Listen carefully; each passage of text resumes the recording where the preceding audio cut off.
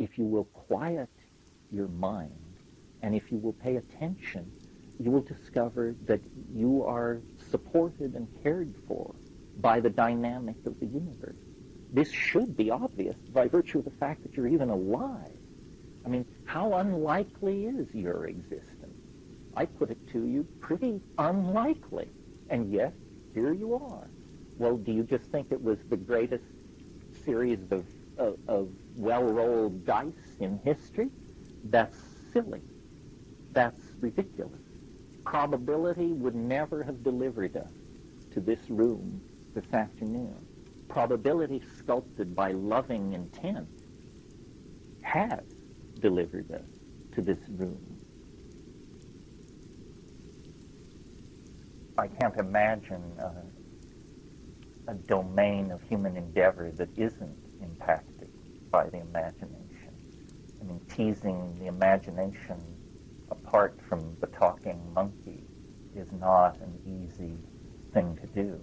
Imagining ourselves without imagination is itself a paradox. And yet, what is it? And why is it? If you take the view that biology does nothing in vain and evolutionary economics are incredibly spare, then why have this faculty that allows one to command and manipulate realities which do not exist? I mean, that's, to my mind, the basic function of the imagination. Some people might argue and say, well, for most people, the imagination is the coordination of mundane data. In other words, if I work this hard and if I have this much money, can I afford that car? To my mind, this is not putting great pressure on the human imagination. The human imagination, as I suppose it, is almost an extension of the visual faculty. Imagination is something that one beholds, something that takes, people speak of castles in the air or something like that. One idea that is worth entertaining because it is entertaining, not necessarily because it's the truth, but is the idea that the imagination is actually a kind of window onto realities not present. In other words, it's very clear from an evolutionary point of view that our body and our sensory perceptors are organized in such a way as to protect us, to warn of danger, to give you the muscles to respond to that danger when it comes. The imagination doesn't seem to work quite like that. If the imagination runs riot in the dimension of the mundane, it's paranoia. In other words, if you believe every cop on the corner is looking at you, every chance-heard comment is about you, the imagination is, in that situation, pathological. It is taking the raw data of experience and giving it a maladaptive spin. So then, where is the imagination appropriate? And it seems that it is most appropriate in the domain of human creativity. That, in fact, separating art from imagination is simply the exercise of separating cause from effect. Art, sculpture, poetry, painting, dance, is like the footprint of where the imagination has been. And the abstract expressionists, Pollock particularly, always insisted that a painting, a Pollock, is not what the process is about. The process is about making a Pollock, being Pollock, the act of creation. What the rest of us are then left with is a husk, a tracing, something left behind which says, imagination was here.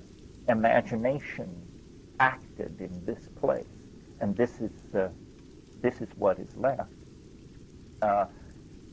A very interesting thing that's going on in physics at the moment is and I don't want to spend too much time on this because it's slightly off subject, although it certainly is fascinating. The great bridge between art and science that was supposedly built in the 20th century hinged on this thing called the uncertainty principle. It was the idea that as you know more and more things about certain aspects of a system, an atomic system in this case, certain other parts of it lose focus and become less and less clear. For example, if you know velocity, you don't know position. As you hone in on exact position, velocity becomes smeared out. And probably more ink and more breast beating has been shed over this aspect of modern physics than any other. Now, to the great embarrassment of all the people who held workshops and wrote books and pontificated on this matter, it appears that this is what it always looked like, fuzzy and confused thinking. And that the Heisenberg uncertainty principle, or rather the Heisenberg formulation of the quantum theory, is now not to be preferred. The preferred understanding now is the version of quantum theory formulated by David Bohm. The difference between these two theories mathematically is precisely zero. There is no difference. But they make different assumptions.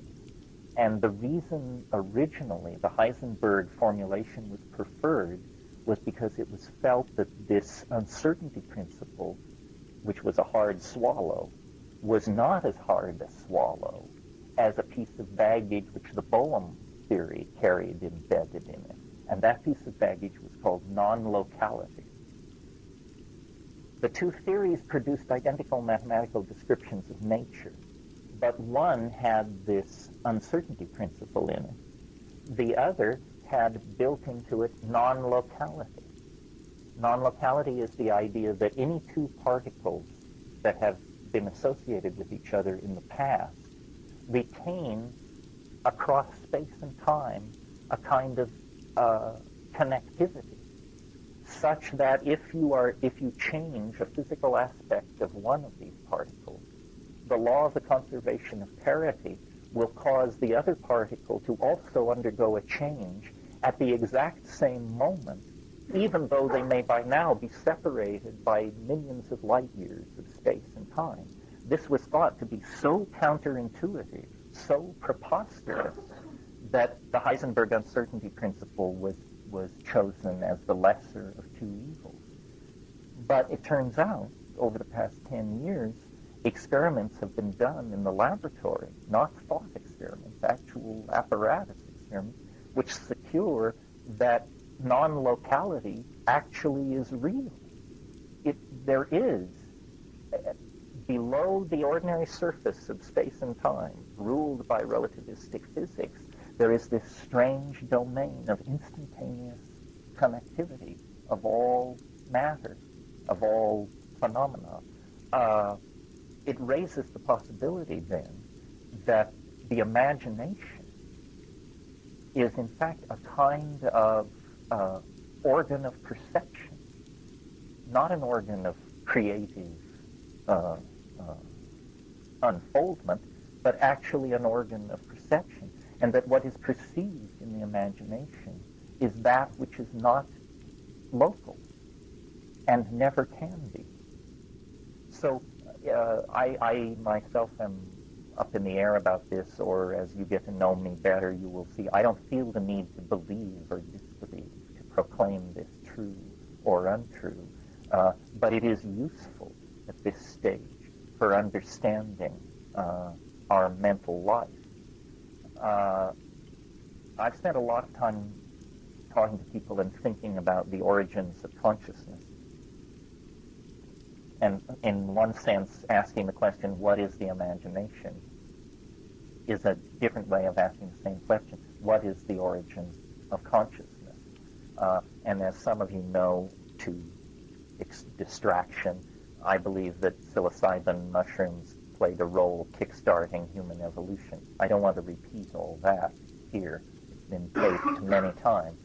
But what I want to point out is that we can see in nature, I think, the declension from the full-blown human imaginative capacity back into the organization of the animal mind. We can see the stages through which this must have unfolded. The interesting animal to look at in all of this, for the moment, are the top carnivores. This is not PC in a vegan environment, but a thought just has to lead you wherever it leads you. It's very clear to me that top carnivores coordinate data in the environment very judiciously. Cows have very little to say about grass, but cats, hunting cats, have a great deal to say about their diet, because a top carnivore, to be successful, must, in a certain sense, think like its prey. And so at the very point of the emergence of these coordinated strategies held in the mind, there's a paradox. The earliest consciousness is consciousness which apes other consciousness. In other words, the top carnivore that is most successful is the carnivore that can think most like a weasel or a groundhog or a rabbit, because this ability to think like the prey gives you a leg up on the prey. And if you've ever seen, not domestic cats, but small jungle hunting cats or jaguars or something like that, in the sudden presence of a chicken 100 feet away or something, they fall into a fit of imagining because they can almost taste it. They probably can taste it. And they fall into a strategic mode that is clearly an intense state of imagining, but it is triggered by the presence of the prey. What is interesting about human beings is we went one step beyond that. We, for reasons which don't need to concern us here, acquired the ability to strategically suppose, not in the presence of the stimulus, but in fact back in the back of the cave around the fire with our bellies full, telling tall tales. And it's interesting that the imagination is the land of what if. And what if is almost like a statement in a computer language. If is a Boolean operator, if you know what I mean. If breaks the flow of reality into two possibilities, if A or B or more. And this ability to contemplate worlds which are only in potentia is the basis of the imagination. And I would submit to you, since we all are sitting here in monkey bodies, that it's pretty clear that the stimulus for all this if thinking comes in two forms, food and sex. In other words, we think about what we are going to eat. We construct our behavior along an if tree. If I go to the water hole, if I take my sharpened arrows, if I lie in wait, if the gods favor me, I will bring down dinner. The sexual game is played the same way. If I approach the desirable female with the correct offerings, if her mood is correct, if my gifts are found pleasing, then some wonderful thing will follow from all of this. So animals, I don't think like this. They may think, but they don't think like this. It seems to be a unique human ability that probably has to do with, as I say, in our case, there were many different factors. For example, we became the top carnivore on the planet. But who would have placed their bet on a monkey to be the top carnivore when there were saber-toothed cats walking around that weighed 1,100 pounds? How were we able to insinuate ourselves into a more powerful position than these enormously powerful animals that we once shared the earth with, and that in fact we hunted to extinction? It's our destiny and our fate to have removed the so-called megafauna from this planet. It is now generally agreed by paleontologists that the disappearance of the megafauna and the appearance of the human beings are linked. in time. Well, we did this by imitating those carnivores, and imitation is an act of the imagination. We like, in our story about ourselves, to think of ourselves as bold hunters. But the evolutionary truth of the matter is probably that as the first wave of primate radiation into the grassland occurred, as the diet was in transition, we were scavengers of carrion. We were not noble hunters bringing down mighty animals. We followed along behind lions. Lion kills. There's one school of evolutionary theory that believes this is why our olfactory senses are so diminished, because, quite frankly, we had our face in rotten meat for 1,000,000 years. And if that doesn't dull your appetite for keen smells, nothing will. Lest you despair, I'll tell you that there's a counter theory which says, no, we lost our sense of smell when we stood upright because it lifted our face off the ground. In either case, there seems to be the idea that when you get away from the olfactory action, the energy to support the maintenance of that sense collapses. For whatever reason, we made our way to the brink of the imagination. In other words, I don't think we require a deus ex machina to take ourselves to the position of being top carnivore on the planet. We have a mean throwing arm.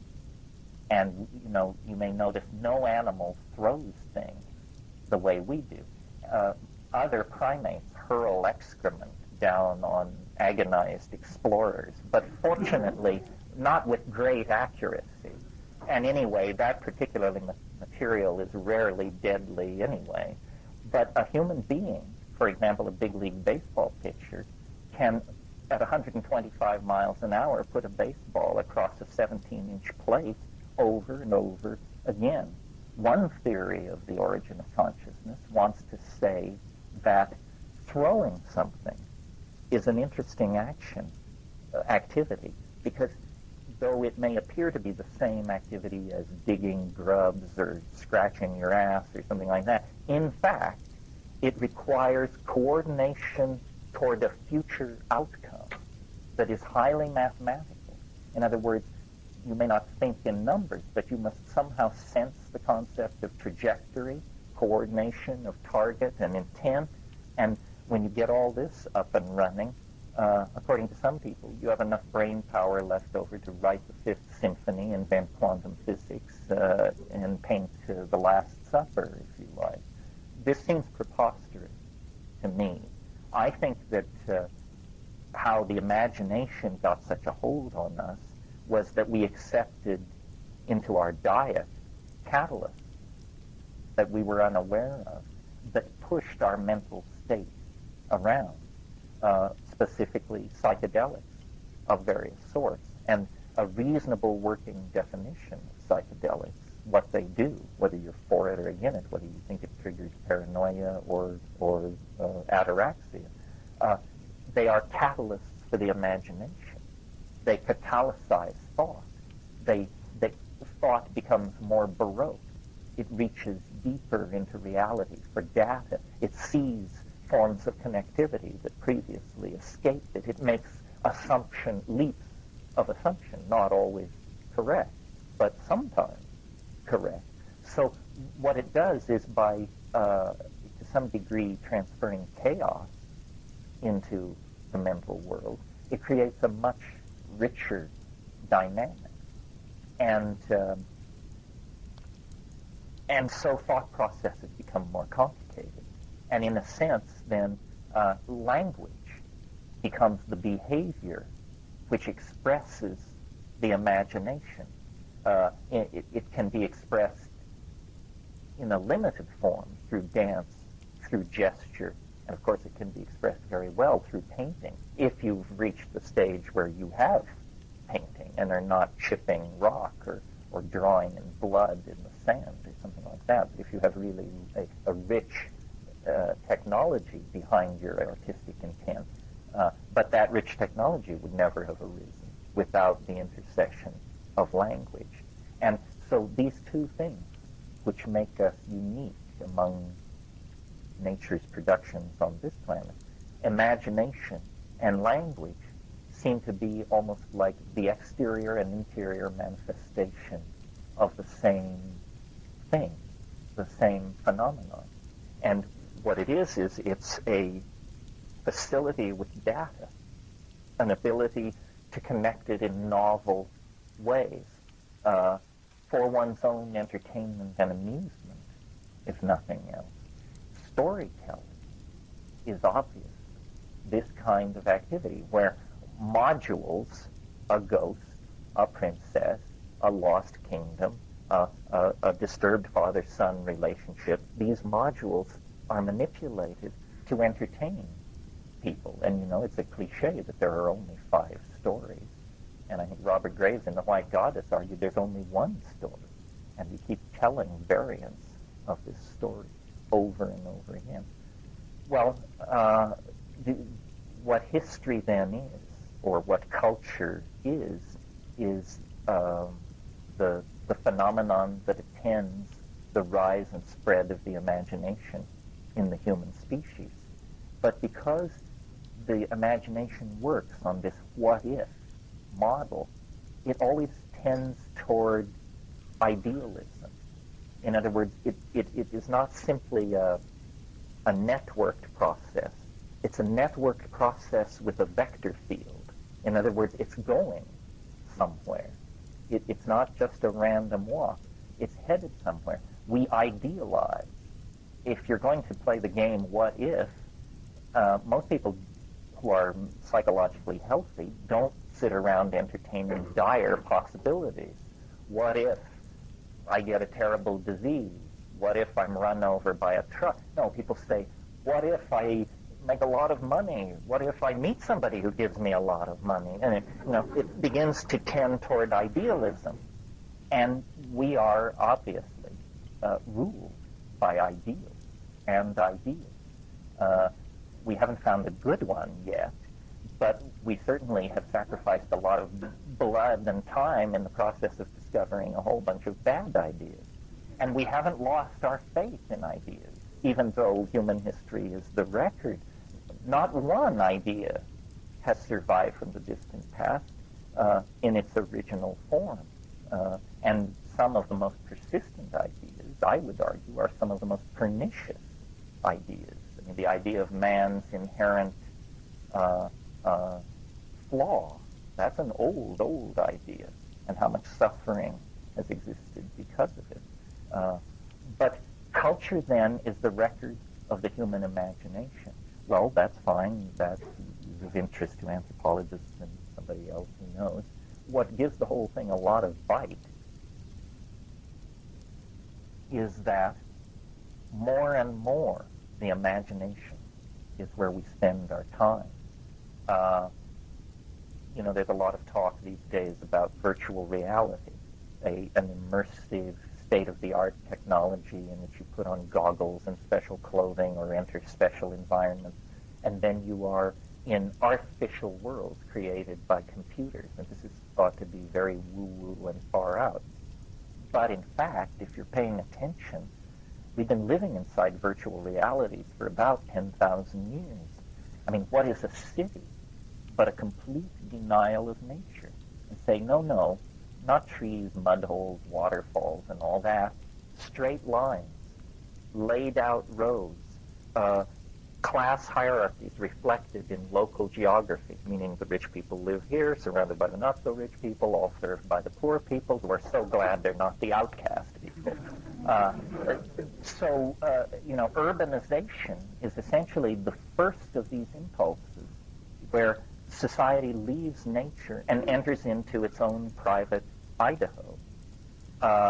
And the growth of cities and the growth of the immediacy, I guess you would say, of the urban experience has been a constant of human evolution since urbanization began. Now, the only difference that the new technologies offer is we are going to do this with light, not mortar, brick, steel, aluminum, and titanium, which are incredibly intractable materials. I mean, it's amazing to me. We started with the toughest stuff, And of course, it cost enormous amounts of human blood and treasure to work with such intractable materials. It's always been amazing to me that the largest buildings human beings ever built are, in a sense, the first buildings human beings ever built, because the pyramids of Egypt are enormous, even by modern scale, and yet they were among the earliest buildings ever built. In virtual reality, the difference between a 100-story building and a 10-story building is 1 0. That's all. In a line of code, you specify 100 over 10, and you get a 100-story building instead of a 10-story building. What this should tell us is that in the domain of light, the intractability of matter is overcome. And so we are on the brink of a time, we have arrived, we are at the time where the human imagination now need meet no barriers to its intent. And so we are going to find out who we are. We are going to discover what it means to be human when there is no resistance to human will. Now, this is, I suppose, like a litmus test for paranoia. Is this going to be a nightmare of, 24-hour-a-day sadomasochistic pornography? Or is it going to be, will we literally build heaven on earth? Knowing what I know about the human animal, I suspect it'll be both and, because we're not going to get everybody marching in the same direction on this, and one person's hell is another person's heaven. But the imagination, which to this point has been a human faculty and the consolation of artists, is about to turn into real estate, as real as any real estate there is. And in a way, I think the shamans who, for the past 50,000 years, have been essentially, they leapt over the material phase of imagination engineering and went to nanotechnology 25, 30,000 years ago. By nanotechnology, I mean reliance on machines to achieve your goals, machines that are under 1 nanometer in size, smaller than a billionth of an inch. We don't think of drug molecules as machines, but in fact they are machines, and they perform their work in the synapse like machines. So shamanism didn't use matter to build its realities. It was more sophisticated than that. It directly addressed the capacity of the human mind in the presence of unusual neurochemicals to produce unusual phenomena and unusual sensoria of experience. Now, what's happening is these two strains of development, let's call it the pharmacological, nanotechnological, low-tech, natural, shamanic path, and the high-tech, material manipulating, macro-physical technologies are encountering each other and meeting in the domain of the modern computer. And this is fascinating. The world is becoming more and more defined by the imagination. And those of us who are involved in creating this, I think, have the feeling that it has a kind of built-in dynamic toward finality. In other words, this is not a process that can go on for hundreds of thousands or even hundreds of years, because the human imagination is so endlessly self-transcending. Whatever its most advanced creation of the moment is, it's in the process of obviating and denying it and seeking to go beyond it. And, I think it was Plato, I'm not sure he said it first, but said, if God does not exist, human beings will create God. Well, I think the truth is they're not even going to wait to find out. It's easier to cut to the technical solution and sort the whole thing out later. And if the God we make and the God we find are in conflict with each other, they'll just have to duke it out. Maybe they'll Marduk it out, I'm not sure.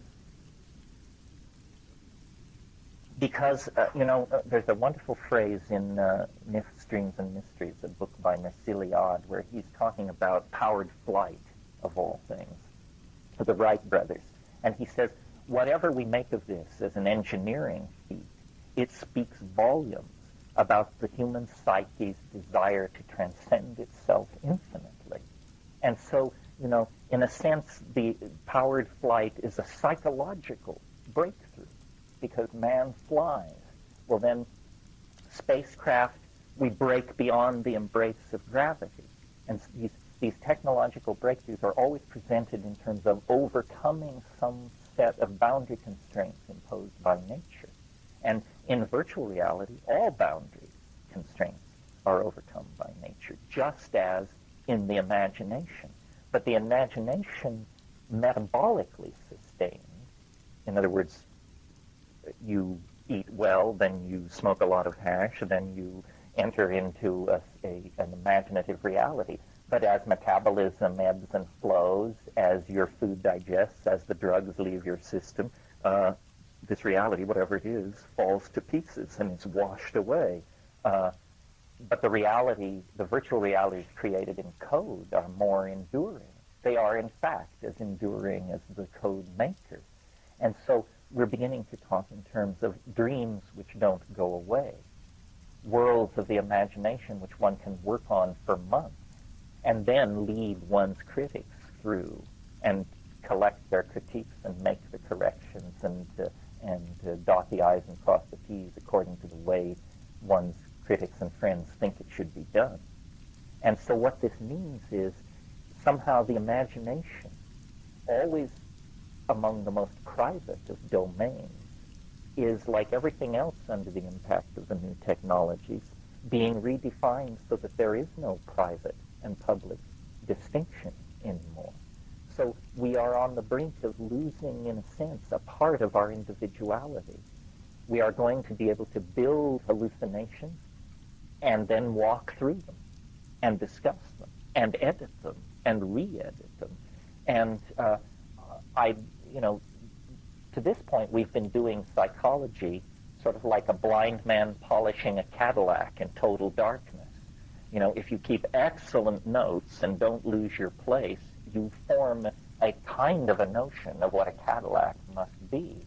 But what we're about to do is just turn on the fluorescent lighting and look at the thing. And I don't know what this will bring. I think it will redefine us. We are a great mystery to ourselves and to each other, but not in principle, only through limitations imposed by the physical body and limitations of technology. And so I think, what our yearning for community, for collectivity, for telepathy, for universal human understanding is, in a sense, going to be self-fulfilled by simply opening up the imagination, not as a private dimension, but as a public and shared dimension. And this will be, I think, incredibly enriching and surprising. We are going to find out what the human critter really is and what we are really capable of. And I'm not afraid of this at all, because I think, basically I'm a Platonist.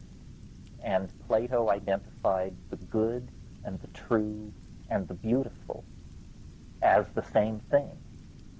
But notice, it's very hard to know what is good. And it's quite difficult, even more difficult, to know what is true.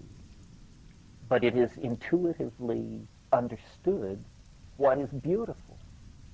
So beauty is the easy way in. Beauty leads to the good and the true.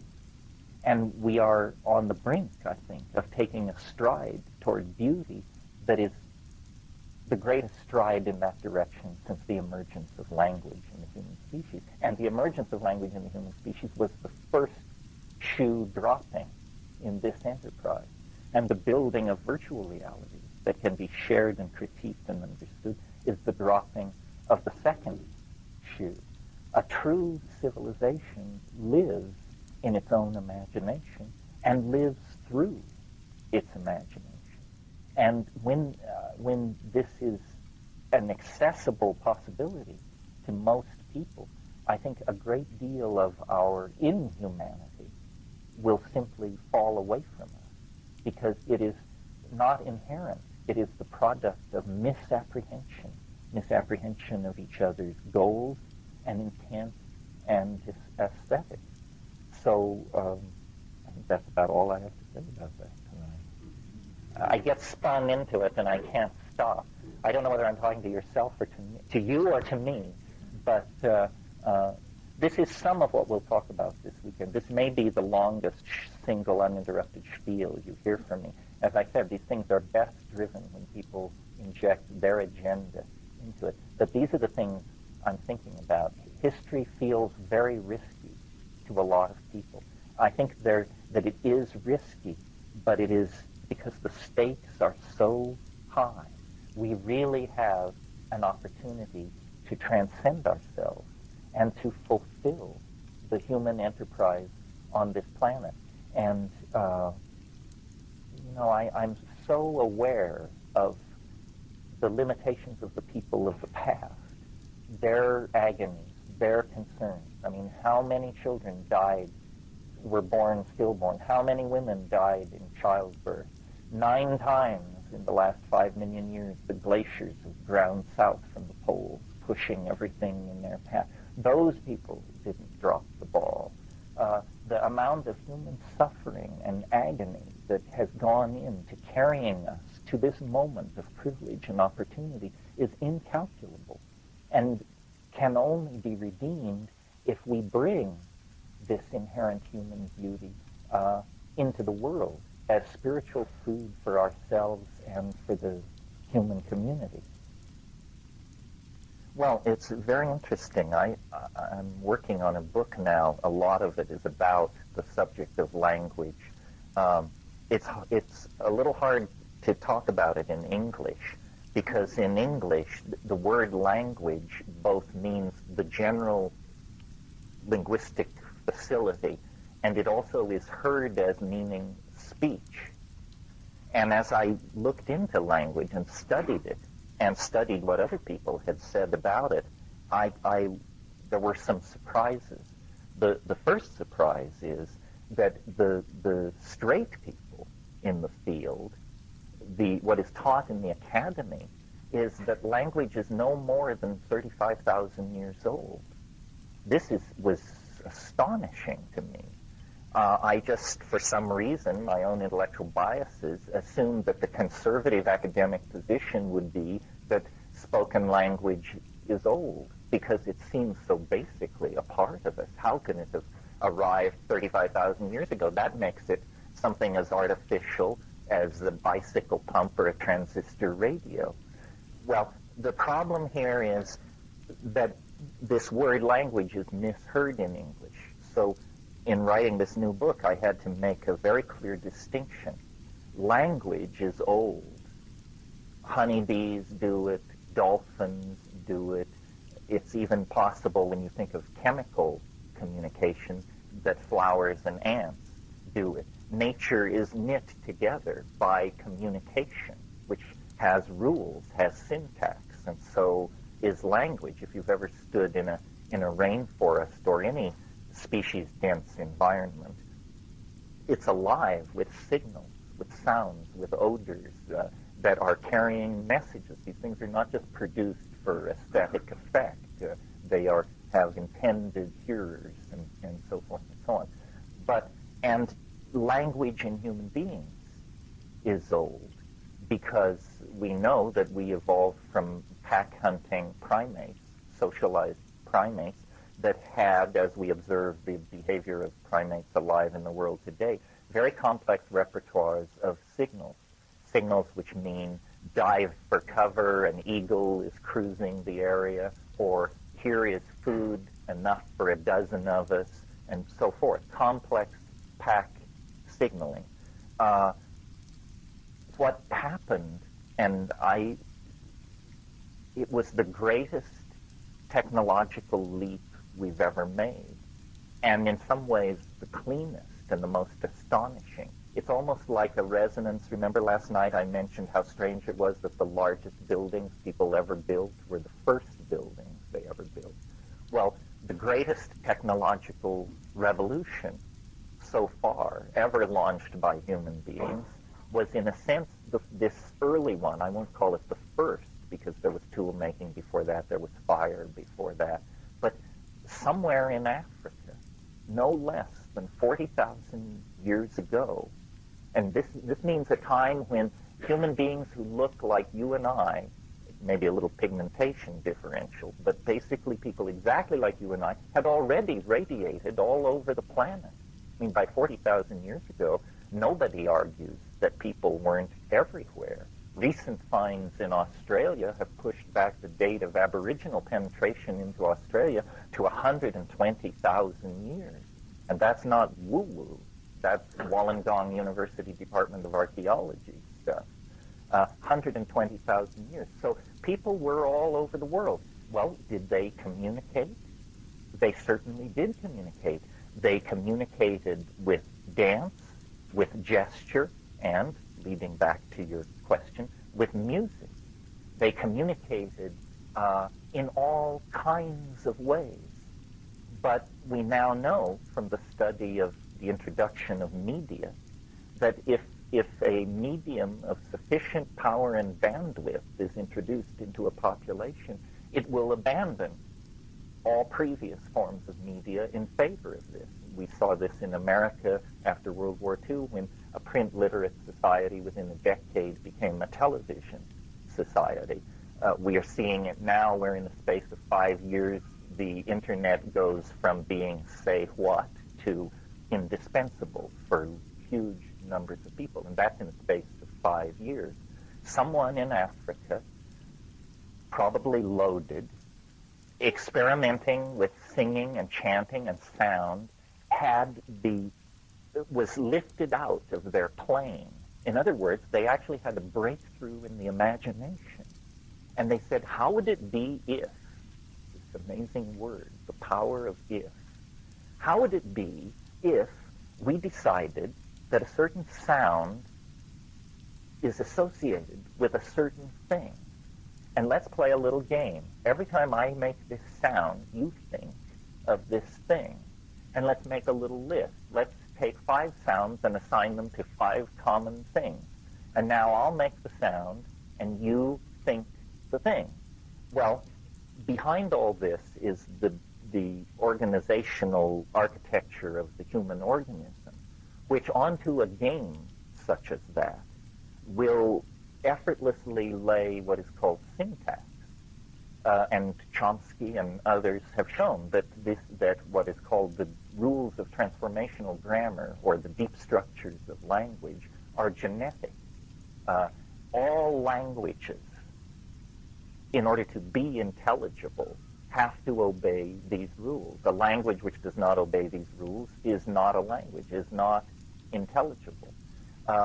So through a breakthrough in imagination, a kind of stepping sideways from the by then old enterprise of entertaining each other with funny mouth noises, language was produced, probably, literally at a definable moment in space and time. A person, the mother or the father of all media, discovered utterance. And it was like an intellectual virus spreading through the population and moving as quickly as human beings could carry it, because it was a superior form of media. Before, communication had been, I imagine, highly slanted toward emotional states and time-bounded states. You go up to somebody, you take hold of them, you look at them, and they understand we're either going hunting or we're going to have sex, and it will be spelled out in just the next little while. That kind of thing. And this kind of communication was a sufficiently viscous social glue to hold small hunting-gathering groups together. As society complexifies and spreads out through space and time, it either loses its coherency or it evolves methods of communication to keep it in touch with itself. I am not a linguist. I read a lot of this linguistic literature without really understanding it. But I know that the people who give their lives to this believe that they can extrapolate the rules of spoken language of the Indo-European, of modern European languages, to reason backward toward a language that was spoken 12 to 10,000 years ago, called Indo-European or Proto-Indo-European. And this was thought to be the great achievement of linguistics as of 15 or 20 years ago. Now a new generation of people have pushed it further back. There is a language called North Slavic that was spoken on the Anatolian Plateau and across southern Europe 15 to 25,000 years ago.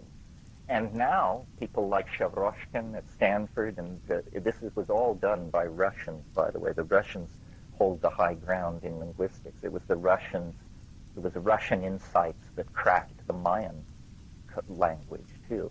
But Shavroshkin and his people are now talking about a language called Old World. And Old World is the first language ever spoken on this planet by higher primates. Beyond Old World, there is inarticulate silence. And Old World is a 35,000-year-old language. How can we know such things? You have to push into linguistic literature, and you're a better man than I am, Gungadin. But there are websites you can go to where people speak in Old World, and you can hear what it sounded like. And sounds like a bunch of really primitive people. How do we know that we've really evolved with this language? Well, this is an interesting area. You know, one of my sub-themes is novelty, and that supposedly reality becomes more novel as we approach the present. And this is certainly true of biology and many, many phenomena. But there is an important exception, so I'm told. I'm not yet entirely convinced of this, but convinced enough to pass it on. And that is, though this obviously contains a paradox, languages seem to be more complicated as you go back in time.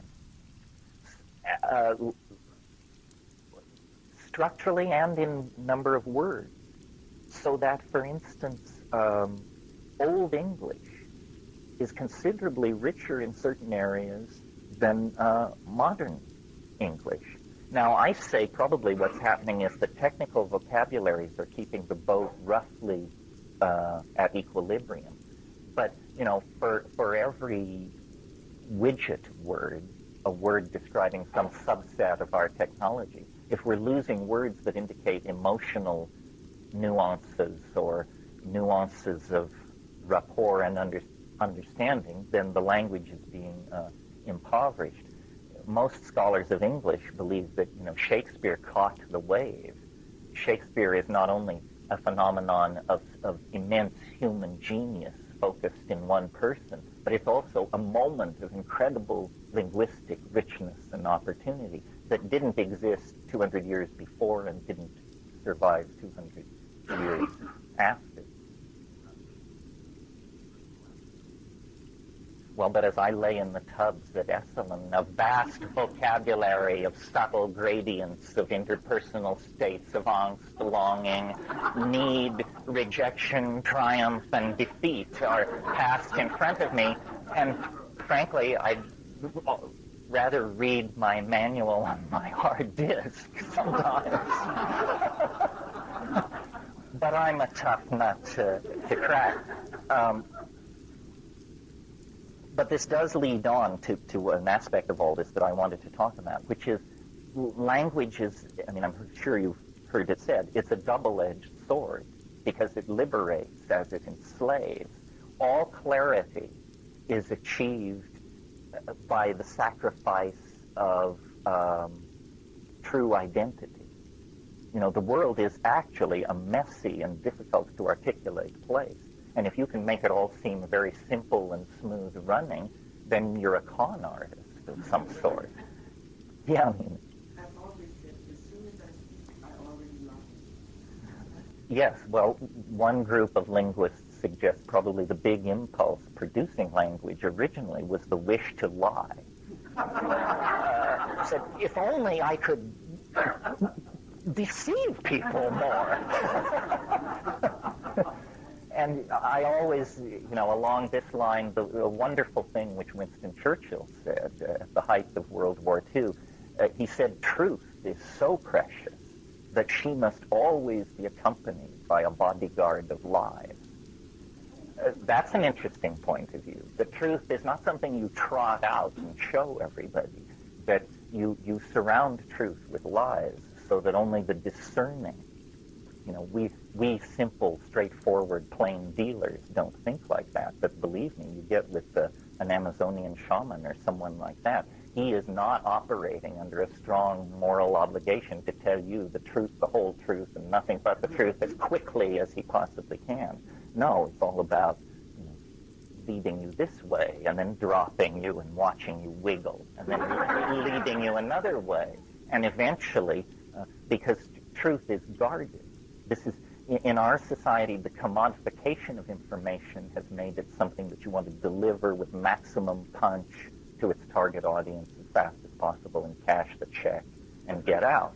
But that is not traditionally how it's done.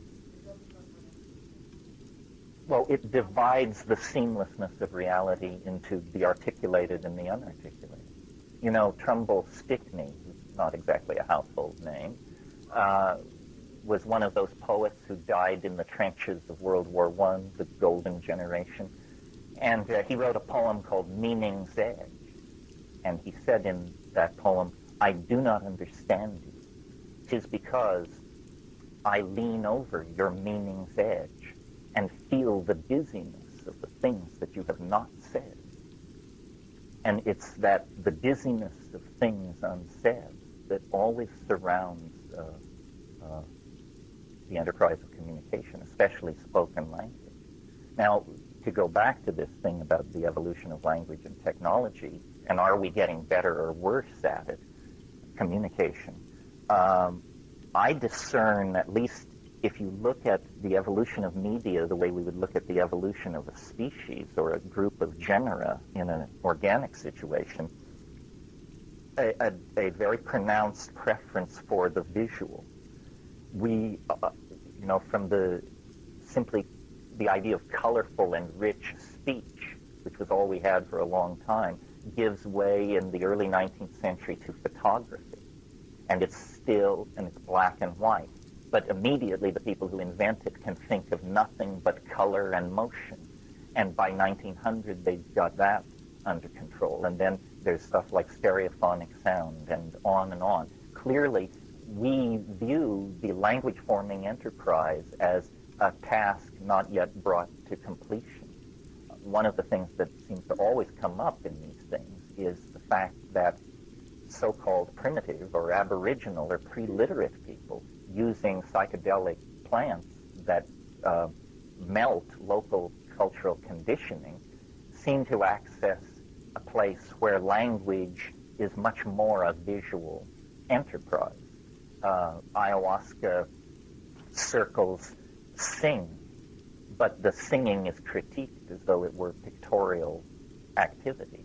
In other words, after the shaman stops singing, you hear people saying, "I like the part with the orange spots, but I thought the olive drab magenta section was self-indulgent," or something like that. And you think, this is a critique of a song. No, the song is the sound, is the carrier. The acoustical wave is no longer in the foreground of the experience of appreciating the performance. It has become the carrier of something visible. And, a lot of people think that somewhere in the human future lies telepathy. And it's usually imagined as you hear what I think, a kind of extension of what we have. But I think it's more likely to develop along the lines of you see what I mean. In other words, we add dimensionality to language, and we then can walk around in it. I touched on some of this last night with the virtual reality. Because virtual reality, in the service of the ideals that I'm interested in, would become a technology for showing each other the contents of our imagination with less ambiguity than we have ever had before. Yeah. Well, I suppose every technology has created more opportunity for deception. You can't have complex illusionistic realities unless you work in pictorial space. Yes, I don't think these technologies will reform the human character. Also, I'm not sure subterfuge is a major part of art. It certainly is a major part of legerdemain. Every sentence is essentially a conjuration. And, the rabbit of meaning is pulled out of the hat of constructive syntax. So you cannot have truth unless you allow for the possibility of error. This is the point that illuminates why predestination is a waste of time. Predestination is the idea that the universe is a kind of film, and it's running, and it's all determined how it's going to come out, and there's nothing anybody or anything can do to affect it. God created it, and it's unfolding. Well, the thing that makes predestination theory worthless, in my estimation, is notice that if that's true, then you think what you think because you can't think anything else. And that puts the enterprise of seeking truth in a preposterous position. In order to seek truth, one must have the option of screwing up. And then it's the dichotomy between the screwing up and the finding truth that creates the sense of dynamic existential completion. Well, this is, now you're at the cutting edge. I mean, yes, yes, and yes. Sound is the fourth dimension. Sound is a very effective way for transducing energy into the body. The body is virtually transparent to sound. The mushroom said to me once, apropos of absolutely nothing, it said, what you call man, we call time. And time and metabolism.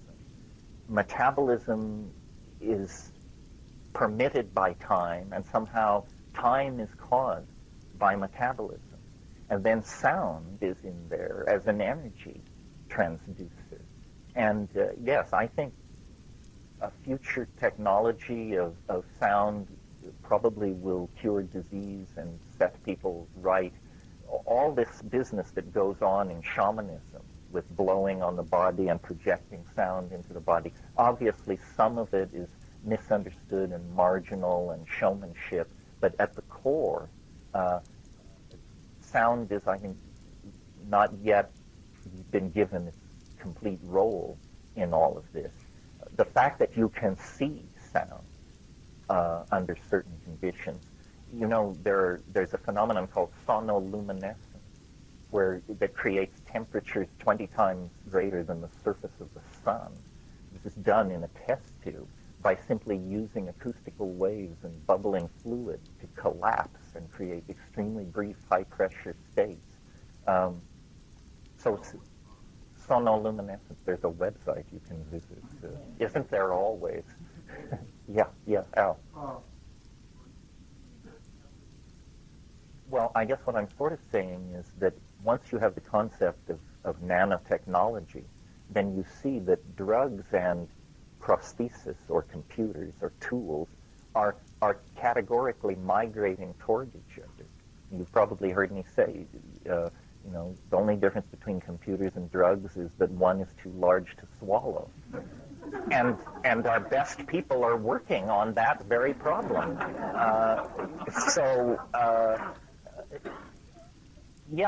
I think that from the middle of the 19th century on, without really much drugs to help them along, I mean, a little ether, a little hashish, poets and artists in Europe were obsessed with synesthesia.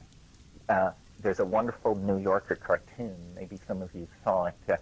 A bunch of guys in suits are sitting around what is obviously a corporate boardroom, and in the background there's a profit and loss chart, and it's clearly headed into hell. And the chairman of the board is saying to a small, smiling man sitting at the other end of the table, "You're right, Higgins. A deliberate disordering of the senses worked for Rimbaud, but would it work for us?" So this is a reference to a symbolist poet of the 19th century, and the belief that we need to erase the boundaries between the senses and create a synesthetic, a hallucinogenic, a psychedelic if you will, reality. I mean, the late 19th century, the pre-Raphaelites, the Jugendstil impulse, that was all like, they could smell psychedelics in the air of the future. They couldn't quite get high, but they were definitely bird-dogging in the right direction.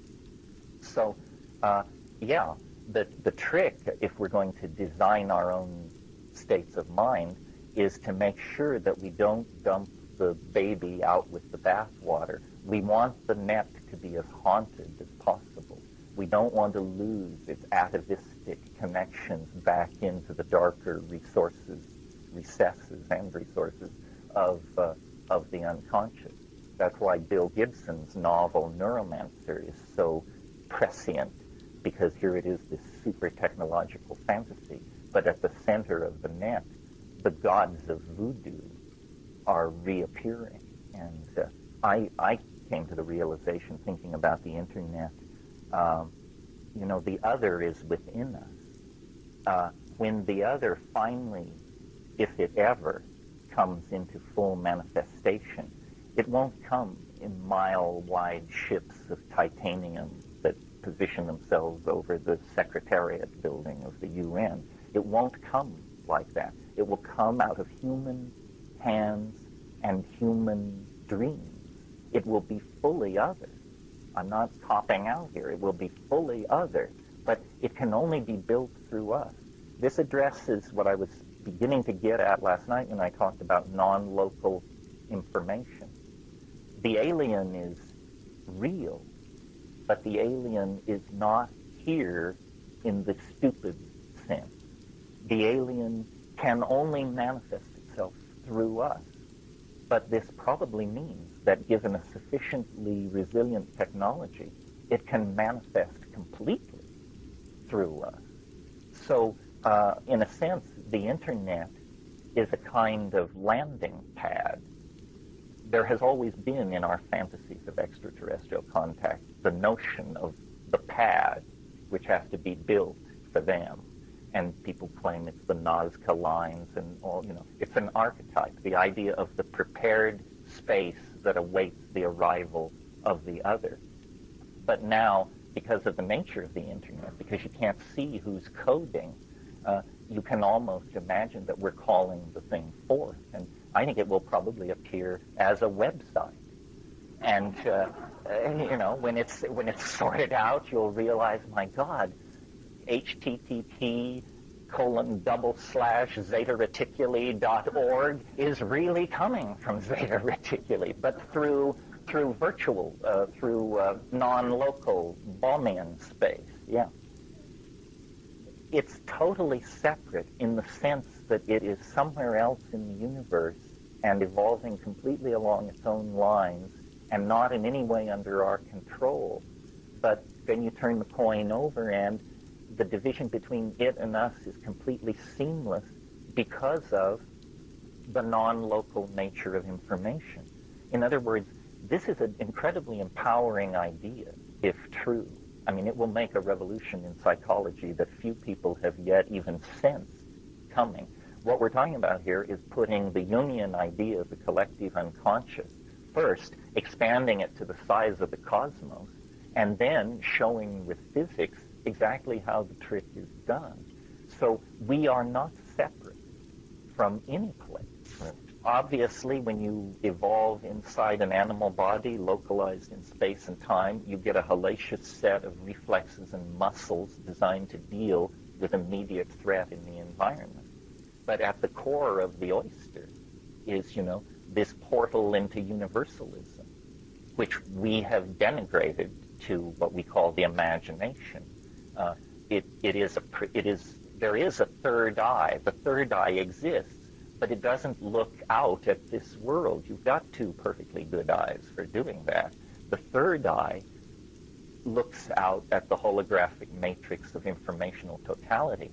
And then the problem for that form of perception is filtering. Would you say that another word, you use the word? Well, Atman means soul or being, or yes. I mean, it's simply that consciousness is distributed and holographic, and nobody has their brand on it. What we have been calling human consciousness is the only consciousness there is. It's something you tap into, not something you evolve out of yourself. I mean, you required a local language to create a local model of this universal input.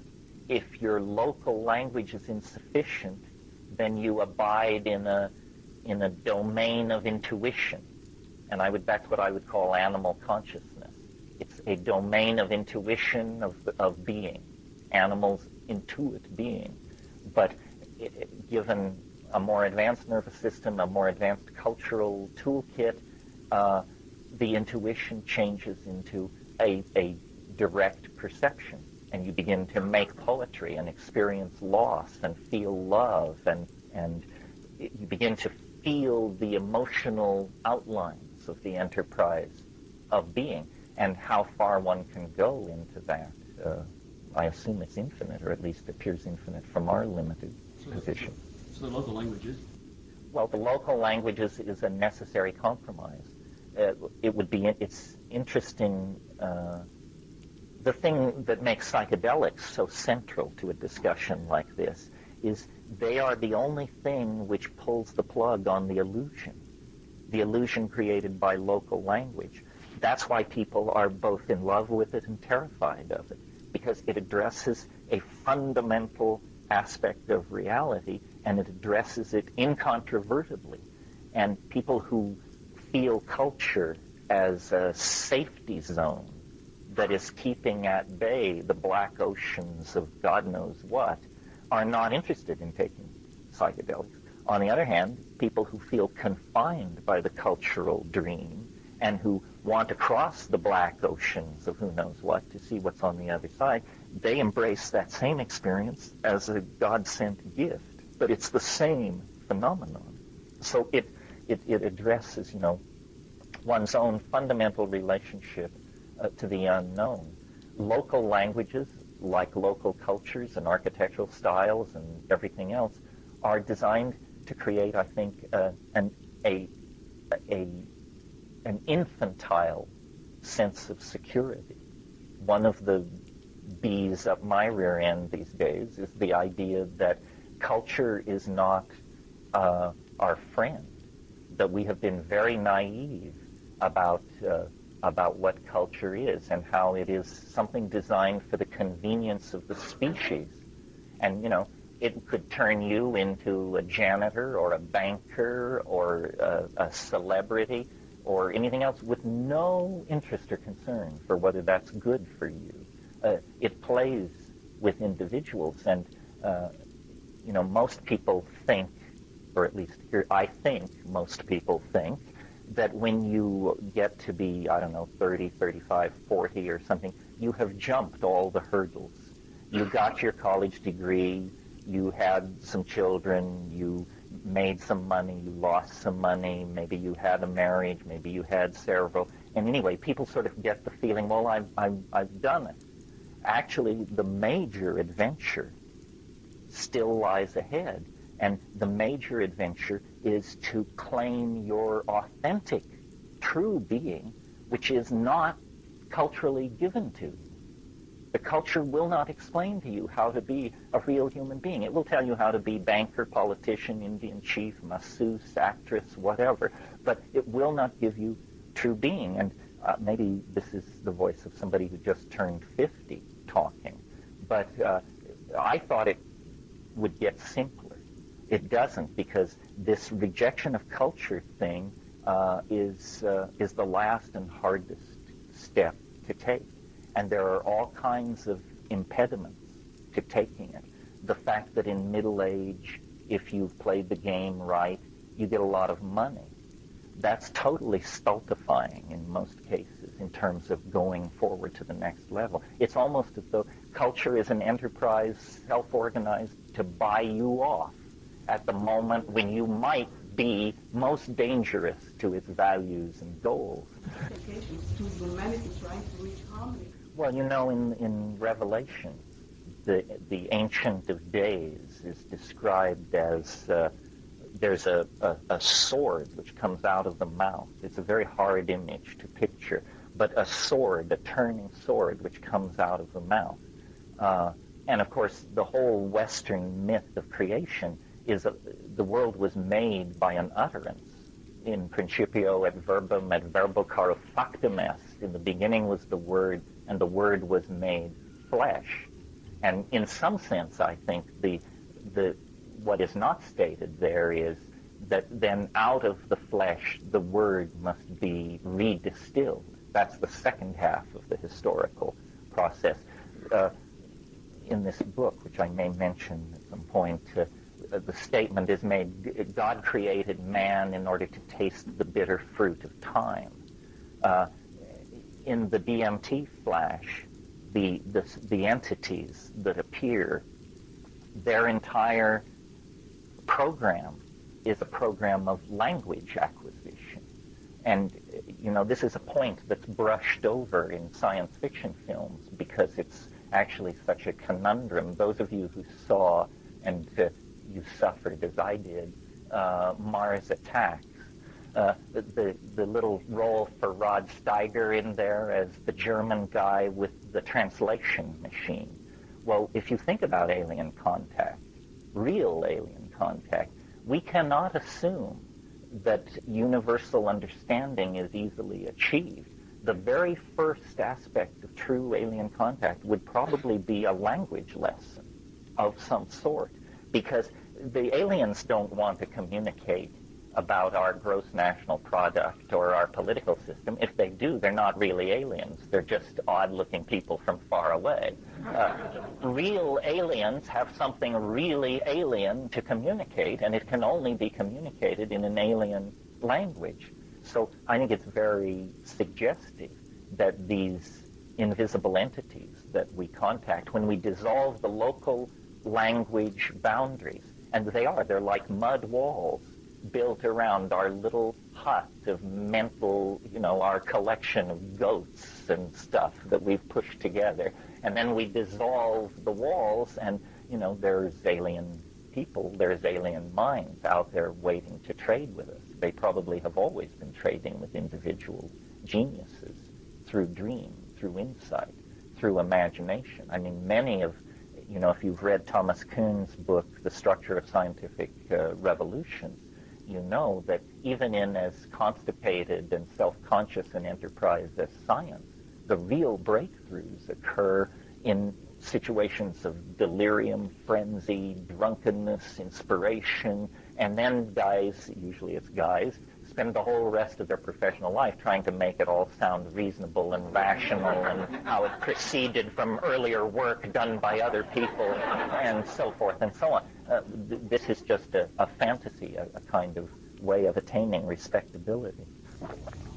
Well, yeah, I mean, Hinduism and Hebrew, and I think those are the two biggies, have really elaborate theories of the power and the place in the universal scheme of things of certain tones. And it's as I was sitting, I was thinking Sufi, and then I was also thinking Pythagorean. I mean, some people call this the Pythagorean impulse, the belief that basically the universe is harmonious and exists as a series of octaves, and that if you know the mechanics of this, you can converse with angels, you can ascend to higher levels. Yes, again, it's an issue of language. I mean, some languages fill your pockets with lead, and some languages, give you a helium balloon for plunging into these metaphysical areas. One thing I wanted to talk about this morning, and maybe this is the place to get into it, is we've spoken of the imagination as a seemingly boundless realm, but it's not ruleless. And people who encounter it without rules often have very difficult experiences, the most difficult of which can be raving madness, I would think. And so if we're going to embrace the imagination as the new benchmark of being, then we need to talk about what the rules are that obtain in the imagination. The 14th century nominalist William of Ockham, dealt with questions like, can God do anything? Yes, God can do anything. Then can God make a rock so heavy that God can't pick it up? And then, if not, why not? And what does this mean? Well, this is an effort to tame the imagination. And Occam concluded from exercises like that even God must follow the rules of logical necessity, otherwise becoming trapped in self-negating paradox. So I am thinking about this. I listed three areas where rules might be gleaned that could be applied to the imagination. The first two are linked somehow. Mathematics. Mathematics is not what you think it is. Mathematics is basically rational thinking about defined sets of entities.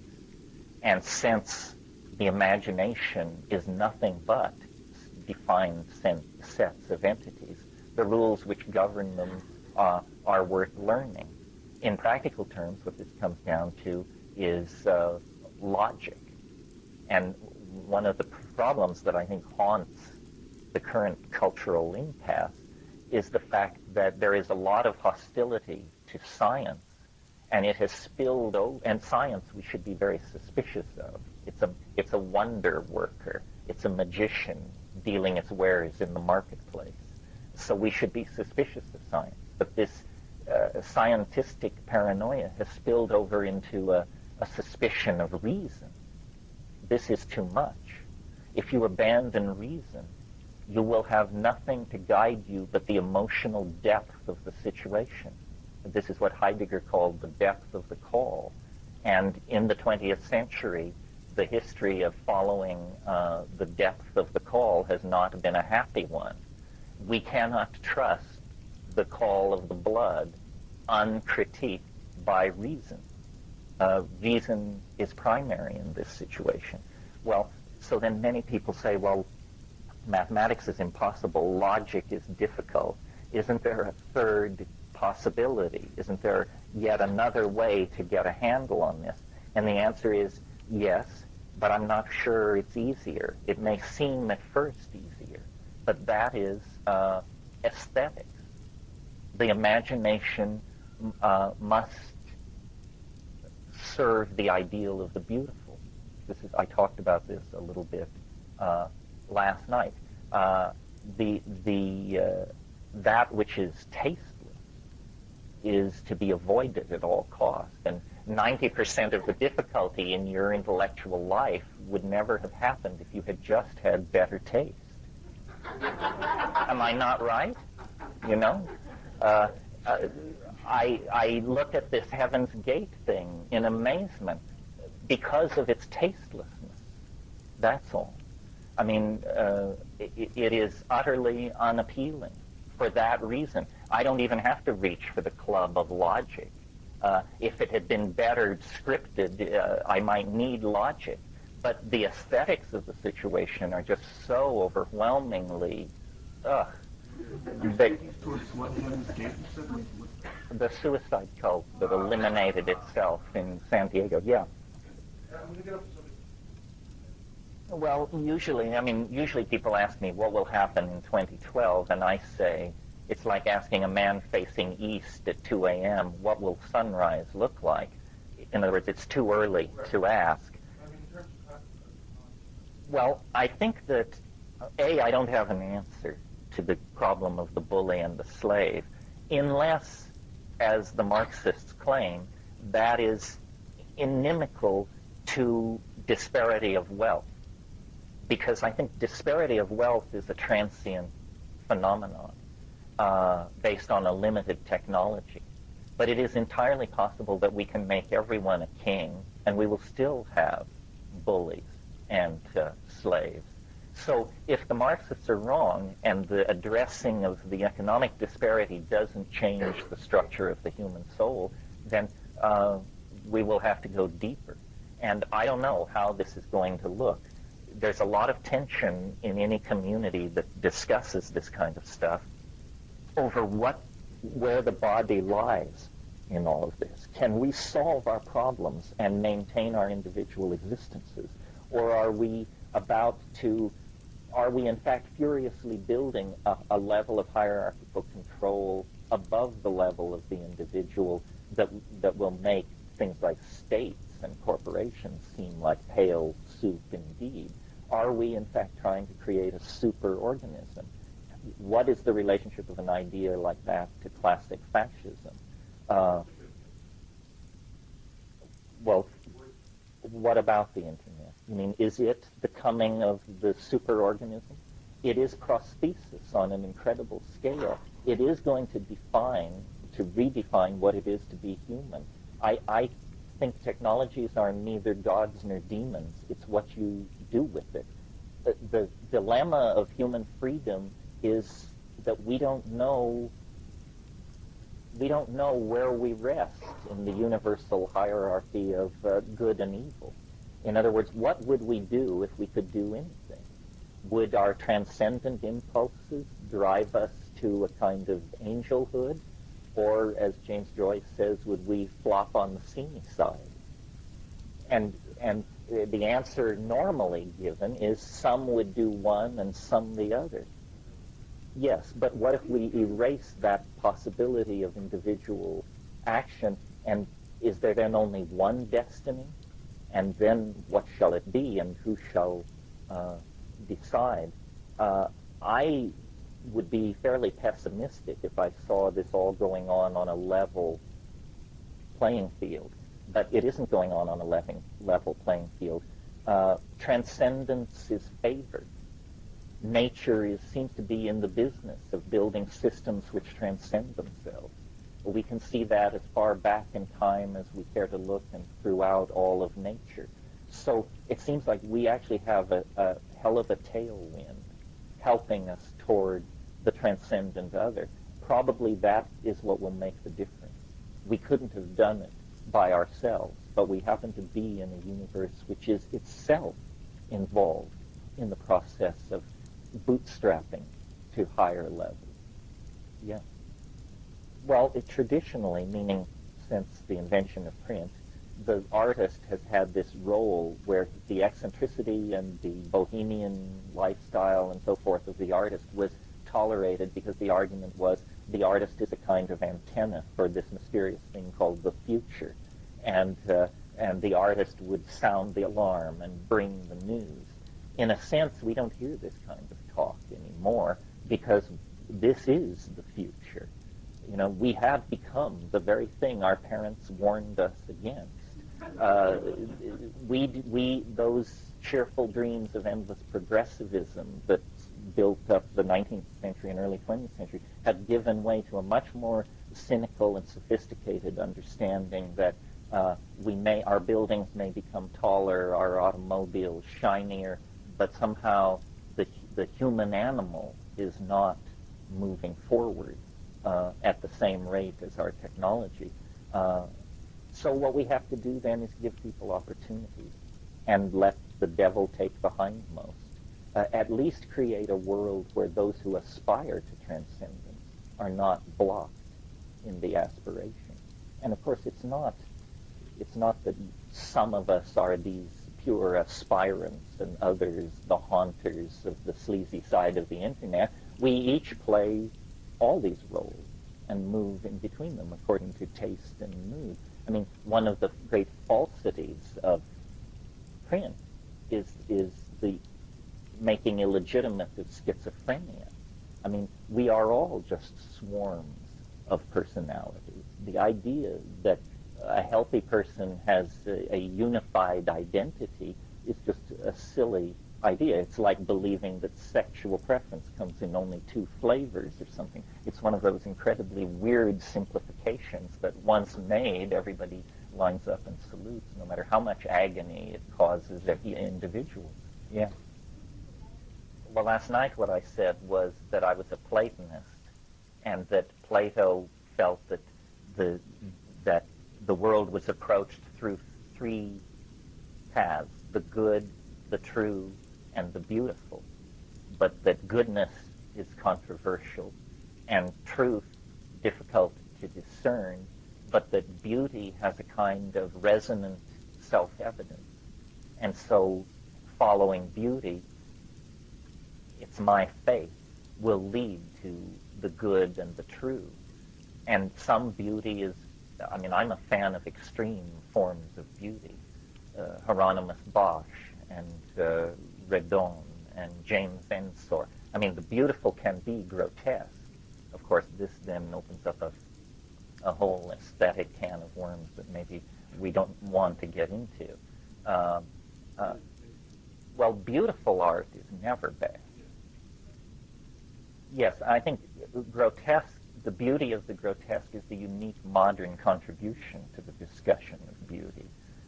And it's a higher form of perception. I mean, it's all very fine to find beauty in wildflowers and women dancing in diaphanous dresses and harpsichord music, and it's quite another to find beauty in ripped-up railway tickets and found objects and smashed machinery and that sort of thing. The modern sensibility has been unsentimental and has, in that sense, I think, advanced the canon of beauty. Modernity, I'm feeling much better about now that it's over. It's such a huge enterprise to look back on, I mean, what faith, what simplicity, what naivete those people possessed. I can hardly get over it.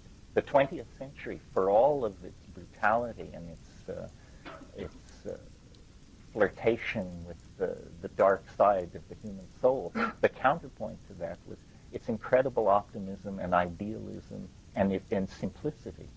I mean, the simplicity of fascism, the simplicity of Marxism, the simplicity of democratic political theory. I mean, these are ideologies that clearly never met a human being. Yeah. Well, the idea of an attractor, you see these huge thought structures that we live inside that we're not even aware of. And one of them is the idea that causes precede their effect. This seems like a non-statement to most people. Of course, causes precede effect. But in fact, processes, if causes always preceded effects, then many, many processes would be unpredictable, but are in fact predictable. And this has to do with this word we introduced last night briefly, the creode, the runnel. A given process, the destiny of a people or the evolution of a political system or the growth of a series of interconnected scientific ideas is not in fact free to develop in any direction it wants. It is going on in an epigenetic environment of intellectual confinement of some sort. And in the same way that water runs downhill, a given idea developing in a given time and place will predictably develop in a certain direction. One of the very large creodes that we can see at work in nature and society is what I call the conquest of dimensionality. Biology is a strategy for moving into and occupying ever more dimensions. And biology begins as a point-like chemical replicating system attached to a primordial clay in a proverbial warm pond somewhere at the dawn of time. And as life develops, it folds itself. It becomes a three-dimensional object. It replicates itself in time. By that means it claims the temporal dimension. After 2 or 3 billion years of that, it has evolved itself to the point where with strong muscles it can move through space. With superb visual organs it can coordinate its exterior environment. And finally, through the advent of language, it can tell its story. It can move information around not present. And as soon as you begin to code that information into stone or magnetic medium or whatever, in a sense, time has stopped. You are moving outward now. And this very large creode seems to inform not only biology, but the human enterprise as well. So when I talk about stuff like the evolution of photolithography and moving pictures out of photography, and the evolution of surround sound and the global airline system and these kinds of things, these are dimension-conquering phenomena designed to shrink the Earth to a point. And of course, the Internet is the mother of all dimensional conquest.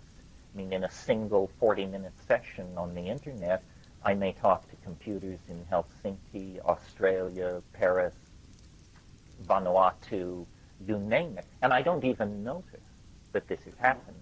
Yeah, it doesn't matter. It's meaningless to think in those terms because, in fact, you might as well think of it all being inside your CPU sitting on your desk. It has the same effect. And what that is it's the sum total of human knowledge being daily augmented, and the fury with which people put their thing on the Internet, everything from, how grandma's recovering from her stroke to, I visited a language site the other night that had 122 syllabuses for 122 languages that were philological engines for searching these languages. I got there through the Vonich manuscript site. Yes, that all still goes on. That community is at work. So apparently we will not rest until all space and all time is brought down into, for all practical purposes, a single point. And this is an idea that has been around in various forms since at least the 16th century.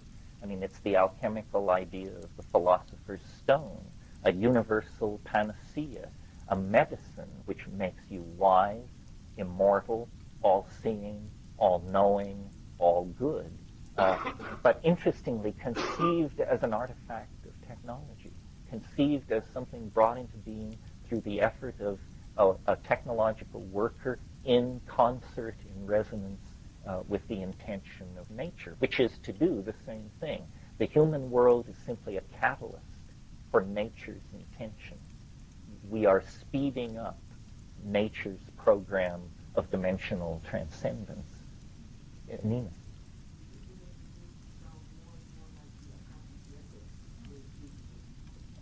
It is. It is that, and it is, in a sense, the Jungian unconscious, but no longer unconscious.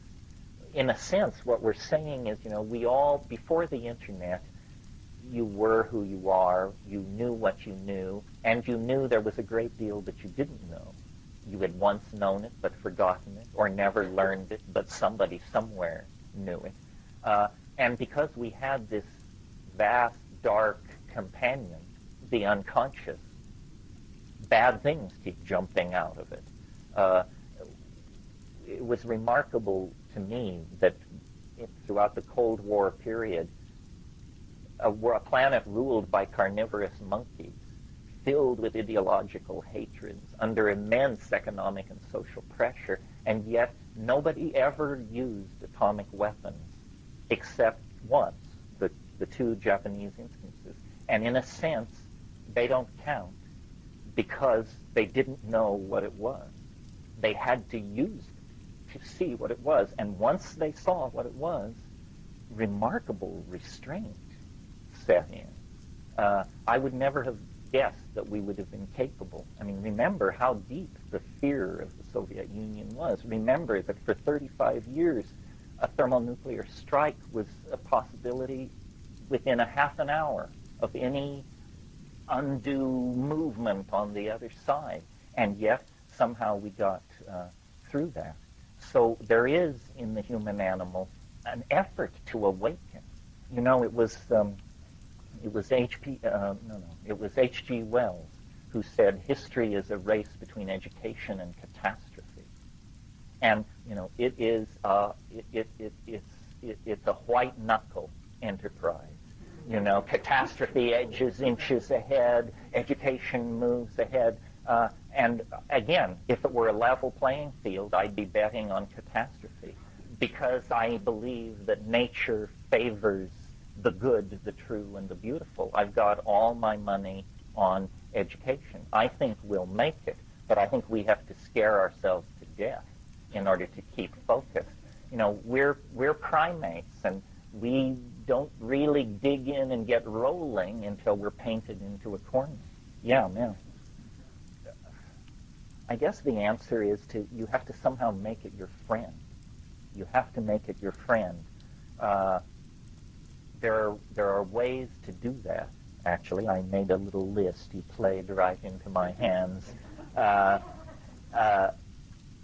The first and probably oldest friend, older even than psychedelics, is dreams. Dreams are hugely important. I was in Australia in February, and I did a lot of reading up before I went down. The Aboriginals of Australia have been at the cultural enterprise for a long, long time, along a different path than the rest of us. I mean, I spent time with Amazon tribes and with people in Central Asia, and yes, they're funky, and yes, they're different, but these Australian Aboriginals are onto something quite other. Many people barely open their eyes. People sit silently. People don't talk. This again relates to what we said about language.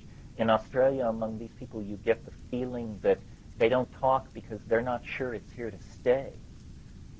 If an Aboriginal wants to communicate something to you, they would far rather walk with you a half mile into the bush and point at it than to simply describe it back at camp. So the dream time and the Jungian unconscious and the unconscious made conscious by the internet begin to sound like the same things. I previously didn't have much interest in the Australian Aboriginals because I was slightly irritated by reliance on psychedelics. And so it was like, what am I supposed to do with these people? They're clearly very loaded and very far out, and how do they do that without drugs? It was paradigm agonizing to me. Well, it turns out that they just are better at keeping secrets than the people in the Amazon. There's a revolution breaking over ethnobotany. We have been saying for decades that South America was the most hallucinogen-rich ecology on the planet, and why was that, and wasn't it fascinating, and so forth and so on. In the next 18 months, some Australian ethnobotanists and trippers are going to publish data that shows that the Australian Aboriginal worldview is entirely running on DMT. These acacias, this gum tree ecology that stretches from Queensland down to the south coast, is replete with DMT. It's simply that the Aboriginal culture is even more secretive than other cultures, other Aboriginal cultures in other parts of the world, and only very, very slowly is this information being let out. So dreams are one of the great friends of the imagination. Yeah, that's what I'm saying, basically. There'll be more. It's not for me to take the thunder. Very good people have hundreds and hundreds of pages about to be published, and they've got the data, and they've done the analysis. Yeah.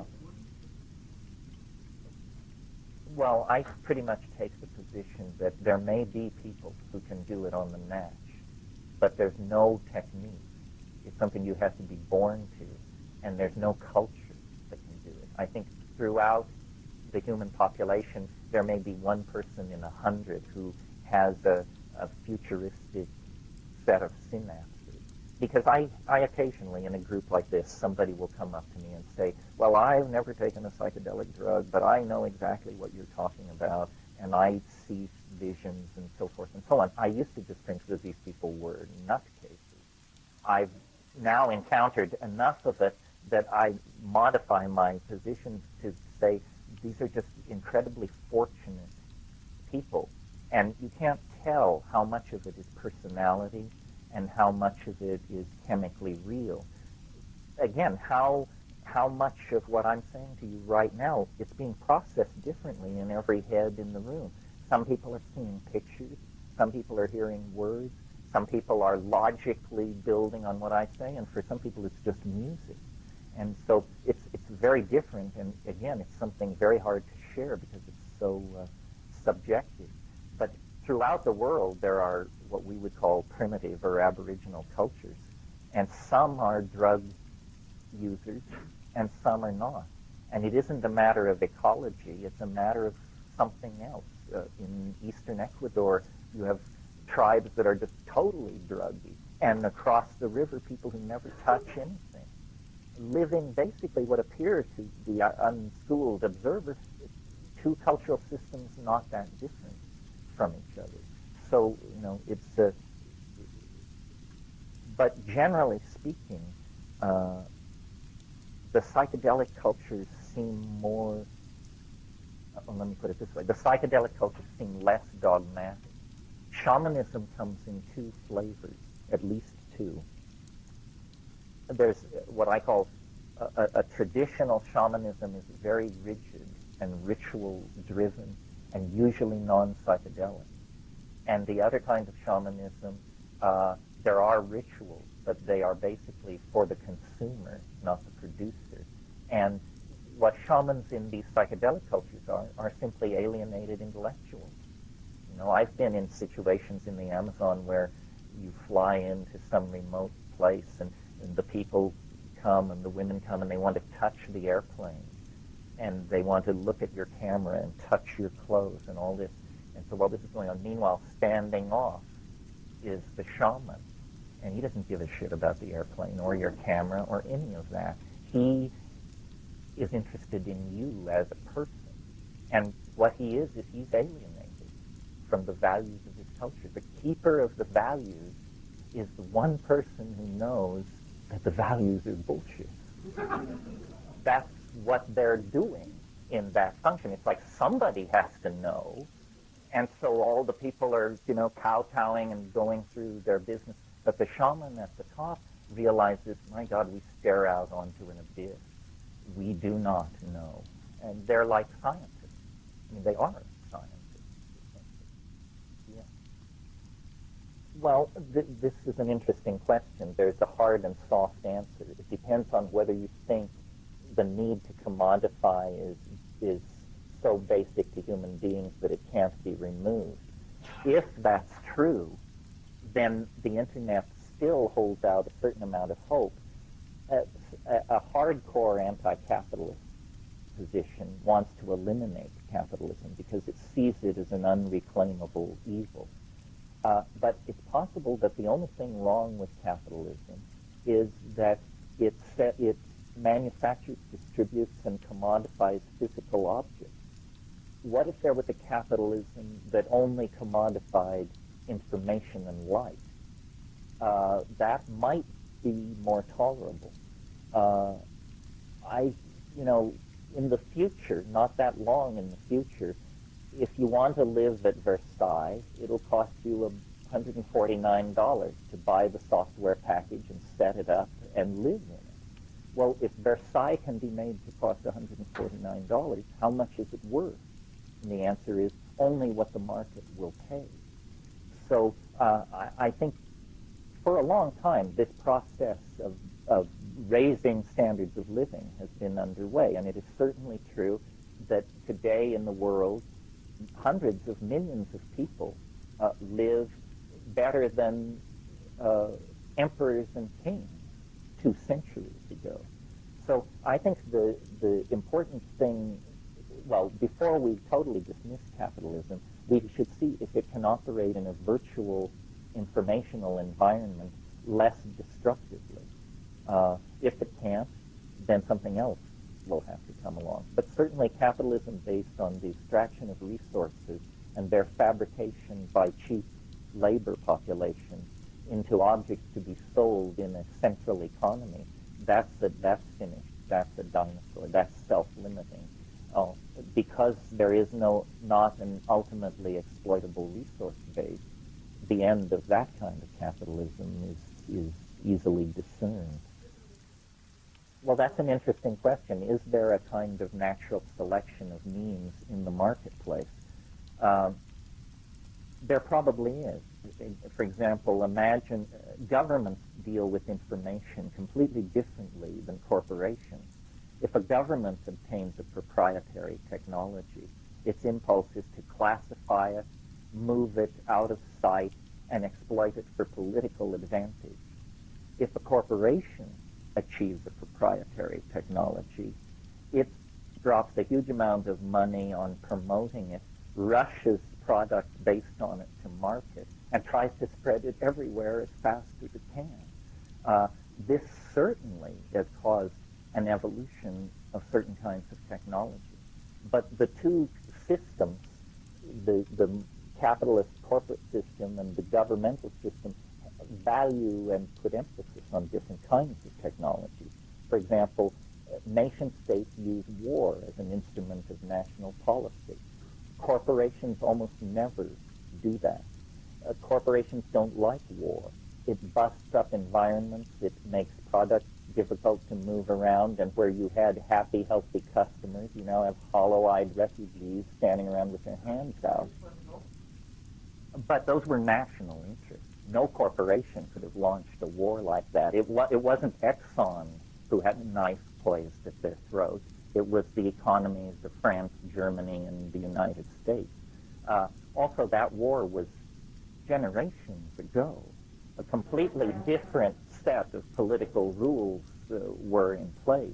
That was probably the last of those sorts of wars, I would guess.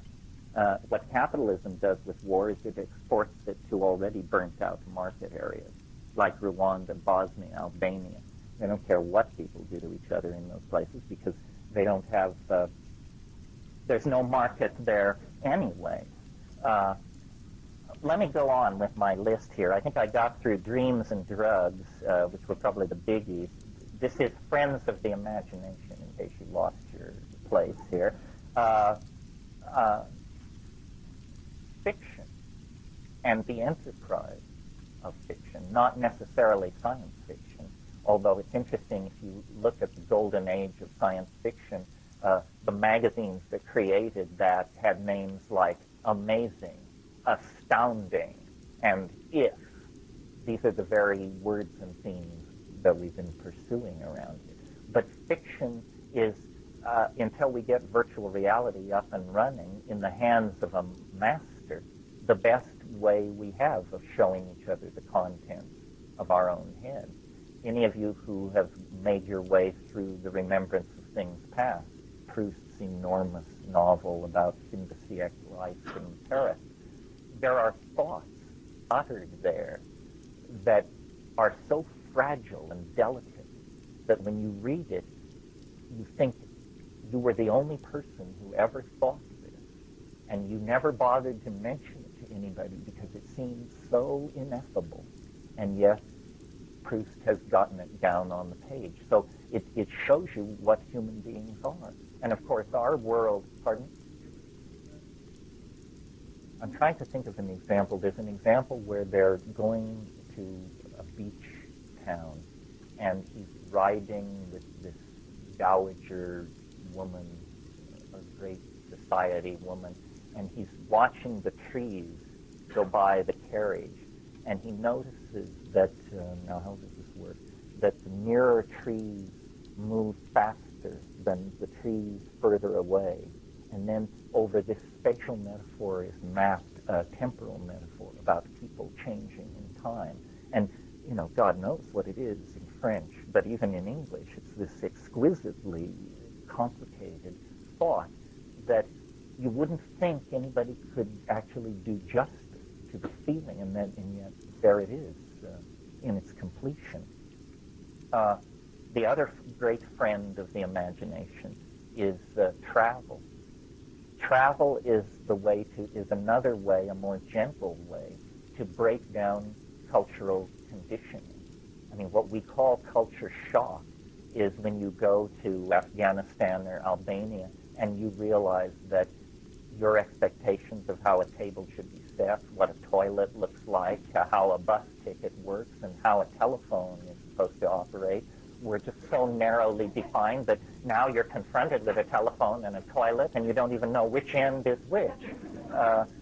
And it's not for nothing that the vocabulary of psychedelic experience has borrowed from the vocabulary of travel. So we take a trip, we have a journey, we go to an alien landscape.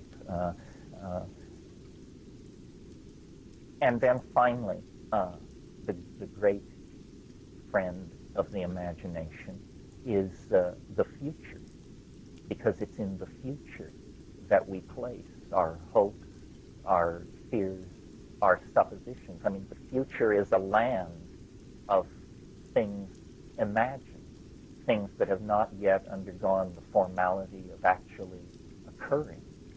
Yeah. As a friend of the imagination? Well, did I not mention last night that the two great motivators were food fantasies and sex fantasies? And yes, the sexual imagination is at a very early, I almost said primitive, but I don't mean that, but I mean early level, because if I'm understanding you correctly, it revolves around the if operator.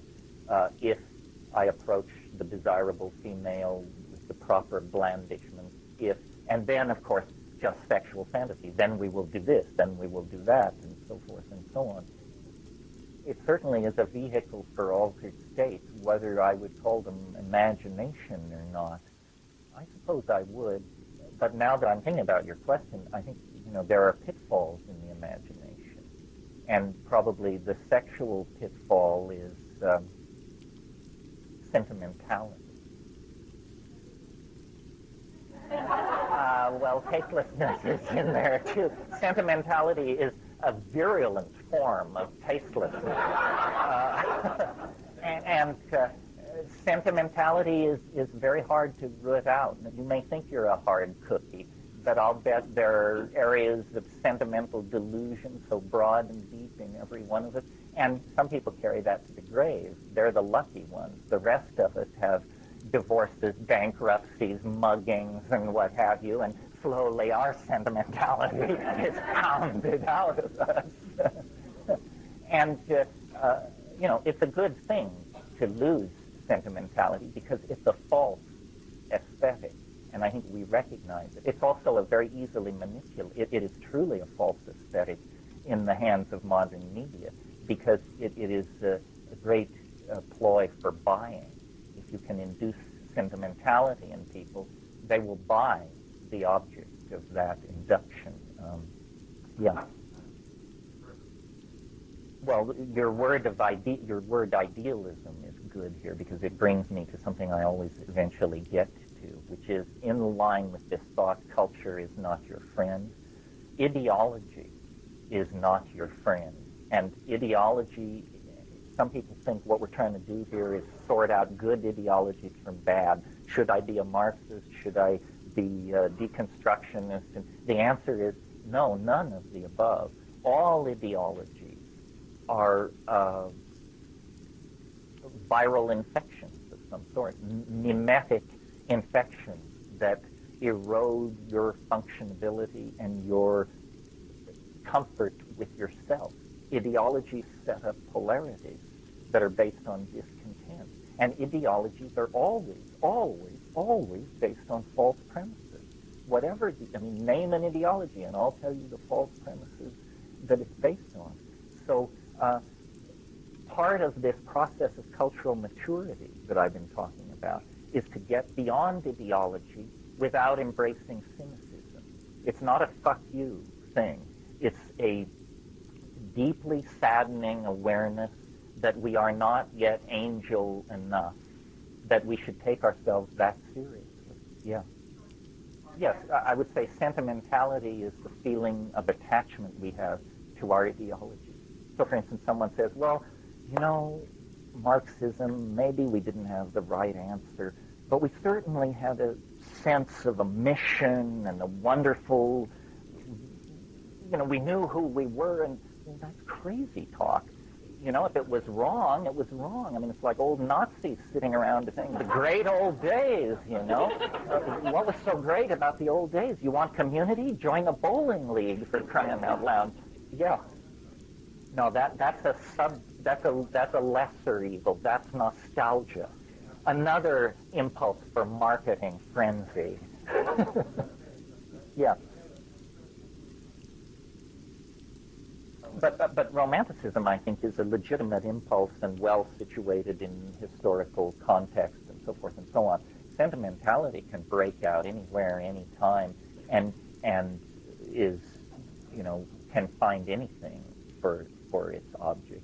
Sentimentality is a lazy form of thinking, I think. People don't want to think the hard thoughts, and yet I find the hard thoughts very paradoxically liberating. For instance, here is a hard thought. I don't want anybody to burst into tears on me, so gird your loins. But, I've spent a lifetime taking drugs, knocking around the world, having affairs, being married, being unmarried, this, that, and the other. If somebody asked me, so what do you know? What have you learned? I would have to say what I've learned is that nothing lasts. There's a hard thought. Is that a cause for joy or despair? Well, if you're thinking about everything you loved and how it's going to turn into mush as you're shoveled into the grave, it's a hard thought. But on the other hand, if you think of all the jerks who've oppressed you, it's a great consolation to know that they too will go down into that good night. Nothing lasts. If that is not a cause for joy or despair, it's a cause for expanding one's feeling in the moment. If nothing lasts, then there's a conclusion, not a feeling, to be drawn from that observation. The conclusion to be drawn from it is then the felt presence of the immediate moment must be what life is for. And somebody who could take that perception and use it that way could immediately transcend all kinds of neurotic behavior, longings, regrets, doubts, fears. No, you just say, no, the felt presence of immediate experience. Yeah, sentimentalism. Yeah.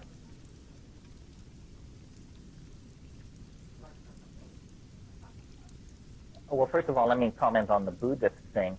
I'm not that friendly to that formulation because it still is postponing gratification. It's saying death is the bouquet of life. You should live toward death. I would say the bouquet of life is this moment. But to the more important point of longevity, I certainly am not interested in living forever, whatever that might mean, because I suspect if you live forever, you miss the point. In other words, I think you miss the bouquet. On the other hand, I don't see anything wrong with, well, no, that's too much to say. The only problem I have with living past whatever, 70 is you do get into political issues of are people buying time at the expense of somebody else. One of the weirdest things about this culture is we've invented a sin for which there is no name. It's so beyond most people's ability to conceive. And this sin that we've invented is we steal the future from our children. We do it with our medical health care plans where we know that all this fine surgery and stuff that you're getting is at the expense of the next generation of people. We overuse resources, leaving nothing for future generations. I don't know how that would all be sorted out. I am attracted by the idea of living as long as I want to live. I wonder how long that would be. And of course, if you make people comfortable, probably they would like to live a lot longer. What reason is there for a person to check out of a comfortable situation? In a sense, what nature does is make the body a less and less comfortable place to be, until finally you just say, all right already, beam me up, sorry. But then, the other possibility is, what if there were forms of existence that were dematerialized? How would we feel about going into circuitry for a few rounds of eternity? And what are the moral implications of that? I don't know. I've had this argument with Robert Anton Wilson. He's a big enthusiast for life extension. it depends on what you think death is. And I've managed to talk myself into the idea that death is probably not simply dissolution and chaos, not because I have received any guidance from on high, but just as I observe nature, she has a wonderful parsimoniousness about her behavior.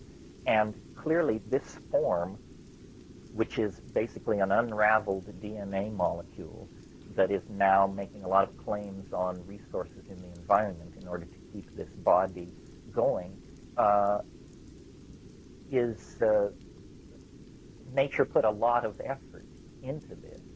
And I think that the best model for what life is, based not on religious thinking, but on biological thinking, is life is what you get when a hyperdimensional object protrudes into ordinary space. In other words, if we take this cup and cut it in two, it doesn't change. It just becomes a cup in two pieces. But it doesn't bleed, it doesn't rot, it doesn't lose its essence.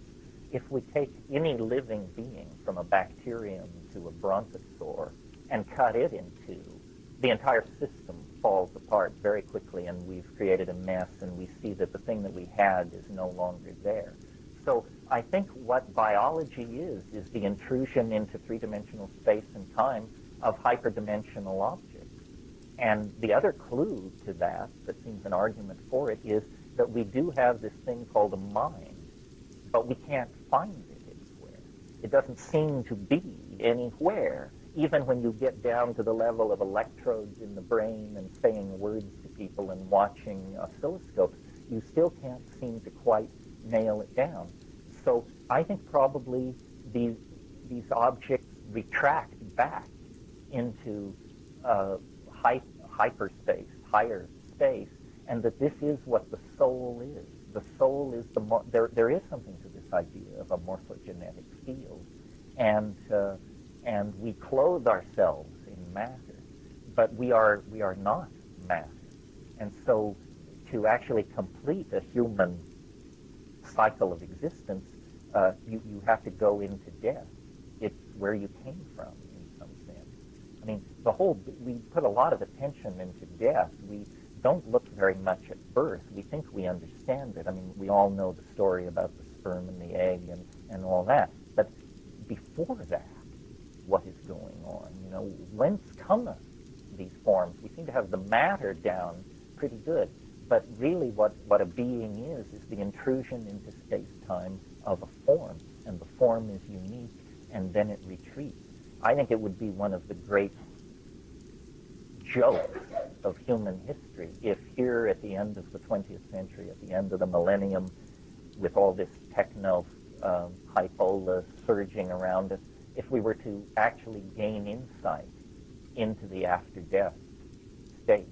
And one of the reasons I'm so keen for DMT is because when I have given it to people who were purported experts in the after-death state, Tibetan lamas and shamans and this sort of thing, they come back and they say, yep, that's the territory, all right. And so in my highest states, I have had the insight, which I will convey to you without saying it's true, that this is the most limited form of existence you will ever know. You can't be deader than this. This is the bottom line. And so the good news is it's only up from here. But of course you have to bet the farm on this cheerful rap. And there's no whining if you're wrong. This is an all or nothing bet, and so naturally it brings your heart into your throat. But that's the kind of enterprise life is. All risk and the race to the swift, I think. One last. Well, I don't know. And I wonder what I will think as I approach the great divide. It's easy in the pink of health to speculate and play the philosophe and all that nonsense. But, you know, the last dance you dance alone, and nobody will be watching. But I have seen people die, and it is an inspiration. I hope to have that equanimity of mind.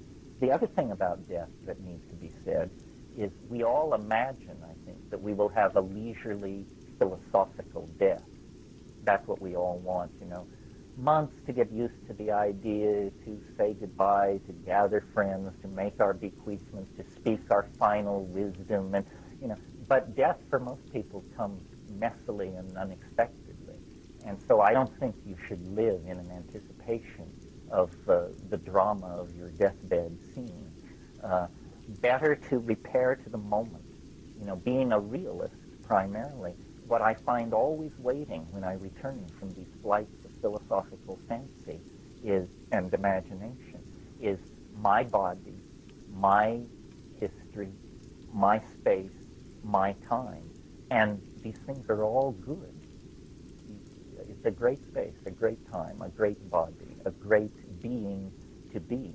So the real message of the psychedelic experience and of the anti-historical thrust of the critique we've been carrying out here is to take the moment, the felt presence of immediate experience. This is all you know, it's all you will ever know. Everything else comes as unconfirmed rumor, innuendo, unrealized possibility, fading memory, conjecture, lie, hope, who knows. But in the moment of being, we have the completion of being. It is always complete, every moment. And to the degree that we force ourselves to look beyond it or cannot find ourselves within it, we betray it. And then we have more work to do. Well, that's enough, I think. Well, you have to somehow exercise that invisible muscle that tolerates strangeness. My brother had the notion of what he called extra-environmentalism. He said the reason we are fascinated by the alien is because we want to become the alien. And the alien, this is this thing I keep coming back to about the need to graduate from culture. I mean, I'm really into this. It's not about recovering your Irish, Jewish, Slavic roots. We're beyond that. It's about discovering and acting from your uniqueness and not defining yourself as a member of a class or a category. That's a Prince-created mental error. Things like racism, sexism, all these forms of averaging and leveling are sloppy forms of thought. Have you ever noticed that race, for example, is a quality that adheres only to large groups of people? To speak of a race, you have to have a bunch of people. It's not a quality that adheres to an individual any more than an individual water molecule is wet. Wetness is something that only emerges when you have millions of water molecules. And yet, and I think this is a Prince-created phenomenon, this overuse of simple categories is a kind of genuflection to the simplification of the world that takes place through print. So, for instance, we analyze social problems through the use of the category class. You say, well, the ruling class is screwing the lower class, or the working class isn't getting its fair deal. This kind of gross oversimplification makes the solution to problems almost intractable, because the objects that your model seeks to manipulate, classes, is an illusion in the first place. And we see, I think, in the 20th century, the bankruptcy of this kind of thinking about human problems. A friend of mine says of mushrooms that every time he takes them, the goal is to stand more. To stand more. And what is meant by that is, A, it ain't easy to go the limit, and that the thing is constantly able to challenge your categorical maps, no matter how advanced your categorical maps are. It can always raise the stakes painfully higher. And so the goal is to stand more. And the more you stand, the more your own place of intellectual origins, your own cultural then, recedes into quaintness. This is what you were talking about getting beyond culture. Culture is a simplification and a lie It's the currency by which fools navigate the world. Smart people get beyond it, and you can choose when to do that. I don't think for myself it happened until my middle 40s, and then suddenly, because experience and maturation somehow found each other and carried me forward, I began to think like this. Before, I was, in a sense, a true believer. For all the psychedelic experiences and political activism and so forth and so on, I hadn't yet understood that culture was a vehicle that could only be ridden so far. And then beyond that lies the great and to be defined unknown of one's own individuality. And many people never get beyond the imposed neoteny of cultural conventionalism. As I said, it's insidious that in middle life, circumstances tend to deliver us money. Either our parents die or our professional activities finally pay off. And that money is usually the final nail in the coffin of ever evolving beyond cultural convention. Why should we? At last we've achieved the fruits of our labors, the good life, the comfortable dream. But it's the dream of anesthesia. You know, that feeling you feel is the gurney that's rolling you toward the tissue disposal ovens. Anyway, yeah,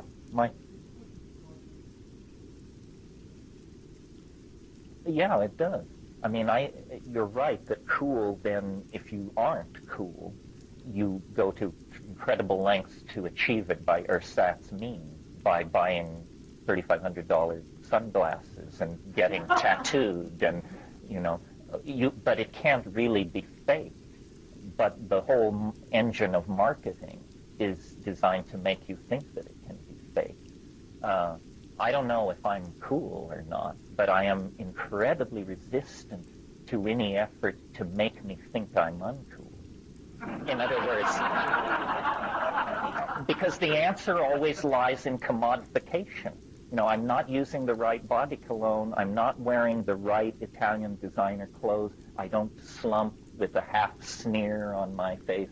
All of these things which are marketed as the accoutrements of cool. So you get a clueless culture aping cool, and of course real cool can't be commodified. That's what makes it so cool and so maddeningly distant from the uncool. As long as we're on this kind of tack, this morning I talked about the imagination and its friends, and you recall the list, and I won't refresh it. But I thought it would also be useful to talk about the enemies of the imagination. We've talked about culture as the enemy of imagination, and I think we've done enough of that. The other thing that I think is the enemy of the imagination, and this may seem paradoxical, and it may raise hackles, and it may bring controversy, but it has to be said. There's always been a strain of this in my thinking, in what I'm about to say, but my son pointed out to me that I needed to hammer this particular key harder. My son is sort of my surrogate in the culture. He goes out to the highways and byways and listens to the murmurings of the people and then tells me what's going on.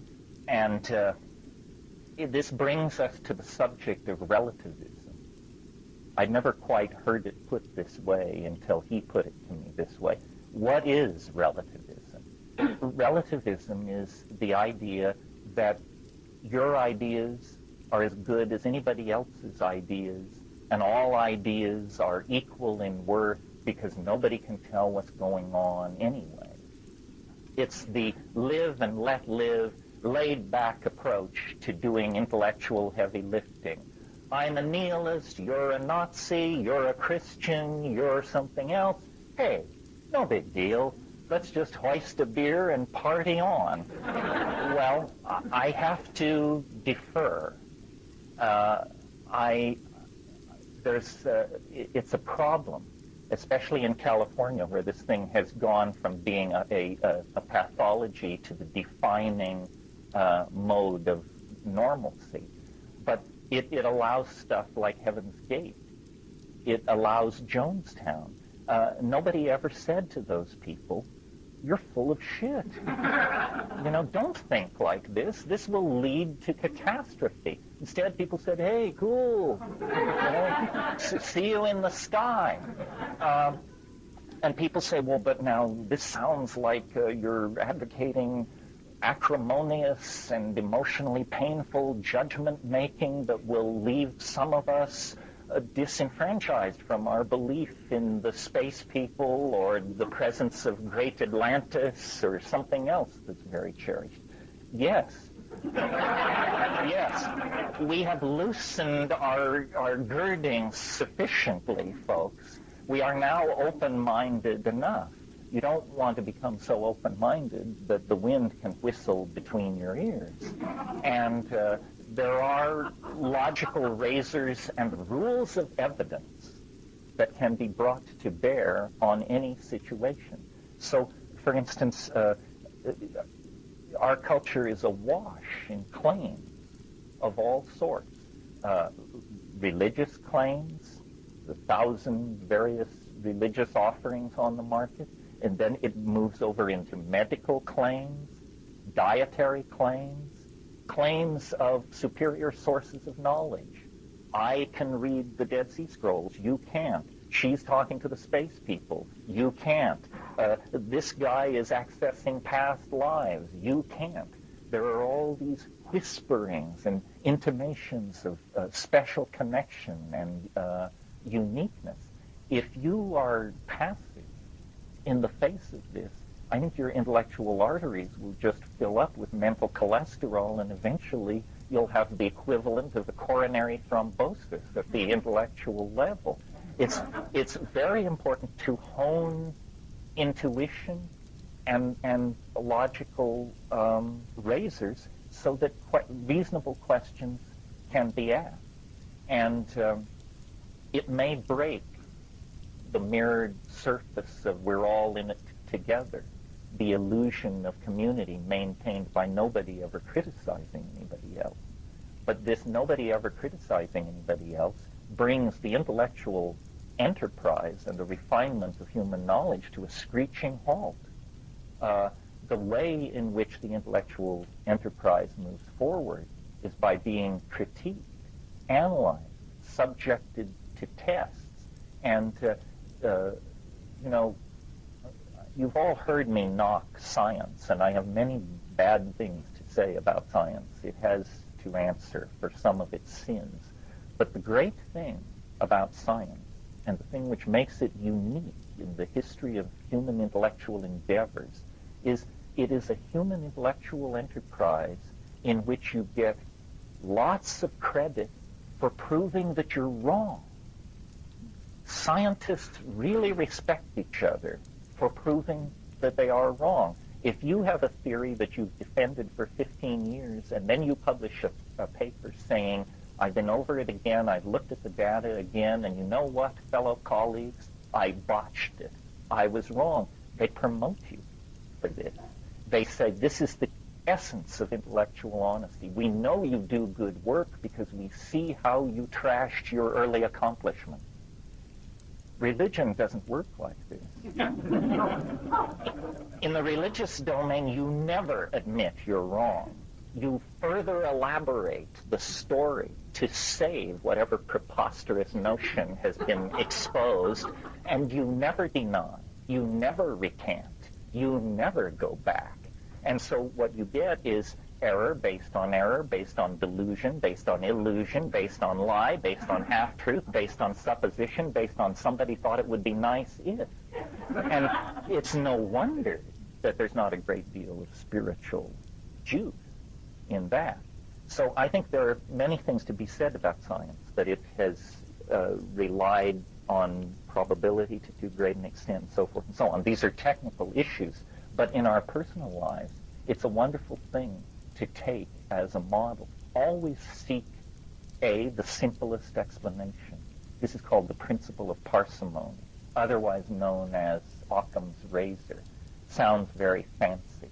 All it means is always prefer the simplest explanation. Try the simplest explanation first. If it fails, complicate it as little as you have to go to the next level. But we live in a culture where the simplest explanation is never accepted. Somebody sees a light in the sky. Immediately, it's a UFO invasion. The possibility that it was a meteorite, a piece of aircraft in trouble, something like this, is not entertained.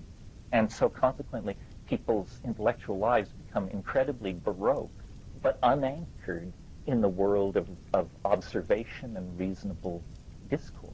And God knows the world is so tricky that without rules and razors, you are as lambs led to the slaughter.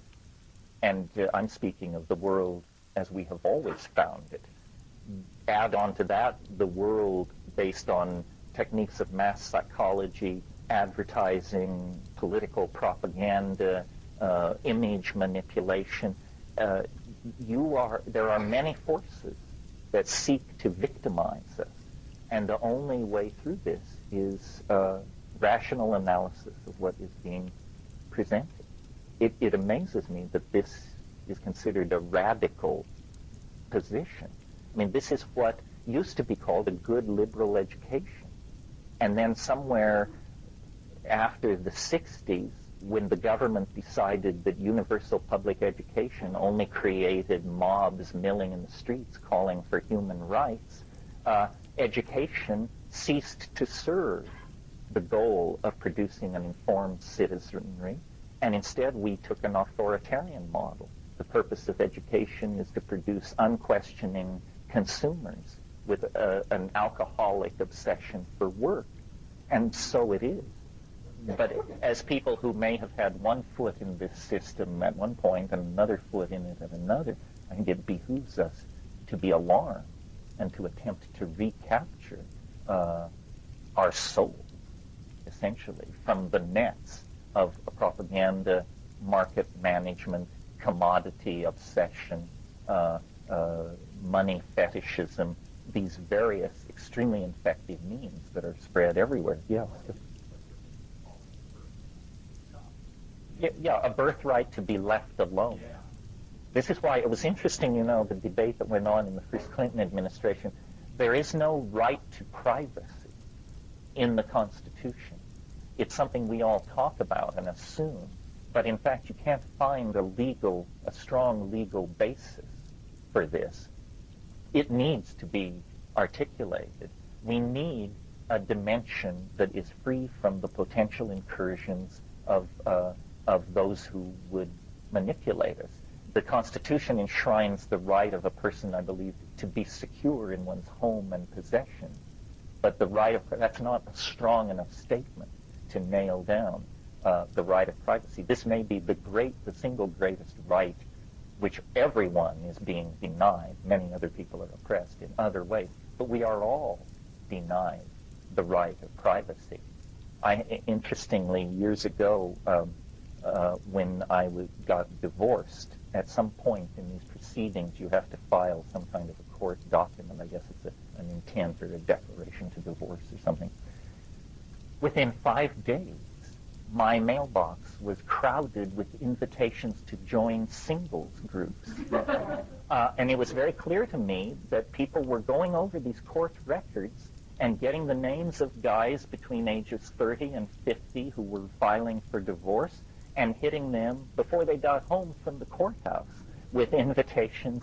And it's insidious that we are accessible to this kind of manipulation and seen as victims. I mean, here's a tremendously private, personal tragedy, but for a whole segment of society, it's not a private, personal tragedy. It's a marketing opportunity. You have pain, we have answers. Yeah, somebody over here. Well, yes. I mean, for example, before drugs were an issue, if we take a subset of the population like white college students, this was without contest one of the most law-abiding subsets of the population. white college students are more law-abiding than white stockbrokers or almost any other segment of the population you can name. But if you turn cannabis into a Schedule I drug, a felony, suddenly all of these people who never felt inspired to dissent, never felt the heavy hand of the government, are automatically members of a criminal class. And what this does is both radicalize the people so persecuted and in a feedback loop of paranoia drive the government then into a frenzy of trying to penetrate, understand, and control this minority group. The idea that states of mind are matters for legal manipulation, it's amazing that that discussion is even taking place in the democracy founded by Thomas Jefferson. How does it happen that American conservatism, which used to stand for the free market economy and a laissez-faire attitude toward life, becomes instead the purveyor of the most draconian and invasive approach to social management ever conceived of? And what I'm talking about is the piss test. The idea that any civilization would tolerate that level of invasion into the lives of its citizens, and that those who would advocate it would dare to call themselves conservatives. In the whole Marxist episode, nobody ever was asked to piss in a cup in the Soviet Union or Mao's China to establish their loyalty to the government or the corporation, and yet that went down here with barely a murmur. Yes.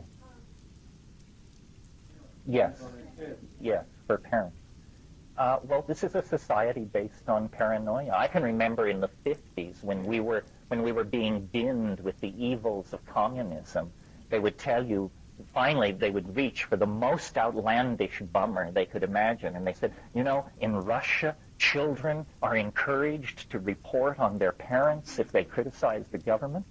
Well, my God, now in America, if children report on their parents and the parents are dragged away to prison, the mainstream straight people stand up and applaud. This is a wonderful example of the nuclear family functioning at its maximum best. What's the program that's being...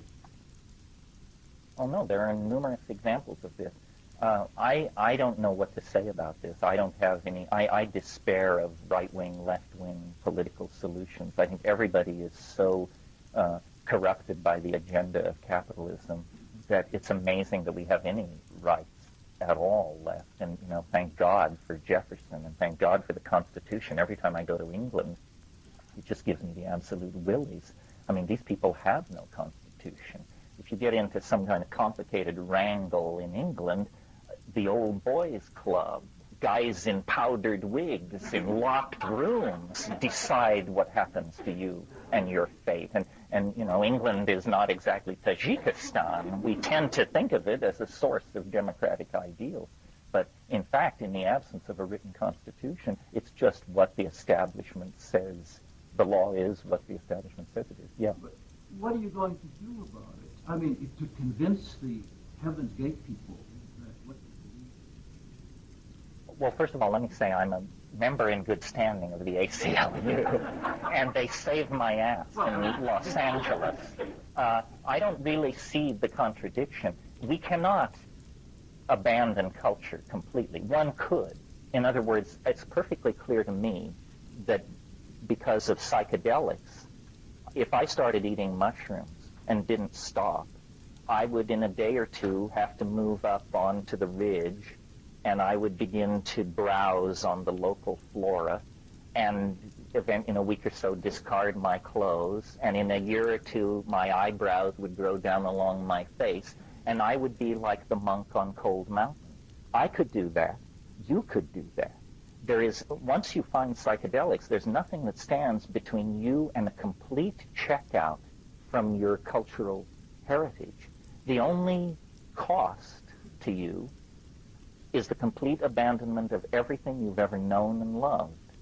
And if you can give that up, these monkish people, these fuzzy people, these people who hang out with dragons in the clouds, you could become one of them. Most spiritual seekers drive whatever spiritual vehicle they've rented with their foot on the gas pedal. Once you get to psychedelics, you begin asking, where is the brake? Because you have now the power to transform yourself. If the search was for power, you've found it. Now, but you see, searching for answers is the position of an ingenue. It's the journey of the fool. What I assume all of you people have to grapple with in different degrees is the fact that by chance or design or good fortune, you have found the answer. Seeking is over with in this room. But what you have to do now is a much more demanding and grown-up thing. You have to face the answer.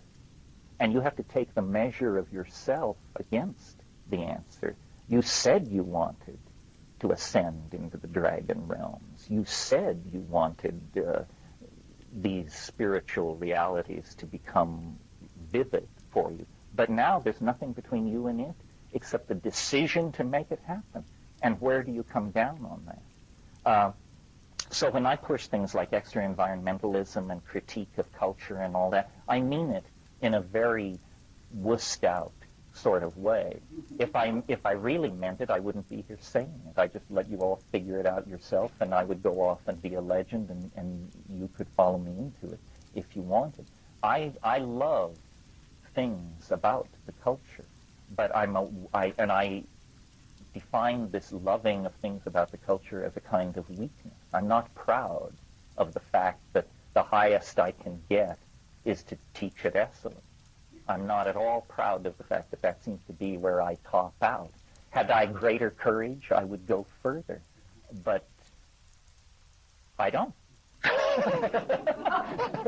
So I'm hoping that you people, my graduate students, as it were, will sacrifice yourselves on the pyre of going further and report back.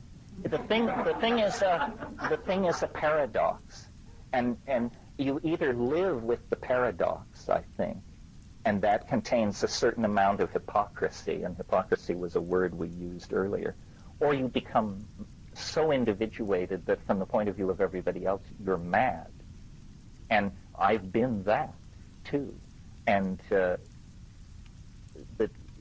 it's very hard to do it and remain in society. I don't think I could have done it. My episodes of madness occurred, thank God, 700 miles up a jungle river in Baboon-ass Holia. But had it happened in Manhattan or something like that, it would have quickly set up ripples that would have inextricably complicated and made my life much more difficult. Well, what do you think? I read a quote once from Oscar Wilde. The first thing Duty in life is to be as artificial as possible. And sometimes I deal with this paradox. I like to go back to that quote. I don't know what that means. I know, it's an interesting quote. It meant something to him completely different than what it must mean to us. And I always kind of refer to that whenever I feel like I'm a hypocrite. Well, I'll tell you a little boring little secret about how I got to be who I am. I grew up in a town in western Colorado where if you read Time magazine, you were suspect of being some kind of left-wing intellectual. I mean, this was podunk. And as I grew up there, I became aware of all these extremely strongly expressed cultural values. And most of them were hostile to something. Either Jews were bad, or black people are bad, or people who didn't work were bad, or people who made messy paintings were bad. All of these things were bad. And one day it occurred to me, I will take the position that all these things are good. These things are good. Abstract expressionism, Jews, black people, science, good, good, good, good. And everybody said, there's something wrong with this kid. And I didn't understand my own position. I mean, I would look at a Pollock and think, no, it is messy. It may be horseshit, but we must never admit that. We must defend that. We must defend the genius of Pollock unto death because we don't understand it. And by taking that position, slowly I actually did understand some of these things and make them my own. And I discovered that that was the path to wisdom, a total rejection of my own, of the culture I came up with.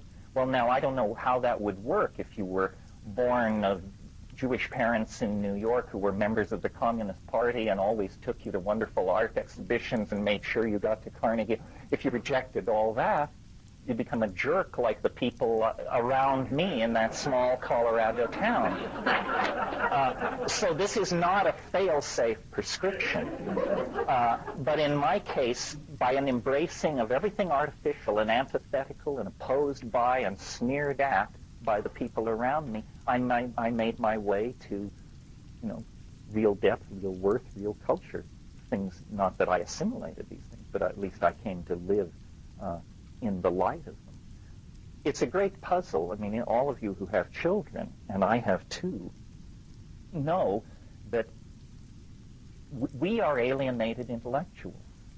I mean, broadly speaking, this is what we are. We are alienated intellectuals, and so we bitch about the government and we critique the monetary system and so forth and so on. Well, then you see your children on the brink of reason, and you say, geez, my alienation has brought me alienation.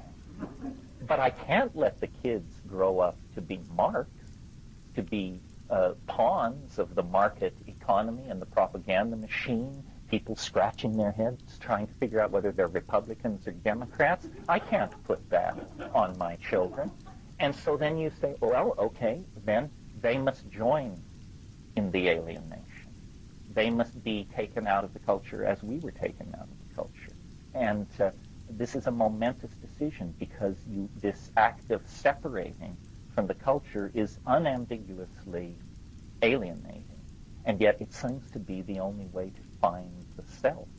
Otherwise, you never contact the self. You contact a commodified cartoon of the self that finds meaning in outboard motors and basketball and all this other crap that's peddled as reality.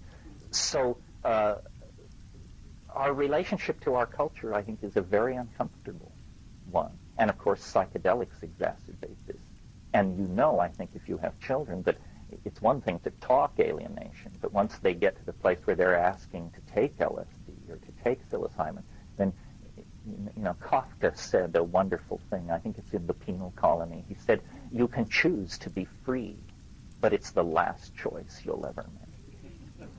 And, that's sort of the dilemma in which we find ourselves. Wouldn't it fulfill all of our personal mythologies if I could now detail a long history of persecution nobly borne by me? But the truth is, they don't give a shit. They are so confident of their control that I think if I appear on their screen at all, they just say, this is some egghead, some spouting character who talks to a bunch of rich people in small rooms, and we don't care.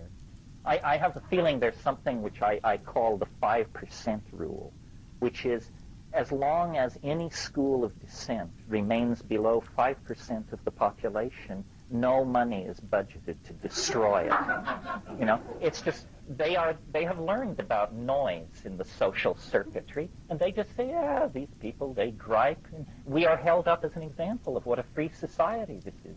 You say, you think we have a controlled society? You think we tell people what to say? Go down to Esalen and hear what Terence McKenna is saying. We tolerate this. What clearer proof do you need that we are magnanimous, generous, open-hearted, and liberal? We tolerate this kind of thing. I think, of course, that they do not understand the nature of the game, but it's a good thing, because if the game is played on their terms, we lose.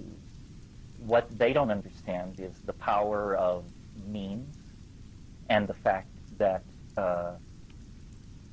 psychedelics are a touchstone of creativity, and creativity can always provide breakouts from any situation, no matter how confined. And also, they have a horrifying fascination with us, because they, as the managers of society, probably know more about its internal contradictions and its failings and its shortcomings than we do. I mean, the information we have available to us is the declassified, downloaded, cleaned up stuff. Recently, I was in London, and the hotel, the conference was at the ICA, which is down near Buckingham Palace, and so the hotel was on Vincent Square. So it was about a 20-minute walk from Vincent Square down to the ICA, and it's right through Whitehall.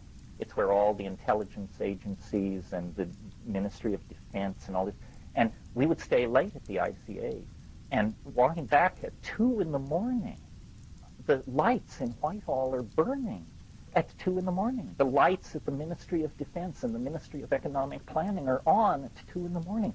Why? Because people are sweating blood in those buildings. They are working around the clock to keep the entire system.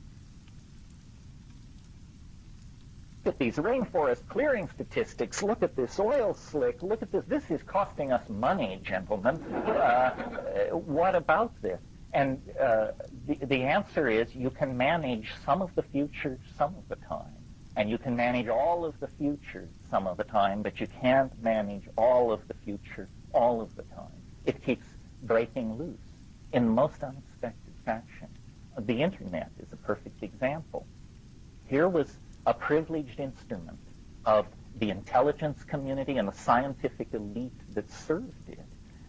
Ultra-high security, totally out of the reach of the common man.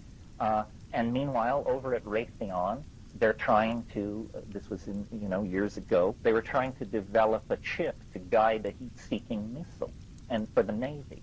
And they had certain design specifications which had to be met. And the project had ground on for a couple of years, and they couldn't make this chip meet the specifications. Finally, the project was canceled. The chip is thrown in the trash.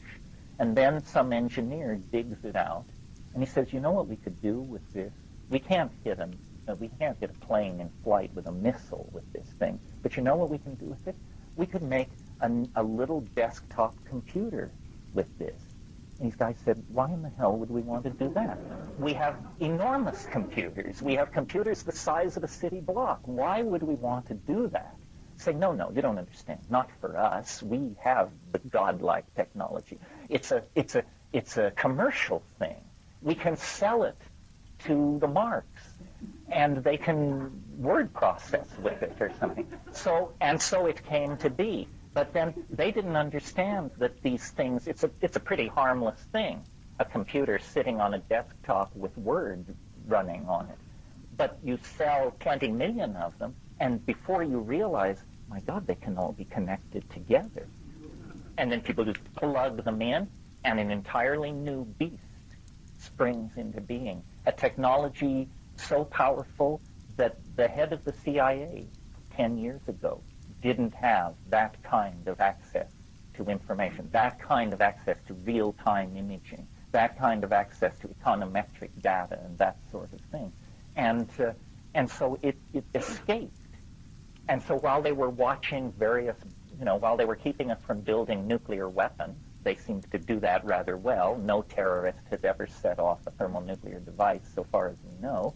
So they were watching from the ramparts for that because it was something they could understand. This thing came rushing in the back door, and now the cat is out of the bag. Yeah, Scott? I'm sure that that's true. I'm sure that that's true. The fact that the IRS is running on 20-year-old computers. The government is just being left behind. And the world corporate state doesn't care. It finds governments a huge and boring nuisance. In the same way that after the 30 Years' War, basically there was an enormous social shift in Europe. Before the 30 Years' War, Europe was ruled by popes and kings. After the 30 Years' War, it was ruled by parliaments and peoples. That's a generalization, but true. Well, now the nation state is being put out to pasture. It's being told, as the church was told in the 17th century, you care for the poor. You take care of the highways.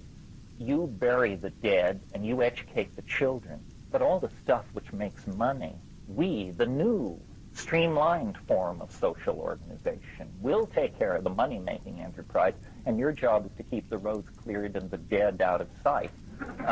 And so this is happening. When I understood this, it was like a bolt of lightning. When Jesse Helms stood up on the floor of the U.S. Senate and called for the assassination of the American president, I realized this has become a circus. These people are yahoos. When was the last time a governor of the World Bank threatened the life of an American president? When was the last time that someone who sits on the board of directors of the IMF felt the need to physically threaten the life of the president? No, it doesn't happen. Real power doesn't act that way. Only pseudo-power, Yahoo power, thug power acts that way. And so government has become largely irrelevant. And I don't know whether this is good or bad. It certainly is complex. War was an instrument of national policy for governments. War is not an instrument of policy for corporations. They hate war. But governments kept cultures in a deep freeze.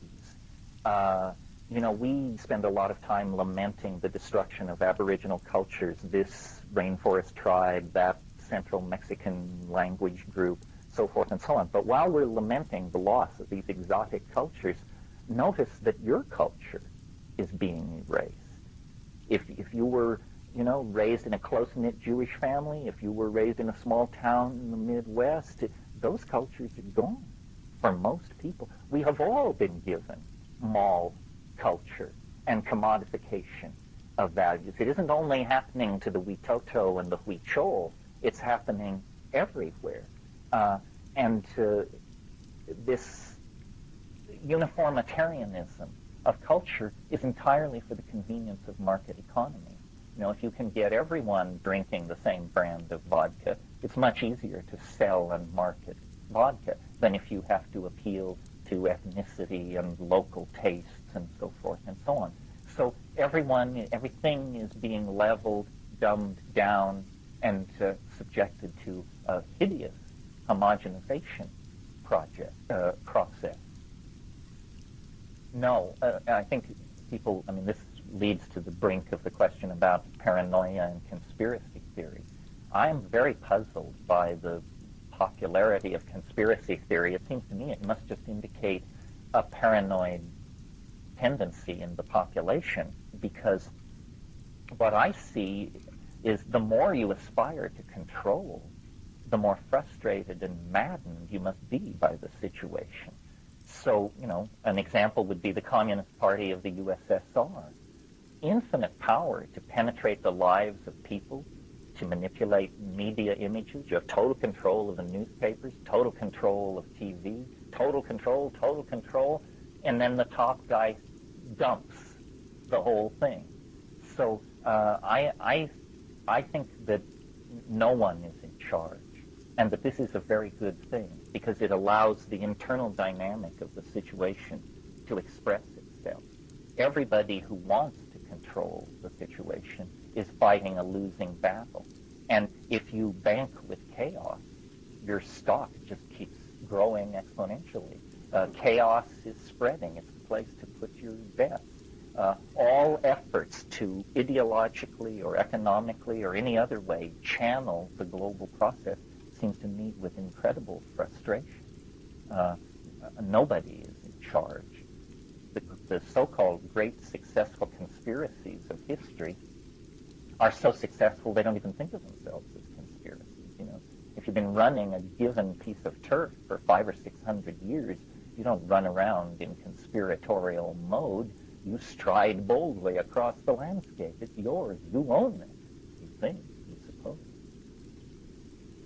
Oh, you mean if only Hitler were alive in Argentina calling the shots? It would all make so much more sense then. That would explain things. In the absence of an overarching demon like that, it's a little hard to explain things. I don't know. I don't feel this need for intellectual closure. I don't see why things should make sense. They never have, and they're always in process of formation. And as soon as any given goal or benchmark is achieved, it's abandoned and redefined in favor of something else. No, I think conspiracy theory is a very disempowering thing, because What it says is you can't control the world, or it's more difficult to control the world than you think it is. Not so. I've had a very different experience. My experience with the corridors of power, if you want to put it that way, is that there are an immense number of clueless people. It's almost like McKenna's law. It's that as you advance in social hierarchy, the percentage of smart people does not increase.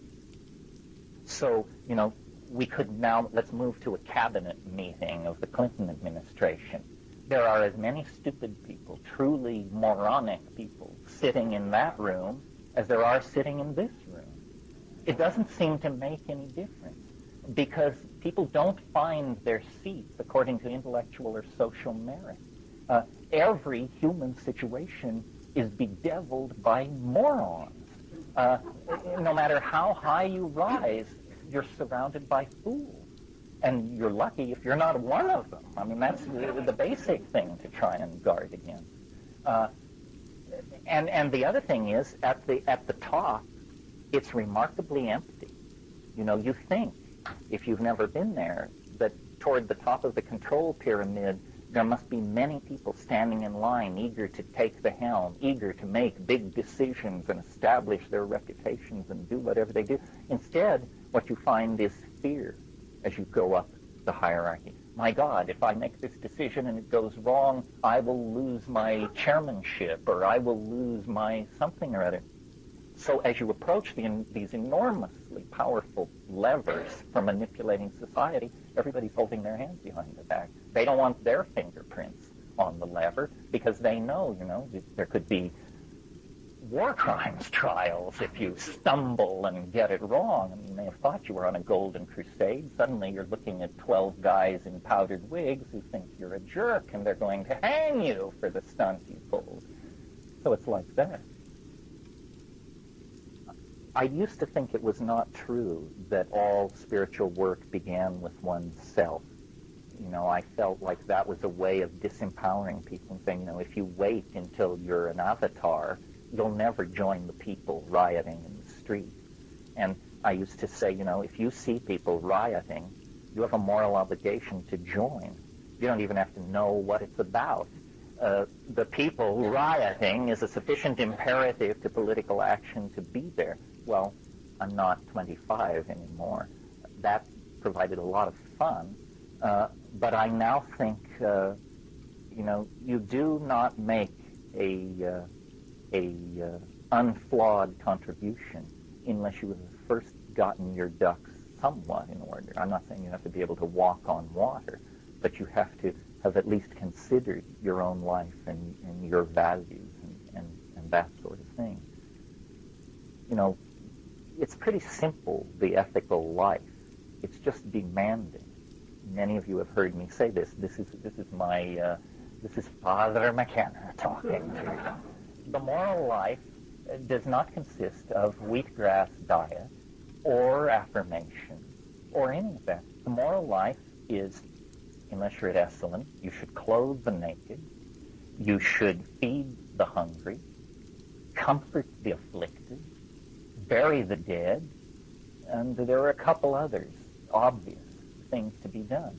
It's not about how many prostrations you do or what lineage you've associated yourself with or how much cholesterol is in your diet. And somehow we have confused the ethical and moral dimension with the dimension of physical practices, probably because we have been too infected by the memes of tired Asian religions that long ago gave up moral philosophy in favor of rotational activity, because the social problems of Asia are overwhelming.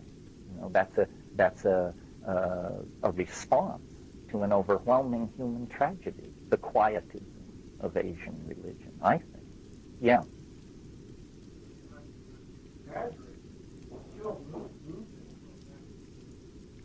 Well, and it's flawed, is what you're saying.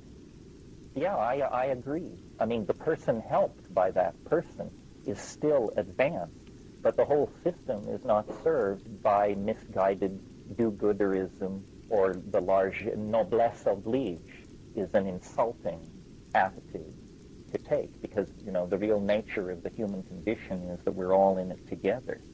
This is one of the reasons why I am so hostile to all forms of spiritual hierarchy. I have never seen a truly superior person, I don't believe. And if I have, they were so humble and self-effacing that they never would have claimed that superiority as their own. If somebody tells you they're a superior person, my God, they're automatically to be taken off the active list. That alone screws the pooch right there. And it's tremendously disempowering. The mushroom said to me once, and I've said it to many of you many times, it said, for one human being to seek enlightenment from another is like a grain of sand on the beach seeking enlightenment from another. Don't you get it? It's the same flesh. It's the same flesh. Nobody knows anything you don't know, and even if they do, it's not your knowledge, so what good is it doing you? The idea that it's okay for you not to understand mathematics or not to play the violin because somebody else does it very well is a complete cop-out. You will be held responsible for what you know and what you can do. And using the excuse that you live in the same world with Jascha Heifetz is not going to get you off the hook of not knowing how to play the violin. I say this as someone who does not play the violin. It's fun to take responsibility. It's fun to test the water. The hardest thing to put across to oneself and to other people is that the universe is a more friendly place than we have been told. Paranoia, culture is institutionalized paranoia. And it's very hard to decondition oneself from this. No matter how deconditioned you may think you are, there is more and more work to be done. And I think the essence of Taoism and why its roots in nature are so powerful is because what Taoism is saying is if you will quiet your mind and if you will pay attention, you will discover that you are supported and cared for by the dynamic of the universe. This should be obvious by virtue of the fact that you're even alive. I mean, how unlikely is your existence? I put it to you, pretty unlikely. And yet, here you are. Well, do you just think it was the greatest series of well-rolled dice in history? That's silly. That's ridiculous. Probability would never have delivered us to this room this afternoon. Probability sculpted by loving intent has delivered us to this room this afternoon. Once you can sense that living intent and, make it an object of familiarity, that is the antidote to cultural paranoia and to the acceptance of your identity through imposed definition by other people. And, of course, psychedelics figure in here because they dissolve more dramatically and more effectively than anything else the cultural and linguistic and habitual assumptions that are masking that presence of Tao. It really is true, as the Bible says, you must become as a little child. That means you must become pre-culture. You must recover who you were before the engines of culture went to work on you and abused you and made you afraid and dumbed you down and distorted your values and so forth and so on. Yeah. Yeah, see, I think what's happened is at the top of the culture, it's profoundly intellectually bankrupt. There is no plan except to keep peddling stuff, basically until the forests are gone and the ocean's polluted. And this is not malevolent. It's not malevolent. It's simply they are clueless. They have run out of steam. And so the answer is to try and keep the game going as long as possible with daytime TV, with casino gambling, with lotteries, with endless distractions, with pop culture fads, with cults of celebrity, with spectacular trials and gory mass murders and endless circuses, while the people at the top are saying, sooner or later, the shit is going to hit the fan. Sooner or later, the dam will burst. And they say, well, let's make sure it's later, not sooner, because I've got 2 kids at the Sorbonne, I'm paying off a Mercedes, and I need to get this taken care of before it all falls apart. So in the absence of any cultural plan imposed from the top, this strange dynamic is happening. This has happened before in cultural history, where some huge enterprise like Christianity or patriarchy or something like that, after running its games for millennia, it just runs out of steam. And often there's nothing to rush in and fill the vacuum, nothing that is consciously engineered to do that. And so then in those situations, an actual creative bifurcation can take place, because what is about to happen is not in the hands of human managers. It lies deeper in the dynamics of the whole system. And we all feel, I think, this sense of excitement and the approach of the unimaginably new. And we don't know whether it's the aliens coming to pull our chestnuts out of the fire, or virtual reality, or a new drug, or a new style of sexual behaving, or star flight. We don't know what it is, but we can feel that it will transcend the categories of our managers, and they and we will then have to make sense of whatever this new reality is. And, it terrifies some people, it liberates others. It's the same reality. Stephen Vincent Benet says something about, at the end of John Brown's Body, he says, when the prophets of strange religions bawl out their bizarre despair, do not join them on the mountain. Say only then, it is here. It is here. Because it is here. I mean, that was 1927 when he wrote that, and he spoke then of technology as our humble servant, already half a god.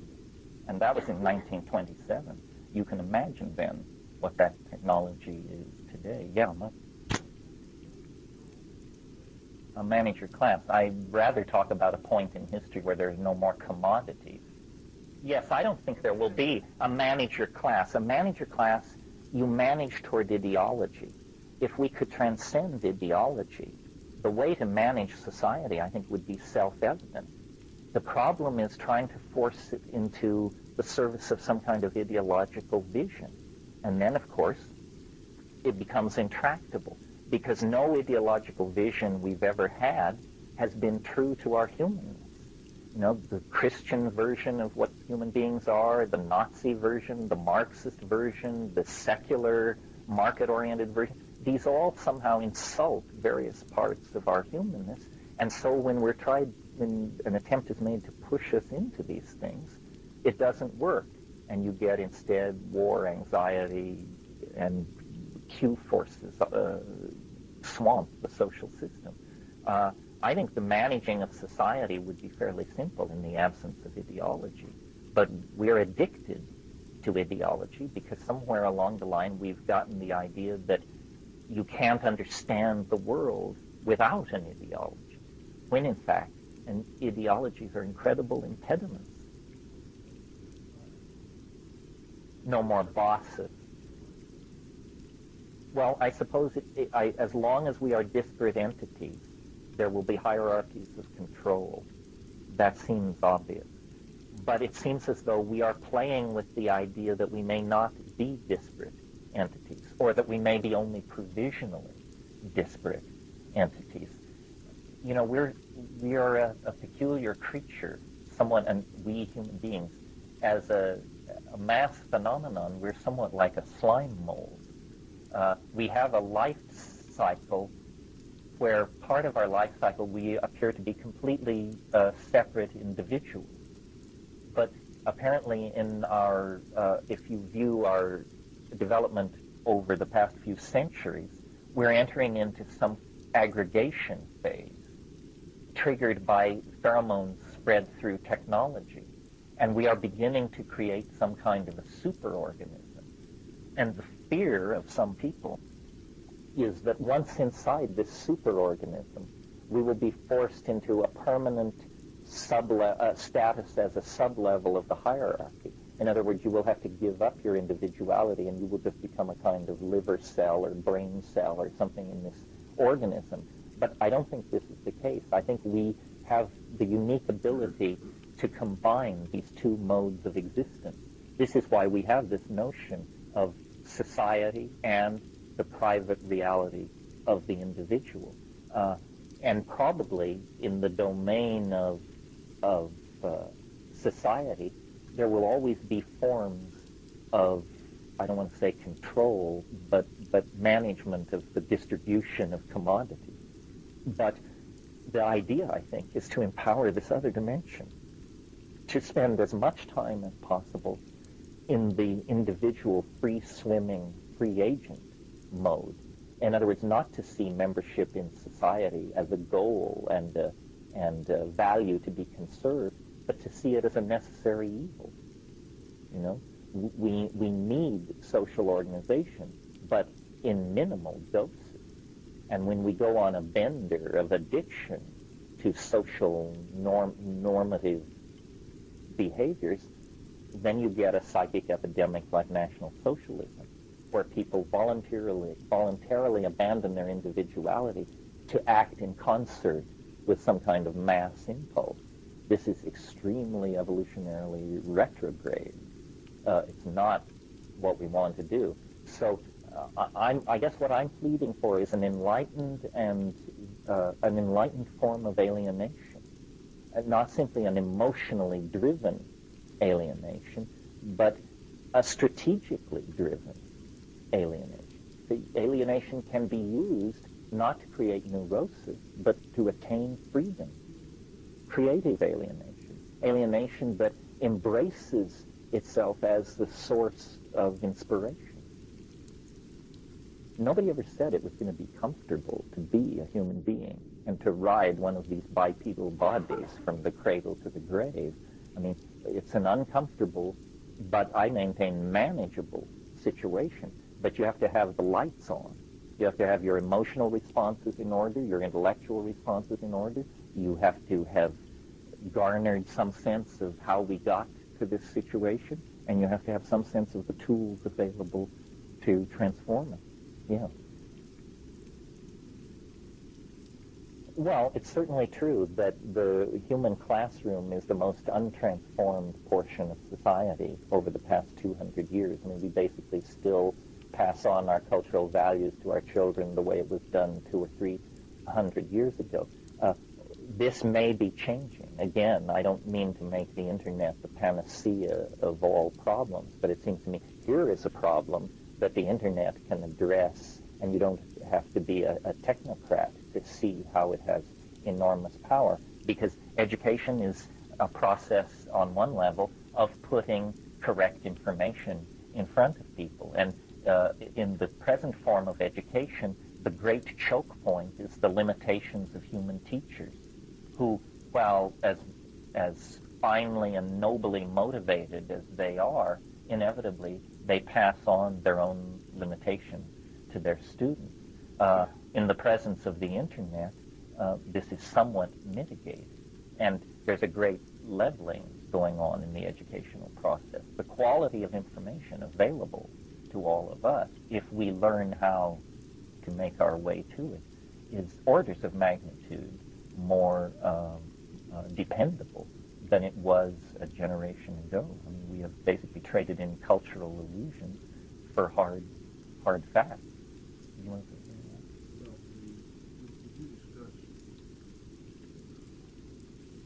Well,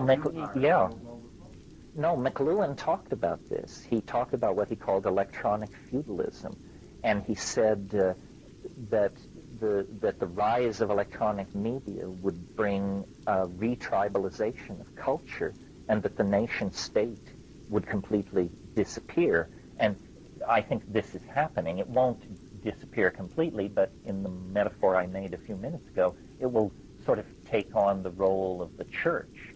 It's largely irrelevant. Corporations now call the shots.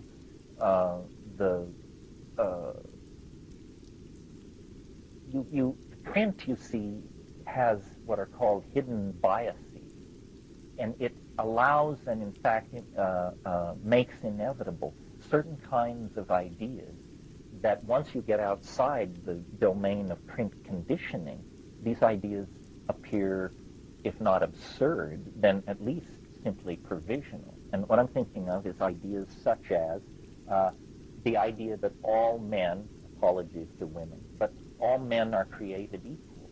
This is a faith of print-created society. There's absolutely no evidence that this is true. In fact, there's considerable evidence to the contrary. But the argument against not believing it is that if we don't believe this, we can't have social justice. So we must embrace an obviously preposterous idea in order to achieve social justice. Why is this preposterous idea so attractive? Well, it's because print is linear and uniform. Every lowercase e looks like every other lowercase e. Therefore, if the world of print is made out of these interchangeable and equally weighted entities, so must be the society that practices print culture. So we get the idea of one man, one vote. Another example, a different example, is assembly of objects out of interchangeable parts. Before print, if someone made an object, it was a unique object.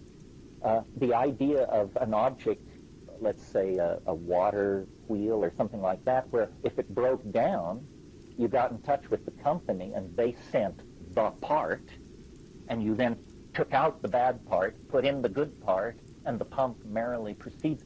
That's a print-created idea, interchangeable parts. And so we begin to see that the conventions of the printer's shop become the conventions of an entire society. And how it does its politics and how it assembles its commodities are all dictated by the invisible assumptions of a form of media that nobody really looked at its potential effects before it was put in place. McLuhan saw that this kind of rational, linear, compartmentalized, uniformitarian culture would be completely broken up by electronics. And so it has come to pass. The great forms of print media are what are called one-to-many. A publisher publishes a book and many people read it. These one-to-many or top-down forms of media are perfect for controlling large numbers of people. You have the idea of the ministry of truth, where truth is something dispensed by governments and received with grateful upturned faces by bewildered citizenry that would otherwise apparently have no access to truth. This is madness talking. The new electronic media are what's called any-to-any. If I want to speak to you or if I want to send email to you, that can be done. If you and I want to send email to 500 people, that can be done. Any-to-any communication is anti-hierarchical. There's no assumption of expertise or power or anything else as you ascend the pyramid of information transfer and dispersal. And so it's almost like the Wizard of Oz effect. Suddenly people say, you're not all powerful. You're not the wizard. You're a fat man in a stained overcoat pulling levers behind the scenes. And then the whole illusion drops away. The illusion of leaders, of privileged ideologies, of special forms of understanding.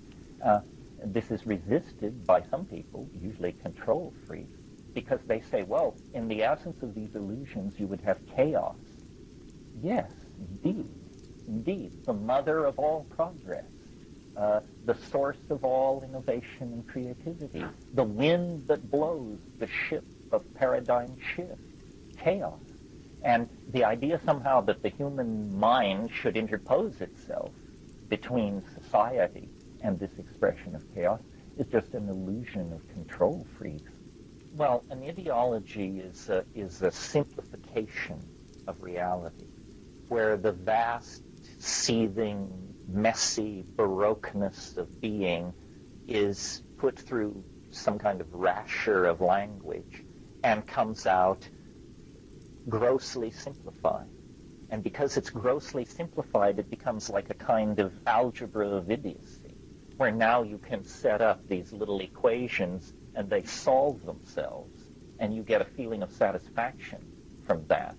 But in fact, the whole thing betrays the human enterprise. And to give you a graphic example of what I'm talking about, I'm thinking of a scene from a novel called Corelli's Mandolin by Louis de Buneares, where a guy who's a communist in the Greek partisans during the war beats a villager to death who has given shelter and food to some non-communist partisans fighting in the mountains. And the protagonist of this particular part of the novel says to this guy, as he's beating this old man to death, he says, "Why are you killing this old man? He is harmless." And the guy, without even missing a stroke, turns to him and says, "It's a matter of historical necessity." This is the voice of absolute fanaticism speaking, and this is the voice of pure ideology. In other words, unconscionable acts. The Holocaust, up to that level of unconscionable acts, become intellectually defensible in the presence of a complete corruption of language. And so ideology always paves the way toward atrocity. Well, ideals and ideology are not quite the same thing. Ideals are simple and don't knit themselves into vast intellectual structures. In other words, an ideal of mine is to do as little harm as possible. I may not meet this ideal, but it is an ideal of mine to try and do as good a job as I can. But in the name of that ideal, it doesn't lead on. There isn't a therefore. Therefore what? Therefore I should become a Mormon. Therefore I should no longer eat meat. Therefore I should no longer have sex. Therefore, no, there isn't that kind of implication. But ideology always implies implication. If man is, as Marxists say, an economic creature, then the following must follow, and the following must follow from that. So I think ideals are very close to our emotions. They're things that spring from the heart, and their boundaries are not well defined, and the implications are not clear. I mean, if I say my ideal is to do good for mankind, the next step is not at all clear. But if I profess an ideology, the next step is always deceptively clear. So I think ideologies flatten complexity. You know, people don't like paradox. I'm not sure why this is. I think it's a quality of print culture. People want closure. They want every program or every intellectual argument or every examination of a phenomena to end with a conclusion. QED. Therefore, this is what it is. But you don't have to be a rocket scientist to notice that this betrays the complexity of the world. The world is never one thing or even several things. The world always has dimensions which exceed the descriptive machinery that you're applying to it. And I don't know who it was, George Bernard Shaw or Nietzsche or some other 19th century bad boy, but it has been said that the essence of intellectual maturity is being able to simultaneously hold two contradictory thoughts in your mind at the same time. Now you are actually approaching the beginning of intellectual maturity. But if you're always saying, well, if it's this, then it can't be that, and if it's this, it can't be that, then you have been hoisted on the petard of dualism. And it's more than a joke to say that dualism is the root of all evil. Of course it is. It's the root of all good. And what really we are given is a seamless continuum of phenomena that we are asked to, not to understand. preposterous. Why should talking monkeys understand reality? But to feel, we can feel. We have an extremely complex body and nervous system and perceptual apparatus which ushers us into feeling. So you have not mastered a situation when you understand it. When you understand the situation, you are probably on the road to catastrophe. When you feel the situation, you are probably moving into a good position then to act in that situation. And often in fact, usually, we do not understand our feelings. That's a strange thing to ask of one's feelings. If we understand our feelings, it's simply a footnote on our intellectual housekeeping. It is neither necessary nor sufficient. What is necessary and what is sufficient is feeling into the moment. I think this is where we got to at some point earlier in this, that the felt presence of immediate experience is the defining phenomenon of being. If you can't reach it, you are in trouble. You need some kind of help, psychedelics, therapy, loving kindness, something. And if you can reach it, then you have contacted the authentic domain of being. I almost said of humanness, but it goes deeper than that, because the animal world is living in that space.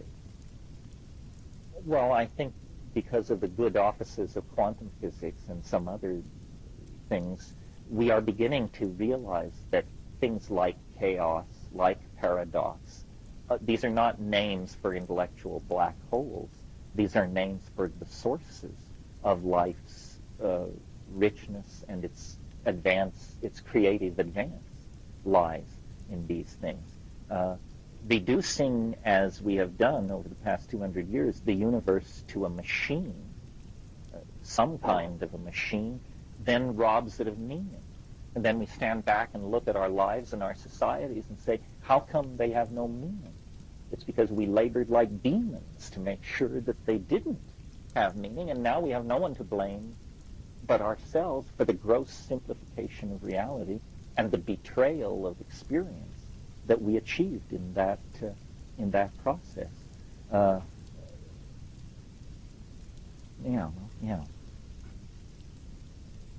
You know, years ago in Canada, there was a political party called the Social Credit Party, and they had a very complex scheme that nobody could understand.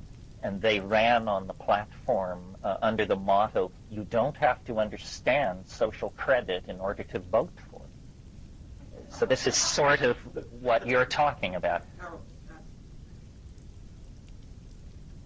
Why not? Yes. Feelings are primary. The primary datum of experience is feeling. And then out of that comes a logical reframing of experience. And then still lower on the rung, and I maintain low enough on the rung that one shouldn't go that low, is an ideological recasting of experience. And it's a delicate thing. I'm not offering a simple answer here. It requires constant fine-tuning and intelligence. And to look at, and every day I think we have to, it's almost like we need, what is it that the Marxists used to do? Criticism, self-criticism. We need to be alert to ideology. It's constantly seducing us. Yeah, dialectic. But the idea of criticism, self-criticism, that you and your colleagues or comrades constantly search your behavior for betrayal of the ideology. I think we need to constantly search ourselves, not for the betrayal of ideology, but for the embracing of it. And say, oh dear, I'm starting to believe something. Slap, slap. Ah, that feels better. Because these ideologies are incredibly draining and distracting. They get in the way between us and true feeling. On the other hand, if you don't apply logical razors to experience, then feeling is open to all kinds of interpretations that become somehow themselves springboards to ideology. I think it's really important to try to keep things as simple as possible. because they will still be hellaciously complex if you are true to experience. The simplest explanation of what is going on here is still maddeningly Baroque. So throwing on flying saucers and papal plotting and the plans of great Atlantis only further exacerbate the problem. If you just deal with the given of the fact of your history and your destiny, things are quite complex enough. And of course, again, what the psychedelics do is provide a reference point in organism. It's like a reset button. It says beyond ideology, beyond cultural programming, beyond language, beyond hope, beyond fear, beyond expectation, there is the raw datum of experience. Here, have a dose. Didn't work? Have a bigger dose. And if we keep returning to the raw datum of experience, then these other things, they will recrystallize around us, but not with the imprisoning intensity that they have for straight people. We know that behind all this constipated social stability lies the chaos of the psychedelic experience. It's important to keep it in mind in very unpsychedelic situations. But people who have never broken through the cultural dream take it to be reality and commit crimes based on delusions about what is and isn't reality. Well, not to speak of whales and dolphins specifically, but nature as a dynamic field of activity beyond the reach of politicians, image makers, and so forth and so on. Nature is the constant psychedelic companion of the human experience. I think, we know this. That's why we crowd into cities and build walls and keep nature at bay. If you go into nature alone and don't eat much and don't speak much, within 72 hours, the hills speak and the winds confer with you, and you are conveyed into an animate, caring, living, natural dynamic. But it's threatening to the ego. This is the first time in 2 hours I've used this word. But the ego is a maladaptive, tumor-like growth in the personality that has been inculcated into you by the toxicity of culture. It is literally the response to toxic culture is the growth of ego. The more toxic the culture, the more the ego is revered as a natural value within that culture. So responding to dolphins and whales and anthills and termite swarms and these kinds of things is an opening to the natural dynamic that's all around us. Many people never observe nature except when psychedelics force it upon them. But this is a very, I think if you feel afraid of psychedelics, but you want the juice that you may sense there, take up wilderness camping and do it assiduously. And though it's a slower process and you may not have specifically colored hallucinations, the conclusions that you will emerge with are essentially the same as the psychedelic voyager emerges from.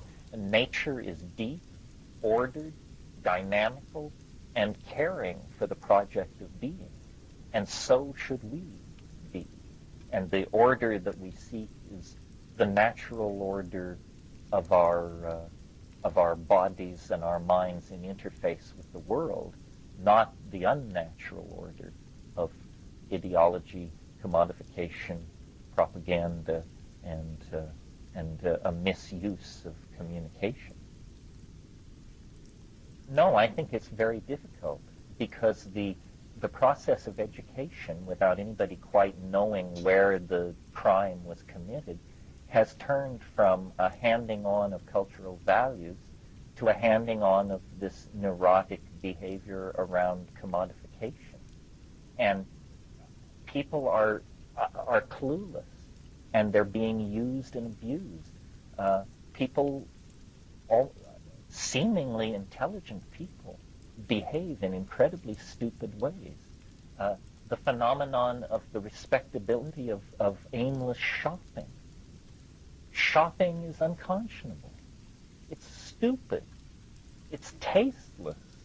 It's murderous toward the earth. And yet, people who teach at Esalen will suddenly drop their guru persona and whip out the charge plate and head for Robinson's. What kind of thinking is going on here? They are clearly not alienated enough.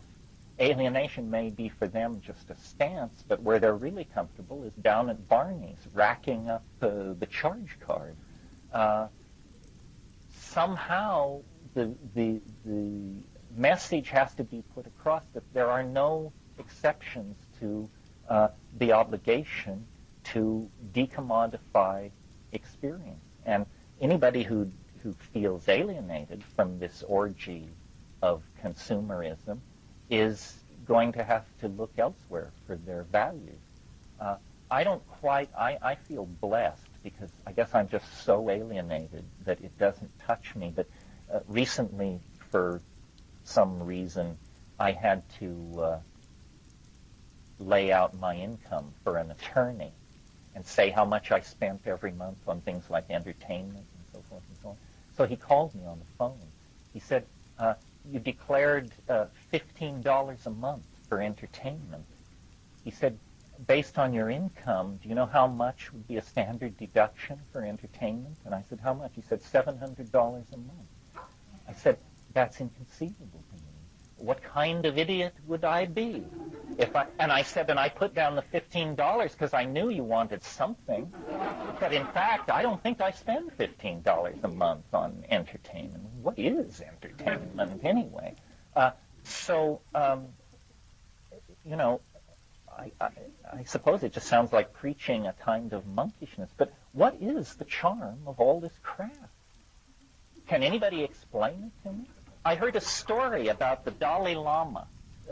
Let this ricochet around in your mind.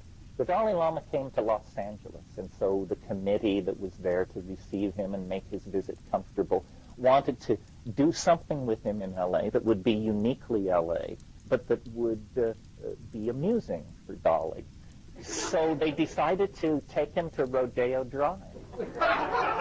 And basically, they just turned him loose with his translator and said, we'll meet you back here in an hour and a half, and check it out. This is a unique place in American culture. So then, after it was over, and they were all having their double espresso, or the Campari, or whatever they were having, the Dalai Lama said, I want to thank you so much for making this experience available to me. I feel I understand Americans so much better now. I saw so many things I wanted. This is the Dalai Lama talking. He saw so many things he wanted. Well, if the Dalai Lama is not immune, my God, what chance have you and I?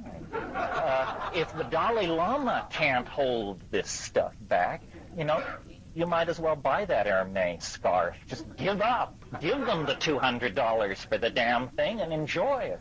Yeah. Well, as an old anarchist, I can tell you, efforts to organize anarchists are so fraught with contradiction that I wish you luck, and I'll make a small donation. But I don't think it can be done that way. I think yes, you will definitely give me $15 worth of entertainment per month. I'm listening to this, and I'm thinking what my father would say. Yeah. Well, I hate to tell you this, but I would never do what you are doing. This may be the ultimate teaching. Do not ever again spend money to see me. My God, how much income is going down the drain as the ultimate oral empowerment is given. Yeah, you run it off. Well, okay, as long as you take it as entertainment, that's fine. I have one more little story. I didn't tell you the story about the two rabbis, did I? Good. This is my ending story for the afternoon. I don't present it as a summation, but it amuses me. For those of you who don't like Jewish jokes, you will notice as this joke is told that it is easily translated into a Zen mode, a Sufi mode. I just like the Jewish flavor. There were two rabbis, extremely advanced high rabbis, Talmudists, great men of accomplishment, and they were at temple.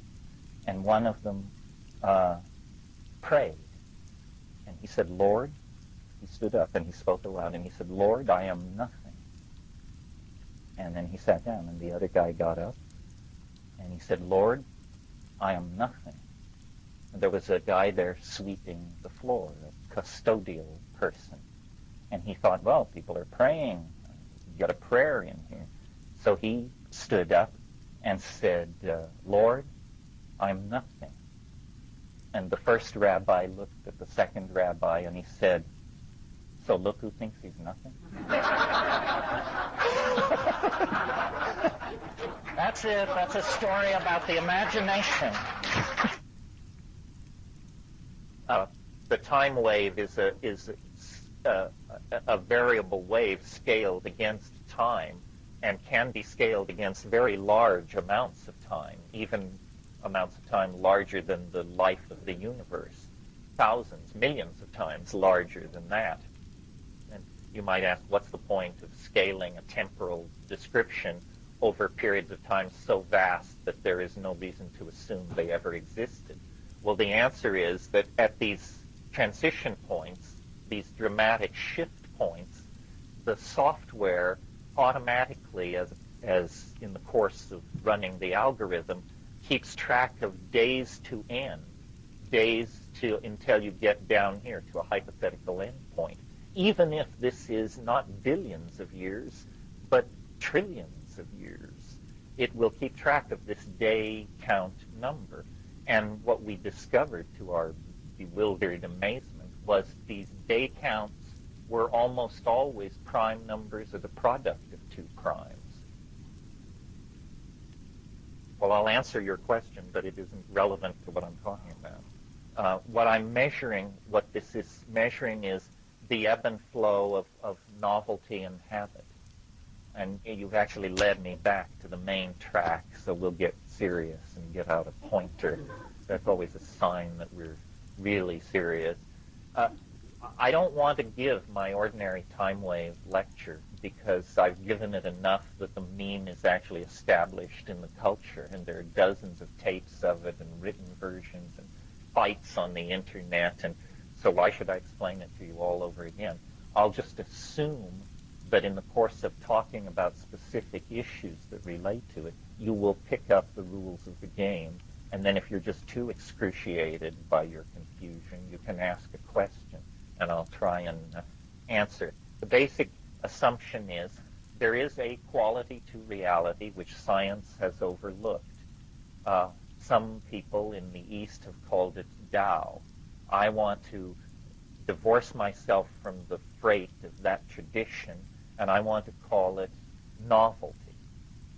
Novelty is the quality in nature that seeks complexity. That's what it is. And its countervailing force is called habit. So what I'm proposing to you is that we live in a universe ruled by two fundamental forces that are larger than physics and electromagnetism and all of those good things. And these two forces are habit and novelty. And in every situation, whether it lasts a millisecond or a billion years, the struggle between these two tendencies of the universe can be discerned. Now, it's pretty self-explanatory what these terms mean, but I'll run through it. Habit means repetition of previously established pattern, continuation of a equilibrium situation, a tendency for a system to degrade entropically under the aegis of the second law of thermodynamics, a conservative tendency, a preservationist tendency, habit, right? For crying out loud. Okay. The other thing is novelty. the opposite of habit. What is novelty? It's the new, the untried, levels of complexification previously unachieved, unusual connectivity, creativity, surprise, novelty. And these two things are locked in struggle over vast scales of time. Notice I did not say eternally locked in struggle. They are not eternally locked in struggle, because the good news is novelty is winning. Novelty is winning. If you get big enough chunks of time, though there may be vicissitudes, ups and downs, ultimately the situation ends up more novel than it started out. Ilya Prigozhin, who got the Nobel Prize for work in non-equilibrium thermodynamics, called this the principle of order through perturbation, a counterintuitive phenomenon in physical chemistry, because for a very long time, one of the strongest held faiths in physics was that the universe is undergoing thermodynamic degradation. In other words, everything is tending to fall apart. Prigozhin showed that this is not true, that even in physical systems, there can be simple physical systems, there can be spontaneous mutation to higher states of order. So what's really going on in the universe is a struggle between these two tendencies. Biology represents the emergence of a very novel set of chemical strategies for the preservation and maintenance of novelty. The emergence of higher animals and culture and language and technology, these things are also novel strategies building on previous achievements in the novelty department, building toward our dear selves. And one of the interesting things about this kind of thinking is it gives a new importance to the human world. Science will tell you that we're lucky to be here and we're simply the awestruck witnesses to some kind of incomprehensible thing that has nothing to do with us anyway. Novelty theory would say, no, human complexity represents at this point the apex of accomplishment in the domain of novelty, and hence somehow the cutting edge of universal evolution in this moment in space and time has come to rest in ourselves. So, what else do I want to say about this? Well, let's look at this screen for a minute, and I'll sort of explain the rules of the game. This is a span of time portrayed along the horizontal axis, as you're used to seeing. In this case, it's 7 billion years, simply because we set it to be so. And this represents the ebb and flow of novelty. Now, here's one moment in the next 2 hours. If you pay attention, this is the moment. When the wave moves up, habit is increasing, not decreasing. It's counterintuitive if you're into the stock market. In the stock market, we always want it to go up unless we're selling short, but none of you would do that, I'm sure. So in this case, the excitement is where the wave moves down. And if this is 7 billion years, notice that what I said is true of this screen. We end up in a far more novel position than we started. We started out up here. Habit was winning the battle for at least 700 million years along here. Then it lost its foothold, and novelty surged forward almost uninterruptedly, although this is quite a hiccup. It probably lasted 200 million years, this hiccup. And if you want to get a notion of the scale of what we're looking at, then life emerged from the primordial oceans at the top of this pimple. All this is what's called the Archaeozoic and prebiotic phase of the Earth's existence. Yes? Good question. It derails my plan for economy, but since you had the intelligence to ask it, you should probably be told. The basic data, and I don't want anyone to laugh. My God, you laugh before I tell you, so that it doesn't hurt so much. The basic data comes out of the I Ching. And, thank you for being so polite. If somebody had told me, this is the most powerful attack on this idea, and it begins like this. So you want to make a revision in physics based on a Chinese occult divinatory system? Are we getting this correct? Well, in spite of the sneering, let me see if I can make it make a little bit more sense to you. I'm not going to review what the I Ching is in an environment as exotic as this. That would insult our intelligence. The interesting thing about the I Ching, even its skeptics agree, is that it seems to work. Very puzzling. Other forms of sortilege seem much less certain. Here's what I think is happening. First of all, let's look at the Western notion of time as we derive it from Newton. The Western notion of time is that time is what is called pure duration. All time is, in Western physics, is the place where you put process so that it doesn't all happen at once. Time has no quality. It's pure duration. Think of it as a perfectly smooth surface. The only modification to this doctrine in the past 500 years is Einstein came along 100 years ago and said, in the presence of massive gravitational fields, this perfect smoothness is slightly distorted over very large scales. So we go from perfectly smooth, pure duration to very slightly curved space-time. But the main idea, which is contiguous through all of these intellectual evolutions, is the idea that the local fine structure of time can be portrayed as a zero-dimensional space. If that's too technical for you, it means that locally it is okay to think of time as perfectly smooth. I say it isn't. Why should it be? This has to do with a form, remember we talked about sentimentality and how it can distort thinking? This adherence to the idea that time is perfectly smooth is a sentimental notion left over from our infatuation with perfect geometrical shapes when Greek science kicked off about 2,500 years ago. It took Kepler and Copernicus to demonstrate that the orbits of the planets were not perfect spheres because God loves, or perfect circles, because God loves perfect circles. And one by one, the perfect objects of Greek mathematical and geometric theorizing have been laid aside. The planets do not move in perfect circles. Nothing else has been found to have mathematical perfection, except that this idea of pure duration has been hung on to. And there's a reason for this, and I apologize for the digression, but it's very hard to snip the loose ends on a thing like this.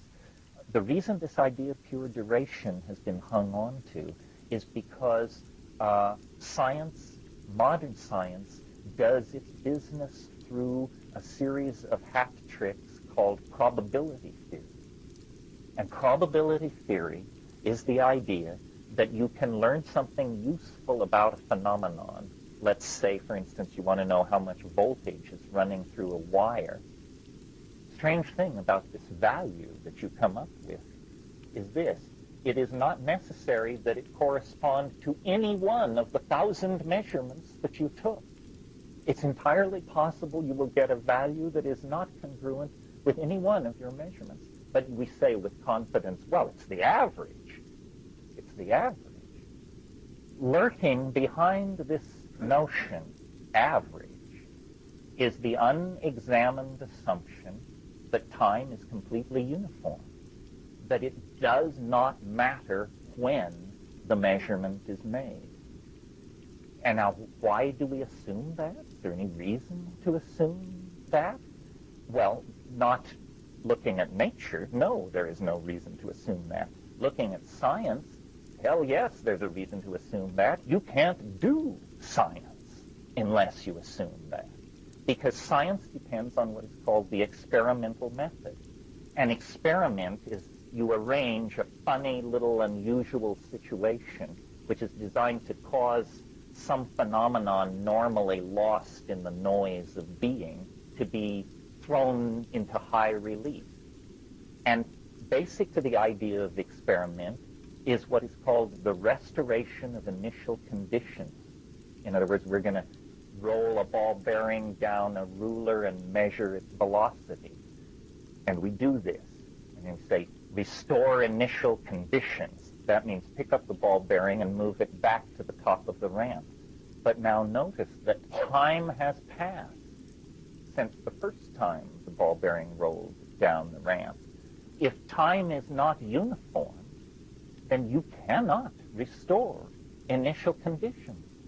If you cannot restore initial conditions, you cannot make sense of probabilistic data.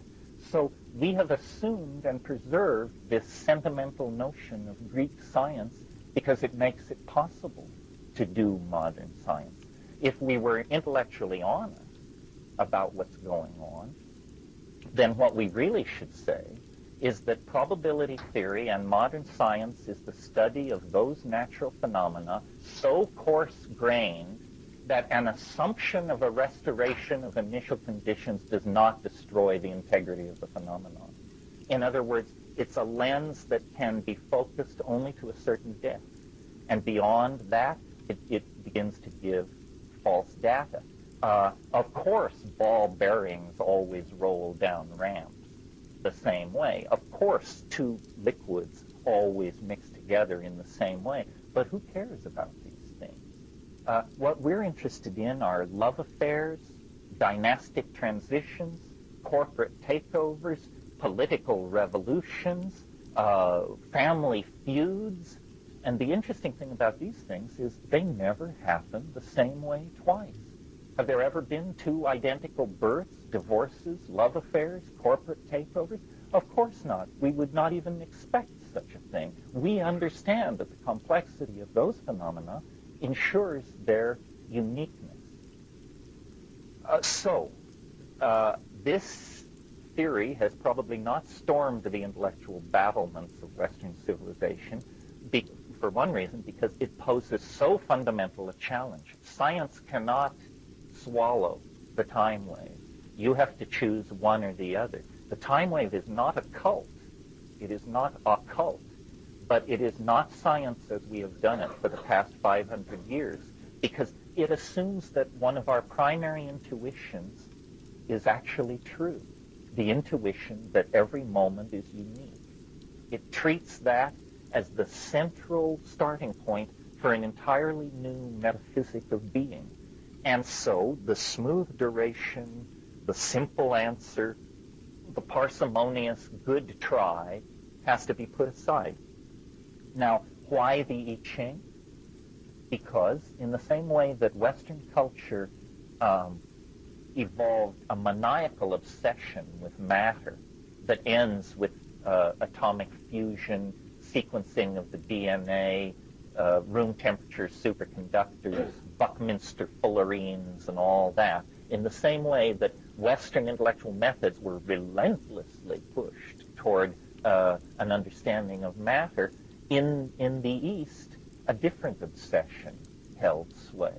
For cultural factors not needing to be discussed here, people were interested not in matter, but in time, the other great mystery given to us in this dimension, time. And if you're interested in time, you don't conquer time by building vast instrumentalities and seeking a primary particle and all that. The way you understand and investigate time is by moving inward into metabolism. The human body is a knot in time. It is a non-thermodynamic state of equilibrium maintained by the miracle of metabolism.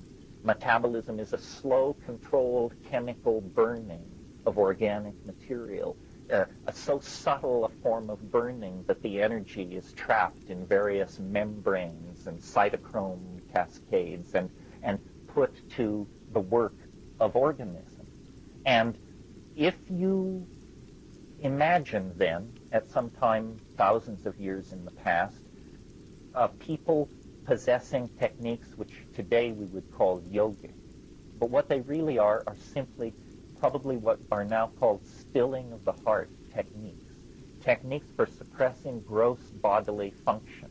In other words, noticeable breathing, noticeable heartbeat, noticeable pulse, techniques for stilling all this. It turns out that if this can be done, and it is persistently claimed that it can be done, as noise leaves the physiological circuits, the mind falls inward into a world of interiorized phenomena for which we have no language but the language of idiots, because this is not our cultural obsession. So we say, well, it's a dream, it's hallucination, it's who knows, let's see what's going on with the 11 o'clock news.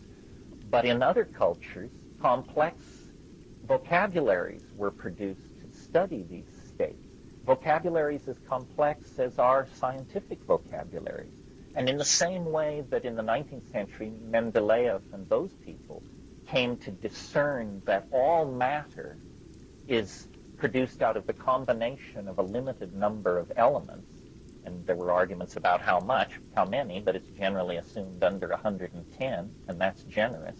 Out of 110 basic elements, the entire world of material phenomenon emerges.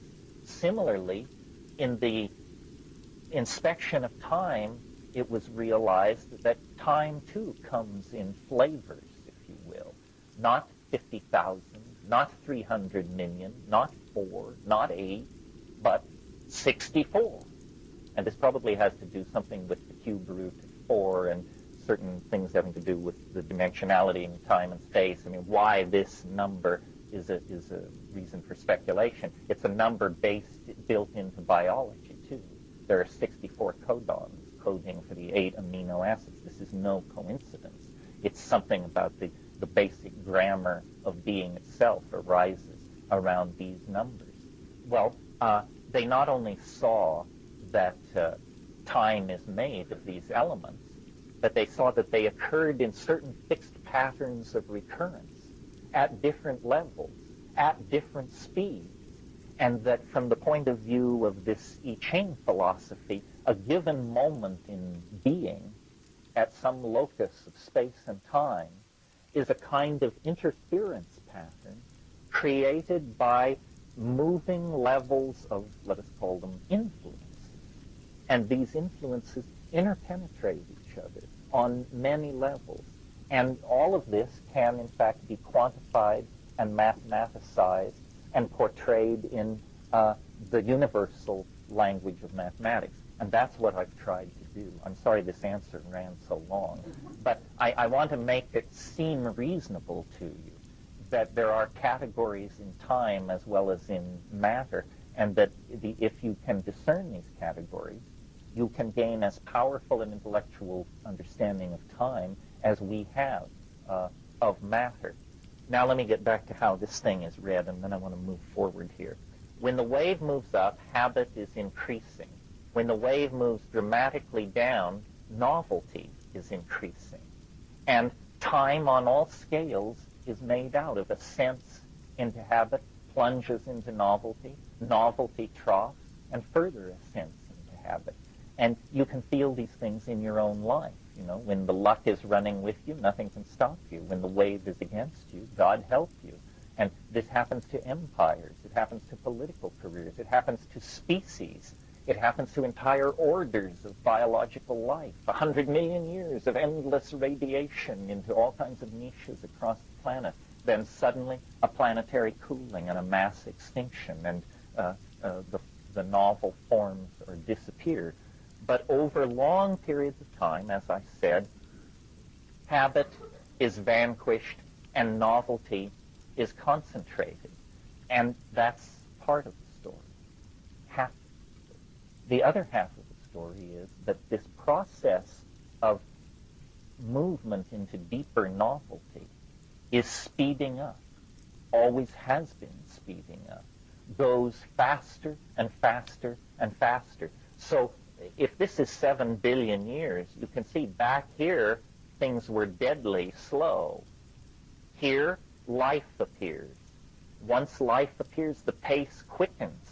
Once life leaves the ocean, at this scale, the thing is practically a direct descent into novelty. Though when we blow this up, as we can do, we will see that what looks here like a smooth, straight shot into the lap of God turns out to be, the old rugged path that we've followed for a long, long time. Every theory has a hard swallow. The hard swallow in ordinary science is the Big Bang. Notice that it's the limit test for credulity. If you can believe that the entire universe sprang from nothing in a single instant for no reason, well, what would you resist as a hypothesis? It's the limit case for improbability, as far as I can tell. And nevertheless, science says, give us one free miracle, and we can then go from there and never ask the favor again. So apparently you get one free miracle in your system building. I prefer to locate my miracle at the end. And you may say, well, is that just arbitrary? Why December 21st, 2012? Well, obviously, if the theory has any utility, if this idea of habit and novelty has any instructive value at all, then we should find novel events clustered in these troughs, and we should find periods of constipated recidivism on these upsweeps. So now we have two data fields with which to play. We have the formal and mathematically defined and utterly inflexible wave, and we have the vicissitudes of natural and human history. On the natural history level, asteroid impacts, glaciations, extinctions, fluctuations in incidental incoming solar energy, cooling of the oceans, enormous volcanic eruptions, this sort of thing. In the human world, wars, revolutions, technological innovations, migrations of people, introductions of new technologies. And so the idea then is to take the mathematically defined wave and the admittedly messy data of natural and human history and seek a best fit between them. And when you impartially get them lined up so that it seems that most major episodes of novelty that historians or people who care about these things agree on, and most low points in the wave line up with each other, then you simply go to the end of the wave and look at the end point, and it kicks out a date. And I did this, and I will show you my correlations. As a big picture, I think this is pretty accurate to how most educated historians would view what has gone on this planet in the last 6,000 years. It's telling us that 4,500 BC, a descent into novelty is underway, and it didn't start very far back here. Quite a steep descent into novelty. And in fact, what we find here is Sumer, Ur, Chaldea, Babylon, Egypt. And so a series of civilizations, each leaping beyond the accomplishments of the other until we reach the pyramid building phase of Egypt, the Old Kingdom. And then right down here, there's a kind of novelty trough. Egyptian civilization rages across here, and in fact, it does fulfill the intuition of theosophists and other people that Egypt achieved something that was not surpassed in novelty until early Roman times. In other words, clear all this happens, but you don't get this level of novelty till you get over here to about 220 BC.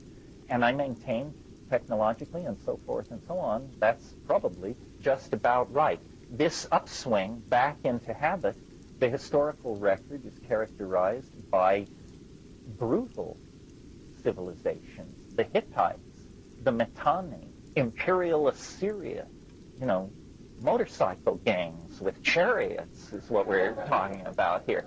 If we were to blow this up, we would see that there were some interesting plunges into novelty, phonetic alphabets, expansion of Phoenician trade routes, and so forth and so on.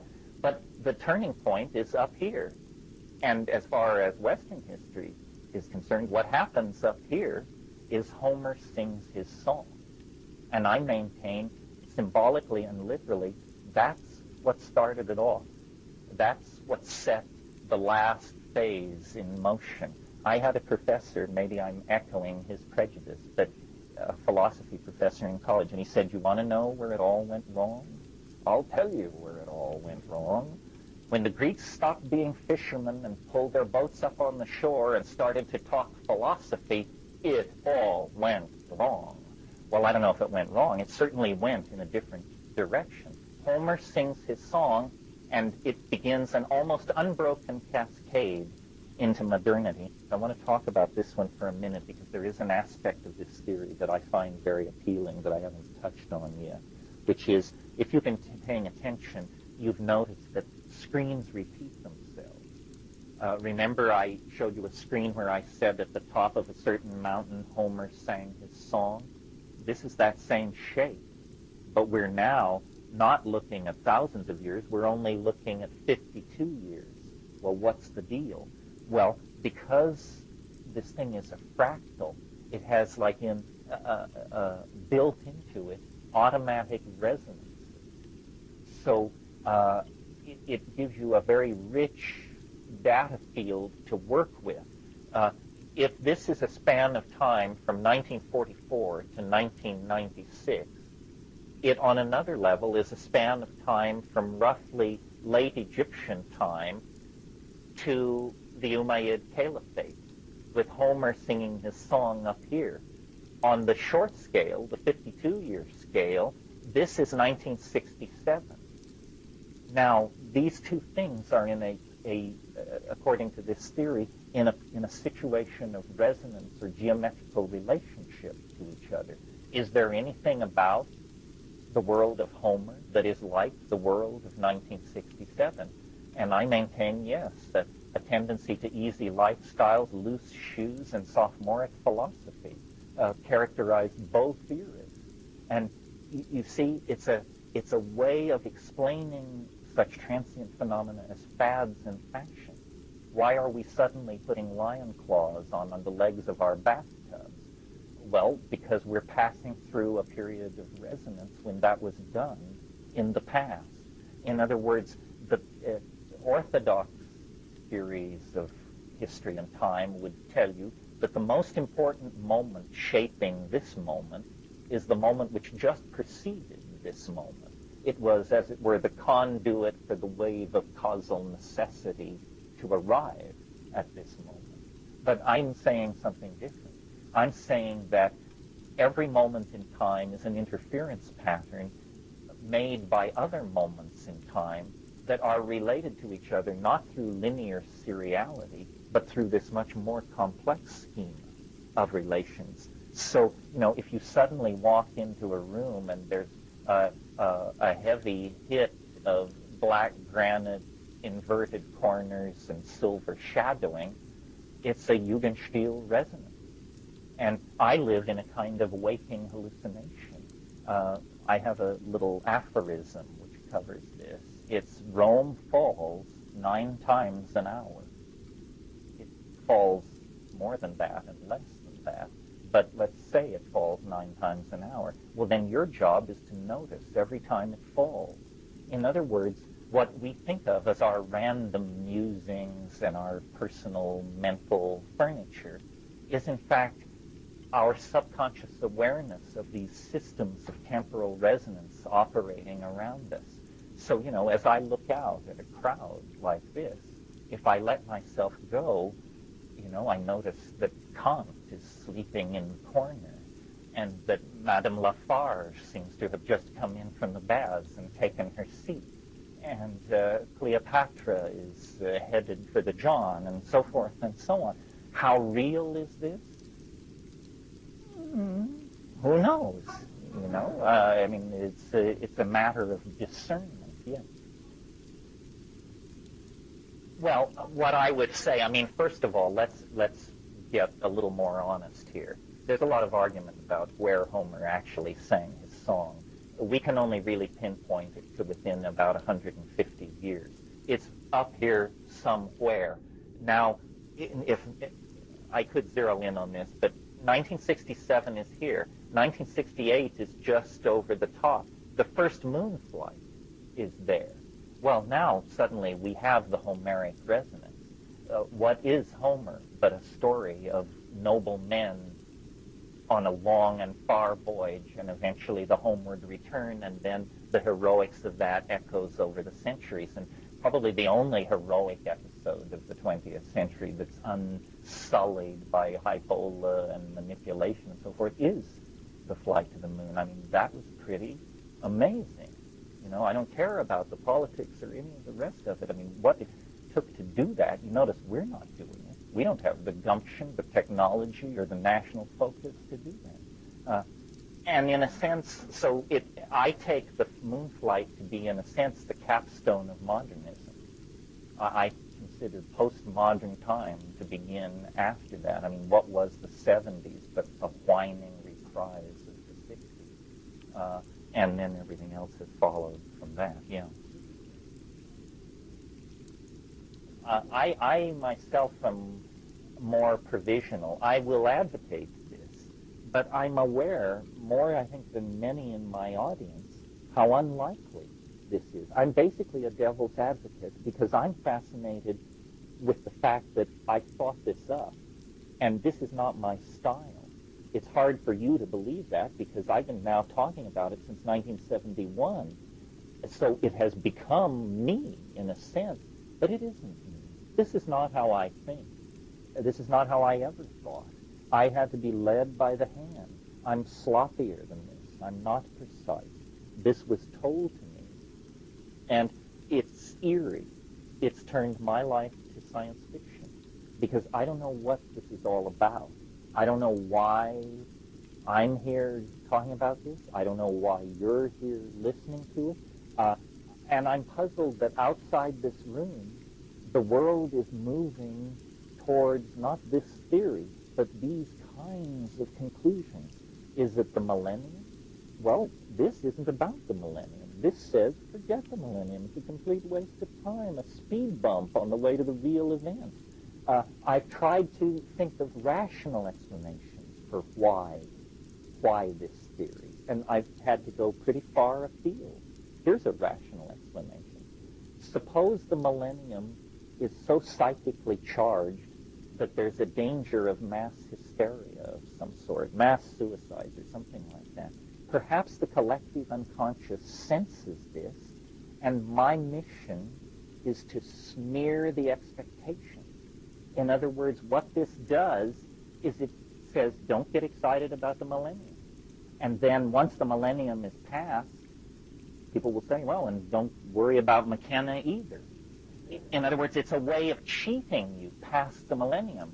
If there weren't people running around saying 2012, 2010, 28, 26, 2004, there would be so much energy concentrated on the millennium that there might be various forms of mass hysteria. I mean, I don't know, but it's a more reasonable explanation than that the secret of universal temporal architectonics has been handed over to an Irishman by a mushroom for the edification of mankind.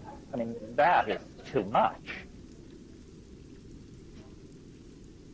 I'm amazed that, because you see, it's so precise.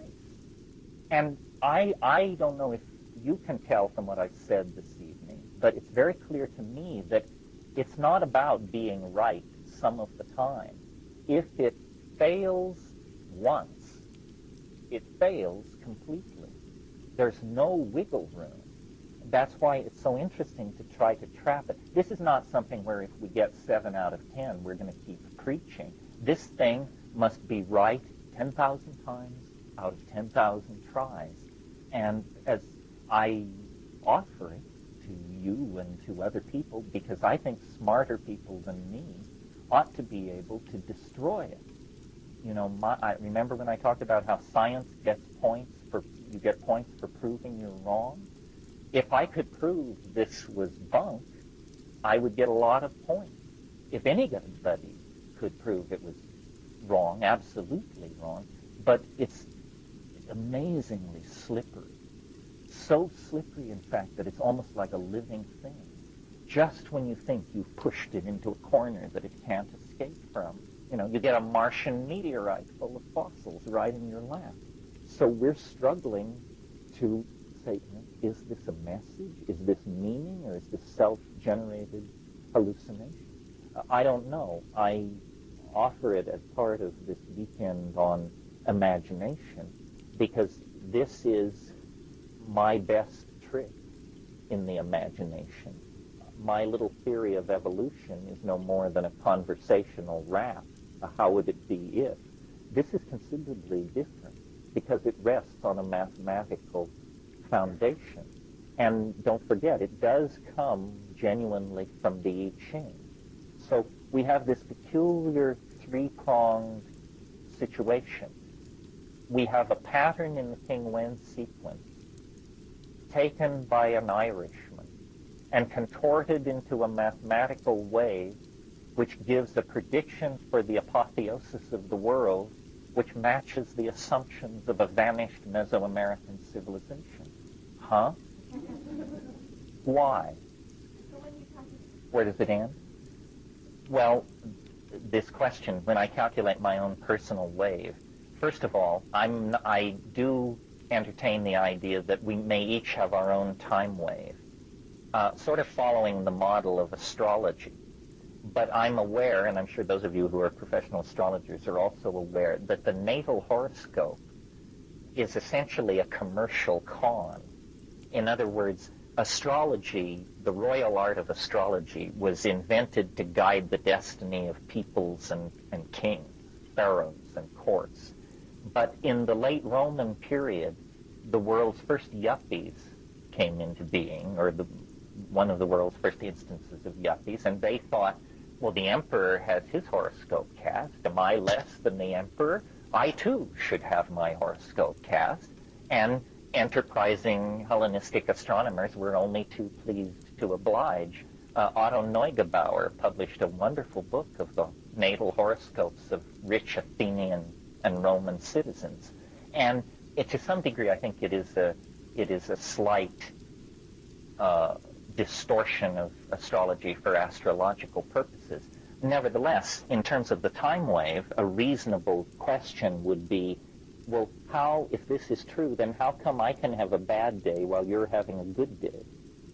In other words, if novelty ebbs and flows according to this schedule, shouldn't we all be having good days and bad days together? And obviously we don't. So what then must be happening is that we are on different places in the wave system. And then, if that's true, then in a sense, this huge wave could be thought of as the summation of all the little waves which comprise it. It's perfectly obvious. Let's say this were a huge scale of time, several thousand years. Well, then this might be a period of time as long as an entire lifetime. But not everybody alive in the world at that time would experience their life as an uninterrupted plunge into novelty. No. So a large percentage of people might. There is this phenomenon of the zeitgeist, and to the degree that we participate in our time, our life is in concert with the larger wave. This wave has durations of cycles in it, and one of the cycles, the cycle we're living through now, stretches from 1945 to 2012. It actually stretches from the Hiroshima bomb blast to the winter solstice of 2012. Well, I was born 18 months after that event. So if I have a personal time wave, it will end 18 months after the end of this wave. How can that be when this wave seems to dictate the end of all lesser waves? Another mystery to be unraveled by traversing the territory. Yeah. Well, I don't know what the time wave is portraying. I mean, in other words, novelty, how is it transmitted? How is it detectable? Can we build a meter other than this time wave? Could we build a parallel technology which would confirm the existence of this thing? What can you do with novelty? The electromagnetic field, it turned out, you can transmit information, light cities, smelt metal, if you know how to do the trick. What you could do with this, I'm not sure. You see, if the last cycle from 1945 to 2012 is real, then in a sense, all larger cycles are compacted into it. In a sense, from 1945 to 2012, we're reliving the entire history of the world. If that's true, then we have reached roughly 1000 AD. That means that between now and 2012, we must traverse I don't even have the words for it, a domain of cultural change equivalent to the domain we traversed between 1000 AD and the present. In other words, slightly more than 1,000 years of resonances have to be compacted into the next 16 years. Consequently, there's this feeling of things moving faster and faster. In a universe which was actually built on this kind of architecture, imagine this, a universe that actually had this kind of closure, where it was a series of, where each time cycle was 1/64th the size of the one that preceded it. Before a universe of that structure reached the domain of Planck's constant, 6.55 times 10 to the minus 25 erg seconds, it would undergo half of its unfolding into existence in the last hour and 35 minutes before the crunch. In other words, if this is the kind of universe that we're living in, half of the unfoldment into novelty will occur in the last day of the existence. That's how huge these rates of acceleration are. So when people ask the question, what will happen in 2012, they're asking you to see around the corner 9 times. It can't be done. Language fails. Apparently, as far as I can tell, what will happen as novelty asymptotically increases in the final months, hours, minutes, milliseconds, is boundaries will dissolve. All boundaries. They're already dissolving. We see the nation state dissolving, but wait till the atomic field dissolves. Everything is apparently crunching together in some kind of meltdown. It's the equivalent of a black hole, but it's not a gravitational collapse. It's a novelty collapse. We are collapsing into a black hole of novelty. And I've tried to imagine how could this happen? What could happen without God's direct intervention? A, and B, fleets of extraterrestrial starships appearing over every city on the planet. In other words, is there anything that we could self-generate that would fulfill this kind of a scenario? And it turns out I found at least one answer, which is time travel. If, in fact, what happens in 2012 is that we begin the conquest of this previously unscratched dimension called time, then it is perfectly reasonable that a linear depiction of the ebb and flow of novelty would stop at a certain point, because once time becomes nonlinear, you can't portray it on a Cartesian graph anymore. You need a higher dimensional matrix. It starts coming at you out of the screen. The novelty overflows the dimensional container you've built for it. Interestingly, when I had this idea 15 years ago, there was no idea in greater contempt in the scientific journals. I mean, time travel, ha, ha, ha, the grandfather paradox, this and that and the other thing. Now it's a perfectly respectable thing to discuss. There are schemes for time travel on the books that would work. It would require some godlike technology. I mean, in other words, you have to be able to spin a cylinder that is the size of Jupiter, 9/10 the speed of light. But if you can spin such a cylinder at such a speed and travel along its horizontal axis, you will, in fact, be moved backward through time. Everybody agrees on this. They just say you can't do it. Well, hell, where have we heard that before? We can't do it. But yes, if you can think of it, you can do it. And if there's a crude, brute force way to do it, then there's a subtle, tricky, easy way to do it that comes along a little bit later. I mean, the vacuum tube was not the end of that line of development. And what we're talking about here is a vacuum tube version of a time machine. And a time machine may not be what we think it is. You know, the future is not like the past, except that it hasn't happened. If you were to suddenly find yourself in the future, it's a vector storm of unrealized possibilities.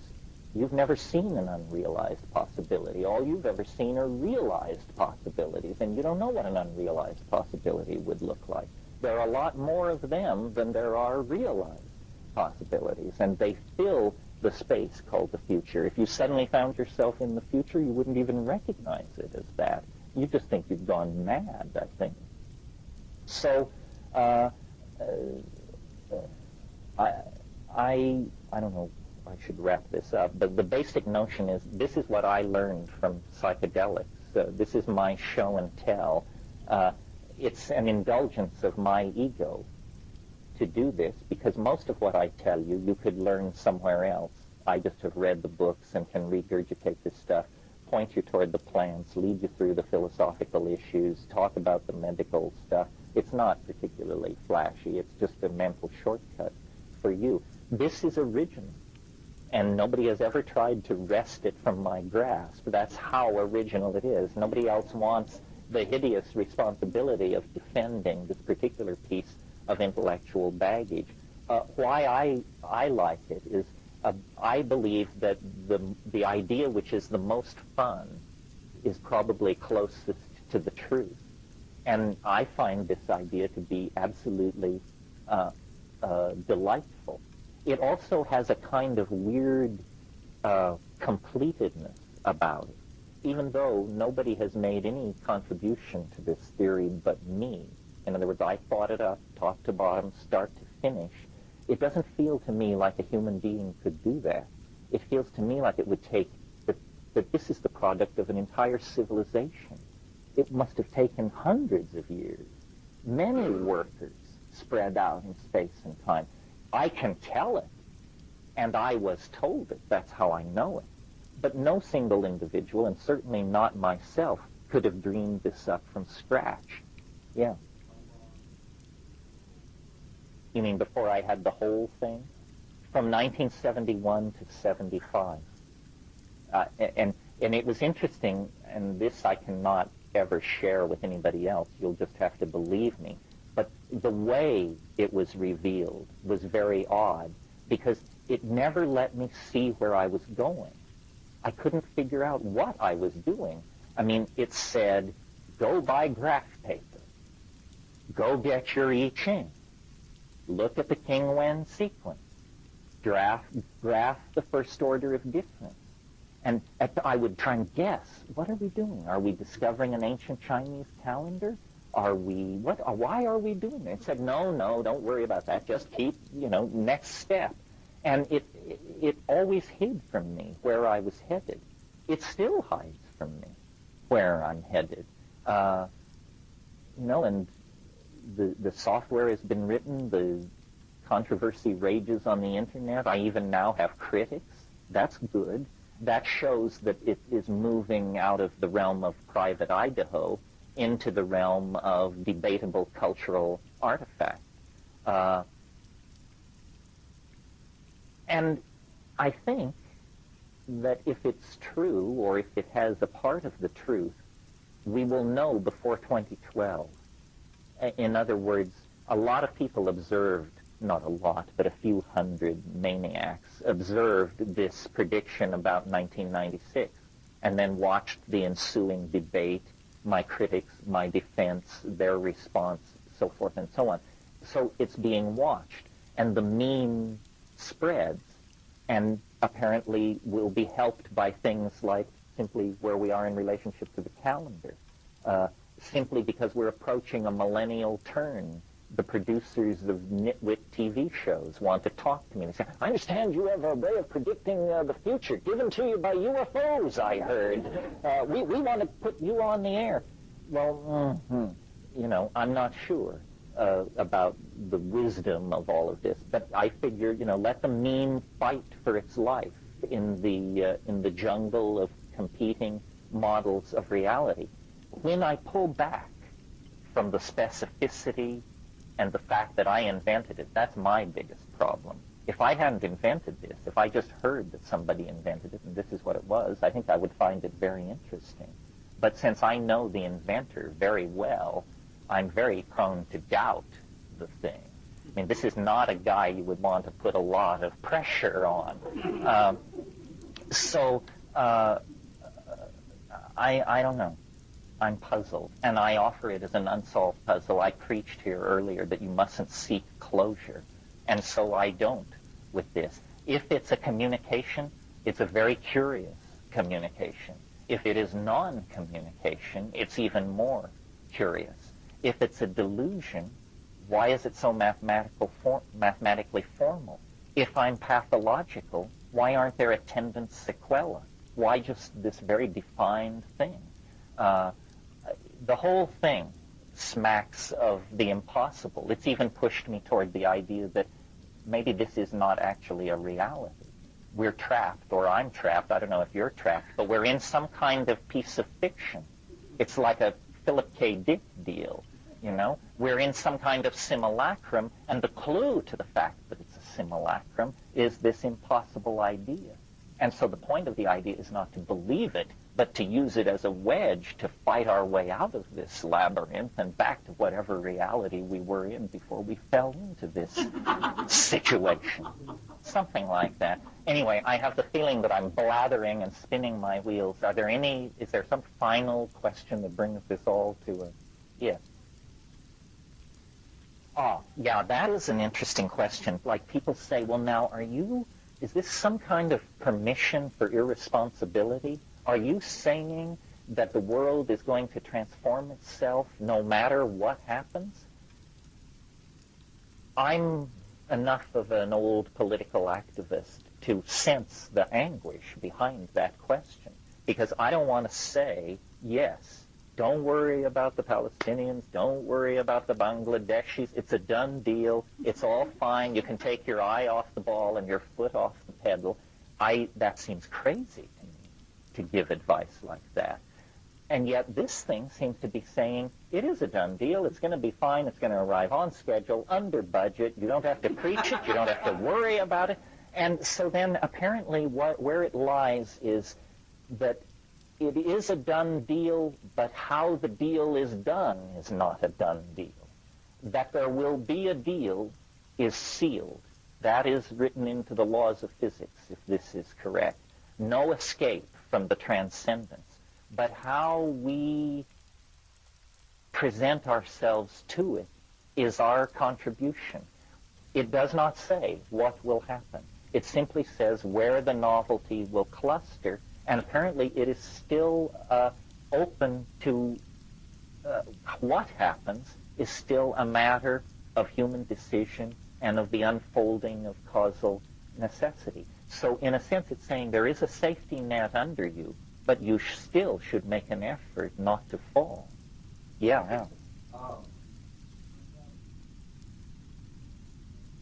I hear what you're saying. Yes, a strange thing about the Mayan calendar is it begins in, I believe, 3135 BC, and it ends in 2012. The Mayan civilization began, as far as anybody can tell, around 300 BC and was a done deal by 790 AD. So here was a culture that lived by a calendar that seemed to have no relationship to its own cultural origins or ends.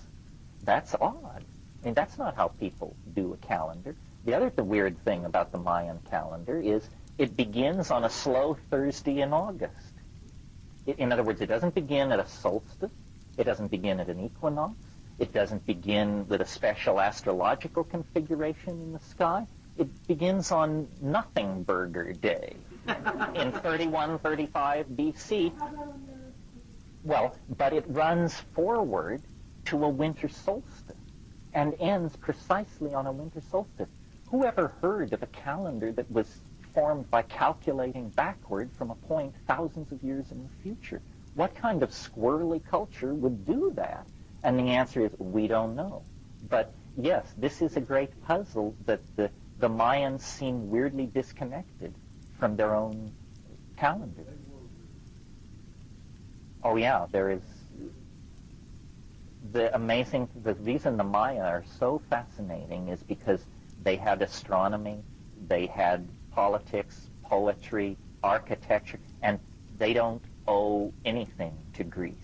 or Egypt, or Sumeria, or Babylon, or Ur, or Chaldea. They thought it up themselves. They did it themselves. They met problem after problem after problem and solved them in astonishingly unique ways. And, you know, it's just a matter of cultural accident. When Cortez sailed into the Bay of Campeche, the difference between medieval Spanish civilization and the civilization of the Aztecs in terms of technological level and understanding, they were practically on a par. I mean, the Spanish had no antibiotics, they had no advanced weaponry, no advanced communication, they had better ships, but had the voyage not been done that way, 150 years later, the Aztecs might have landed on the coast of Spain and claimed it for Montezuma's successor. That's how nearly in parallel they were. But then, of course, the bifurcation was tremendous. One civilization wiped out, and the other, through the looting of the former, finances its way into modern science, and 500 years later we have atom bombs and antibiotics and DNA sequencing. Anyway, that's it for this evening. Thank you for your attention and your indulgence. I'm very grateful to you. Well, first of all, let me say I don't know, but then here's what I think. The model that I've always carried in my head is of a target, like a bullseye. And at the center of the bullseye is the dimethyltryptamine high-dose experience, which, you know, even though I spent my whole career raving about how strange it is, I always hit low. I mean, it is beyond description. Language fails. Your language, my language, everybody's language. And as you move out from that, maybe the next circle out is high-dose ayahuasca followed by high-dose psilocybin, or maybe those two are reversed. And then further out, LSD. And then further out, things like 2CB. And then yet further out, things like ecstasy. And what's leaving the picture are, first of all, intense three-dimensional hallucinations, then intense two-dimensional hallucinations, and the more exotic transformations of the mental state. But I have the feeling that we're always aiming for the center of this mandala. Somebody else might have a different model of consciousness. Roland Fisher had a toroidal model and various states of arousal. But to my mind, if you raise the dose of any psychedelic, it becomes more and more like DMT. You have to take over 500 micrograms of LSD for it to be like DMT. Very few people these days do that much acid because it brings a lot of physical stuff with it. Ayahuasca at moderate doses is the classical hallucinogen of Amazonian shamanism that you've all read about. But double that dose, and it becomes indistinguishable from DMT. Same with psilocybin. If a 5-gram trip is a classic psilocybin trip, an 8-gram trip is like a DMT trip. So now some people are saying of alpha salvinorin that it's much stronger than DMT. It's much more frightening and bizarre. Just to save my sanity, I choose not to believe that. Because I've been saying for years, if there's something stronger than that, I don't want to know about it. Because that definitely pushed me as far as I wanted to go. My son, I think, has more experience with all of this than anybody else I know. And I said to him, where would you put it? And he said, it's almost as strong as DMT. And so it's sort of like that. But then over this set of values and comparisons I've just made, you have to overlay the fact that like your blue eyes, your height, your body weight, your intelligence, and everything else about you that makes you unique, your inherited allotment of drug synapses is unique. And this is why some people are sensitive to drugs, some people insensitive, some people extremely sensitive. And one of the things about exploring consciousness with substances is you have to sort of learn what works for you. you may have gotten the idea from hanging out with the wrong people that the way you explore drugs is by doing as many as possible and in as many combinations as possible. I couldn't do that. I have never done that, and I can't do that. My body just can't take it. If I want a more intense drug experience, I take more of one drug. But part of exploring this area is to learn what works for you. For example, the most dramatic and easy to understand example, I think, is cannabis.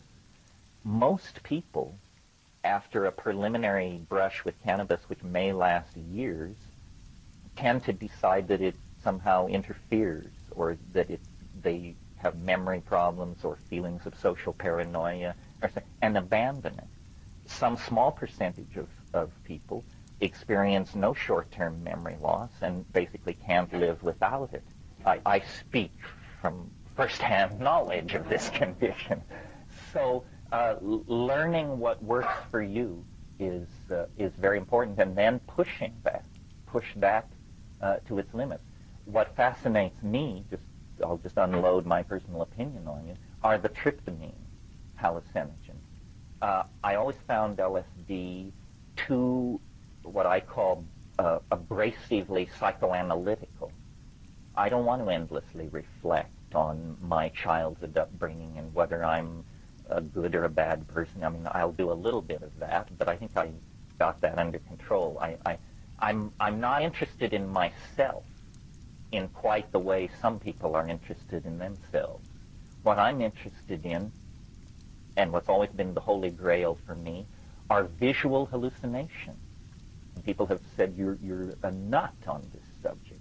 But the reason I'm so into visual hallucinations is because when I'm seeing something that I could not previously have even imagined, then I am completely convinced I'm in the presence of an other, because I couldn't think that up, and yet I'm looking at it. Low doses of psychedelics or moderate doses of psychedelics transform the quality of thought. You think faster, think deeper, think odder, think broader, but you need more for that to burst through into hallucination. And that always has fascinated me it's just, I guess, in my personality. I was thinking some months ago about the books that have really influenced me in my life, and, we try to make a respectable list that makes us seem profound. So, Moby Dick, Finnegan's Wake, Whitehead, say, okay, that's the public list. What are the real books? Well, Bartholomew Cubbins and the 500 Hats, that was a biggie. But a really important book for me was a little book that Aldous Huxley wrote almost as a throwaway. I'm sure he barely gave it a thought. It's a book called The Art of Seeing. And it basically, the message of this book can be given in one sentence. Pay attention to what your eyes are telling you. The eyes are it. And it's the visual thing that is so thrilling, so sexy, so infinitely deep. And in that book, Huxley tells you how to look at a painting by basically clear your mind, open your eyes, stand still. That's very important when viewing paintings. Stand still and let it come in. And then he gave advice. And, this is advice which I've seen acted out in both of my children. Incredibly simple advice in the world of child rearing and incredibly important. And the advice was, draw from nature. Literally, with a pencil. Draw things. Because drawing things forces you to look at them. And don't draw from pictures. If you want to draw a bowl of fruit, get a bowl of fruit. And then what you look at is you see how, you say, oh, I see, when an object is red, its shadows are not black, its shadows are deep pink. And when an object has this curvature, then it spreads light around itself like this. And as you learn to look, this is a very impersonal process. You're not thinking about your childhood traumas or any of that stuff. You're really getting into the world. And this is how the world can communicate back to you. The world is something to look at. And that attitude in the presence of psychedelics will throw open a cornucopia of riches to you. Did you want to say something? Oh, well, whenever I mean, cannabis is in a different category. I mix cannabis with air, with light, with being awake, with being asleep. There was a period in my life when I used to awaken at 3 a.m. in order to smoke because I couldn't go from 11:30 to 6 without it. I mean, granted, I was in Asia and the rules were different. No, I don't know what life is like without cannabis. I hear there is such a thing. But, no, what I mean is, I know people who say, well, we had a really far-out time Saturday night. We did 120 milliliters of ketamine and followed it with ecstasy a half hour later, and then we broke out the nitrous, and somebody had a little 5-MeO with them, and then I say, how was it? They say, far out. And I don't doubt it for a minute. I think I don't want to go any place that I can't find my way back to, because I might want to show somebody. And, it's sort of like the multi-body problem in mathematics. You can calculate every point in a system if there are only two bodies, but you only have to add a third before it becomes beyond calculation. And drug synergies are an absolutely unexplored area. You cannot go to the medical literature and find any papers on what happens when you combine LSD with 2CB. There isn't such a paper on this planet. So if you're going to do that, just know that nobody has ever been there before. And I don't mean intellectually, I mean physiologically. I don't know very much about the death of this writer who calls himself D.M. Turner, but he did die. And his book, his best-known book, is a book that I felt was completely irresponsible because it advocated these multiple synergistic drug doses. Stuff like I just said, 2CB plus ketamine plus nitrous plus E plus this plus that. That's not how I would do it. I say, single pure substances, and if you're unsatisfied with the experience, as Dr. Leary used to say, when in doubt, double the dose. But he didn't say, when in doubt, empty the medicine cabinet. Just double the dose, thank you. And Tim was a pretty reckless and wild-ass kind of guy, so if he took that position, I think we don't have to be ashamed to line up behind that. Yeah. Ketamine. It has a lot of enthusiasts. First thing, the most effective way to do it is by injection. Automatically, this raises flags of alarm for me. I just somewhere picked up the idea that banging things is a bad idea. But let's move past that, because it can be snorted. And anyway, ketamine is what's called a dissociative anesthetic. It is not an alkaloid. It is a veterinary anesthetic. In other words, if you have a racehorse and you need to wrap its tendon or work on it in some way, this is the drug of choice. I cannot deny that the experiences that I had, and I only had 5, were very, very interesting. I always did it in the presence of a physician, and I always did quite, as I understand it, quite high doses. In other words, I did around 140 milliliters. Milliliters. One of the things about ketamine is it's active over a huge range. Some people who roll it into their lifestyle tend to do small doses, like 40, 50, 60. When used as an anesthetic in pediatric surgery and stuff like that, 600 milliliters IV push. That would be like being hit by a freight train moving at 10 times the speed of sound. You would never know what hit you. It's a kind, for me, I'm just speaking subjectively, it was a sort of empty space. It was a light-filled space, and the metaphor that came to me was, it's like a new skyscraper, and they don't have any tenants.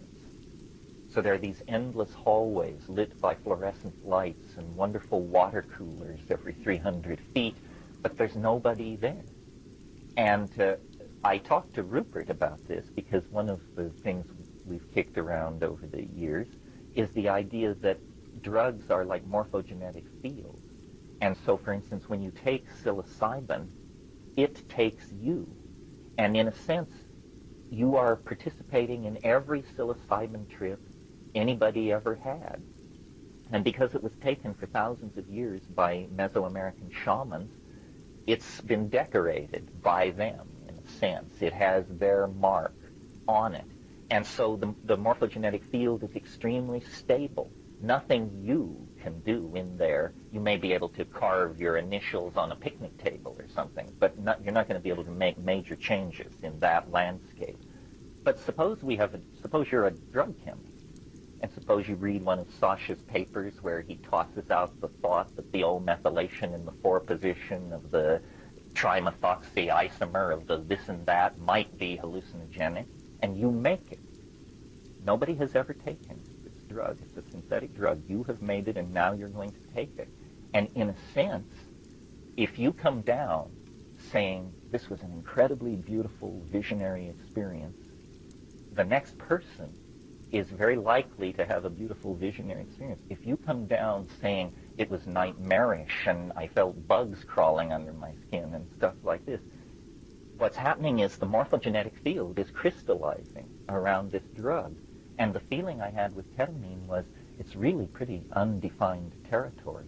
The one thing I learned from ketamine, and I have to give it credit for this, is I got so loaded on that stuff that I lost the concept loaded. And that's never happened to me before. I couldn't understand what was happening because I couldn't remember what being high is. And so here I am, and I sort of come into awareness, and I say, what is this? And then the answer is, who knows? Next question, who's asking? Answer, who knows? And so I just look at it for a while, and then suddenly, out of left field, this aha experience. I must be stoned. And then it's like everything crystallized. That's it! I'm a human being. I took a drug. I'm lying on the floor. This is a trip. He said, oh, this is a trip. Gotcha. Now I know what's happening. We're having a trip. Okay, let's have the trip. But until I got that sorted out, it was like the biggest, so I would not, I don't prefer it because part of my ethic, I guess you would say, is that you should be able to communicate your experience.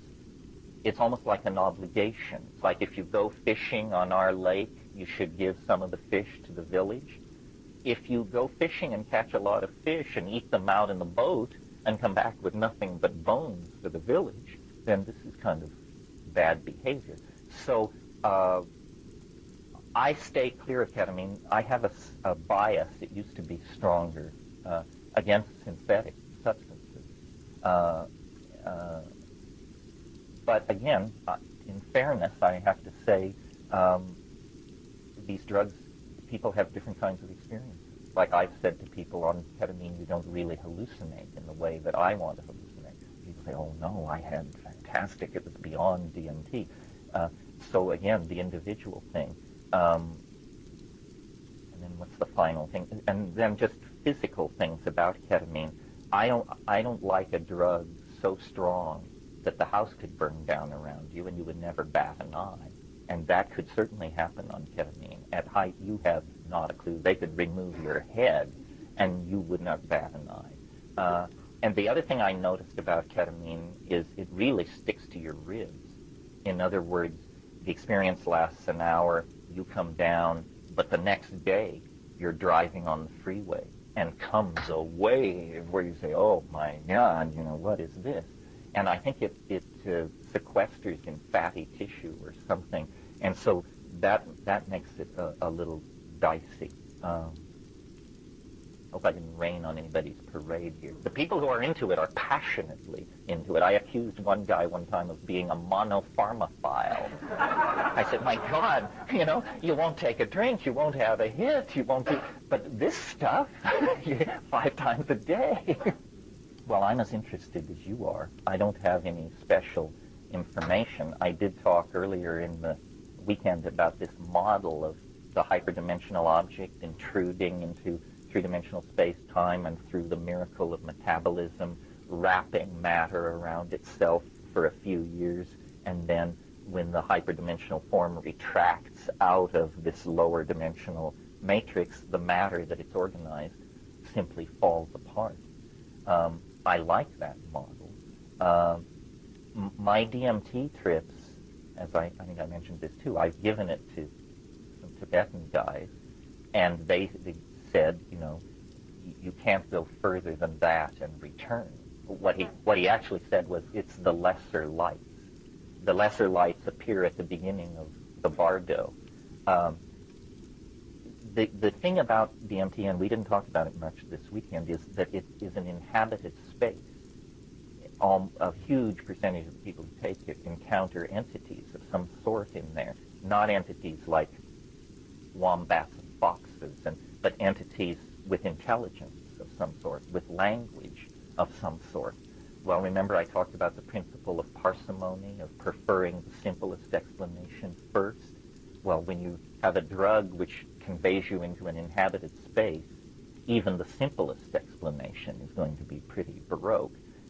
Some people, including myself, wanted to leap to the conclusion, well, these must be the aliens. We finally found their hive. It isn't under the Atlantic Trench. It isn't inside Mount Everest. They're hiding inside this organic molecule. But I think in service of the principle of parsimony, preferring the simplest explanation, these things must be human souls. It's easier for me to believe in the human soul than to believe in a colony of extraterrestrials camped inside an alkaloid. But it's not that easy for me to believe in human souls. But still, the feeling you have from these things is one of immense affection for humanity. That wouldn't come from a diplomatic mission from Zenebel Ganubi. This intense love, and so I dare to hope, having deconditioned myself from my Catholic childhood and gone through existentialism and all that, now I dare to hope that maybe there is some kind of existence beyond the grave. One of the funny feelings, there are a number of, how would you call it, thematic layers in the DMT experience, but one of the thematic layers is, weird as this place is that you burst into, it's somebody very strange worked very hard to produce a place that they thought would be reassuring to a human being. And the analogy, it's stronger than an analogy. The feeling that comes through is, this is like a maternity ward. It's as though you're being born. And these marvelous, self-transforming, Fabergé, crystalline 4D toys that they're handing out in this space may be, to them, nothing more than the equivalent of those extruded plastic geometric shapes that we hang on a string over a bassinet. And if you ask a child psychologist, why do we do this? They say, well, it coordinates the child's ability to see spatial and so forth and so on. It's very like that. You have been born into an alien world, and the only thing you can do is gape, basically gape in utter amazement. And everyone is surrounding you, and they're saying, welcome, it's okay, be happy. Well, then if it is like a maternity ward, then one can know as much about whatever universe that is as one could deduce about this universe from looking at the 4 walls of a maternity ward in a small hospital in, say, Salinas. In other words, if you were to actually die rather than smoke DMT, then if we follow this model, then you would be in that place, but there would be no going back to this world after 5 minutes. Instead, there would be the next 5 minutes in that place, followed by the next 5 minutes. And I can tell within hours you would be beyond the reach of all human anything you have ever called humanness or thought of. In other words, this isn't a world where one comes back and whispers in the ears of people and bangs doors in the middle of the night. It appears like once out of the body, this incredibly enfolded and compacted field called the soul begins to unfold into its death rite, I suppose you could say.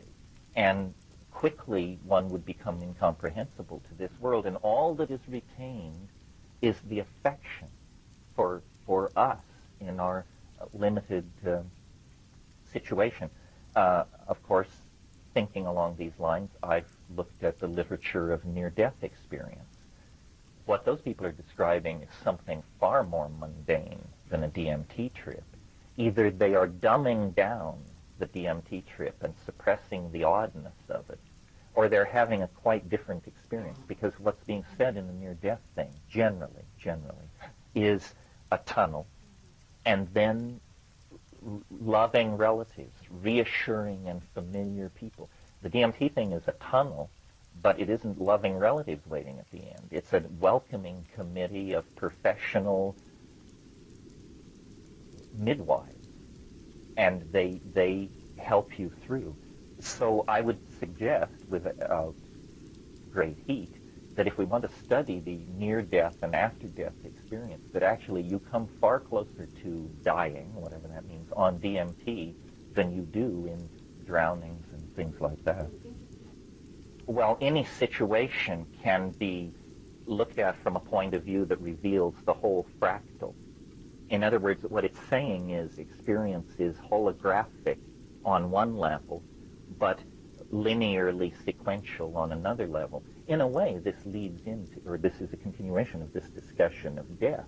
Because if we leave off the historical modeling and turn toward the modeling of an individual life with the time wave, then again, there is a message of hope. It says the most novel and amazing thing that will ever happen to you is the last thing that will ever happen to you. And I would like to believe that. I would like to believe that we gather our experience, we become wiser, we meet people, life becomes more novel, we have children, they have children, we have success, we have failure.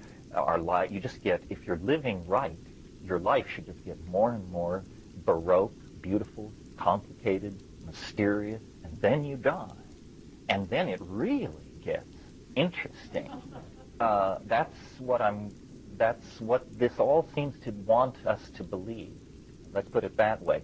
This is definitely, and then people say, well, then if the world is fractal, then is it not true that the evolution of an individual could be extrapolated to be the evolution of the whole system? And then that leads to the mildly unsettling possibility that what this great transition we're moving toward is not T1 for everybody, but B1 for everybody. In other words, death. Death is the thing that really stirs us. We don't know what it is. We don't know whether we're supposed to flee from it or race toward it. And people say, well, then is it possible that, just to take the date 2012 as a marker, is it possible that everyone would die? It's possible. I've looked a lot at asteroid impactors because the people who study these things know that this is not an act of God or a miracle, but this happens. It has happened. It will happen. And it happens on different scales, from things like meteor crater in Arizona 50,000 years ago. Everything within 800 miles of that impact died instantly 50,000 years ago. But 65 million years ago, an object the size of Manhattan impacted in the Gulf of Campeche, and nothing on this planet larger than a chicken walked away from that. Well, now, if you talk about ecological disaster, there's never been one like that in the history of the planet. Thousands, tens of thousands of species died. Entire orders of animals were wiped out. The continents were rearranged. But guess what? The flowering plants, of which we are so fond, and our own dear selves, of which we are even more fond, would never have had a chance to insinuate themselves into the evolutionary life of this planet had there not been that clearing out of the reptilian climax. So then you look at this and say, well, was this the greatest mass extinction in history, or the greatest leap forward for biology in the history of the planet? And the answer is, it was both. Out of enormous death comes an enormous surge in the domain of organic novelty.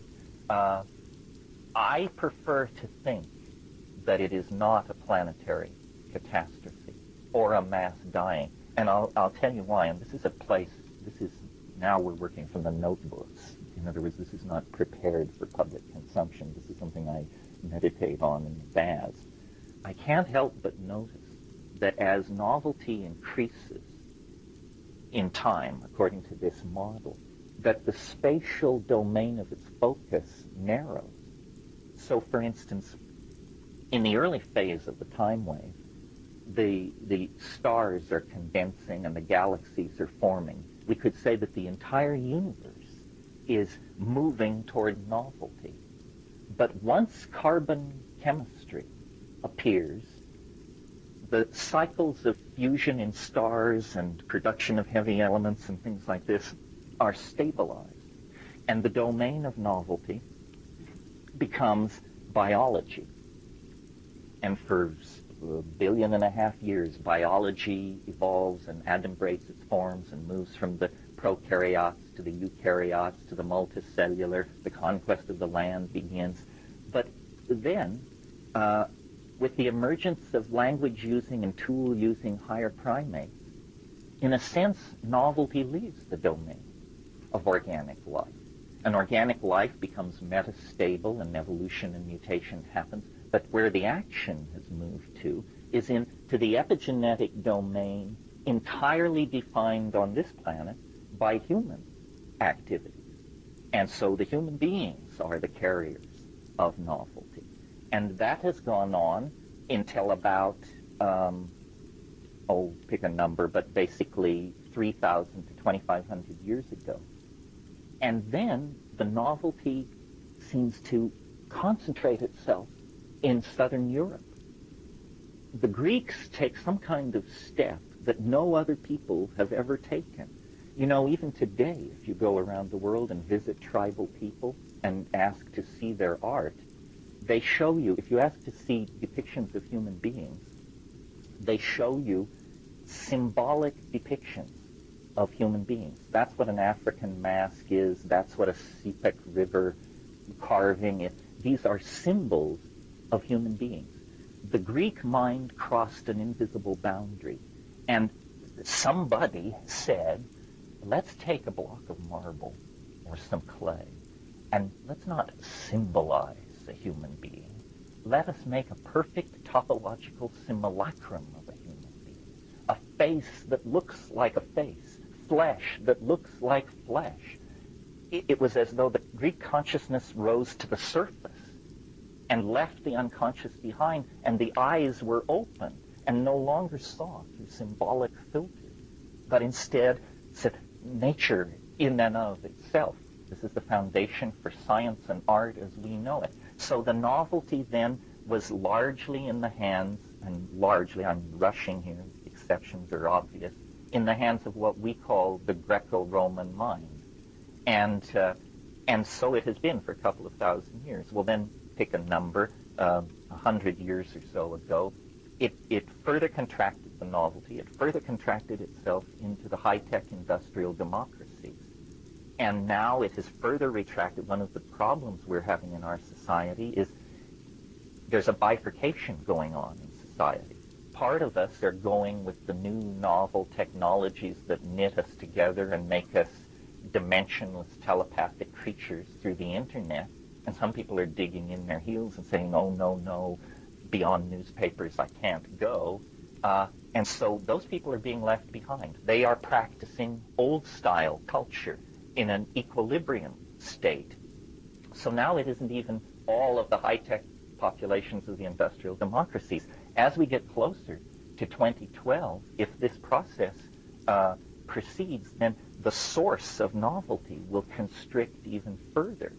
And I guess it may eventually come down to one or two people or a group of people, and maybe those people will make a machine, and then the machine will be the source of the novelty, and all of us will be put out to the pasture of equilibrium and maintain the rest of the world as it was, but the novelty will have focused to some kind of incredibly intense point.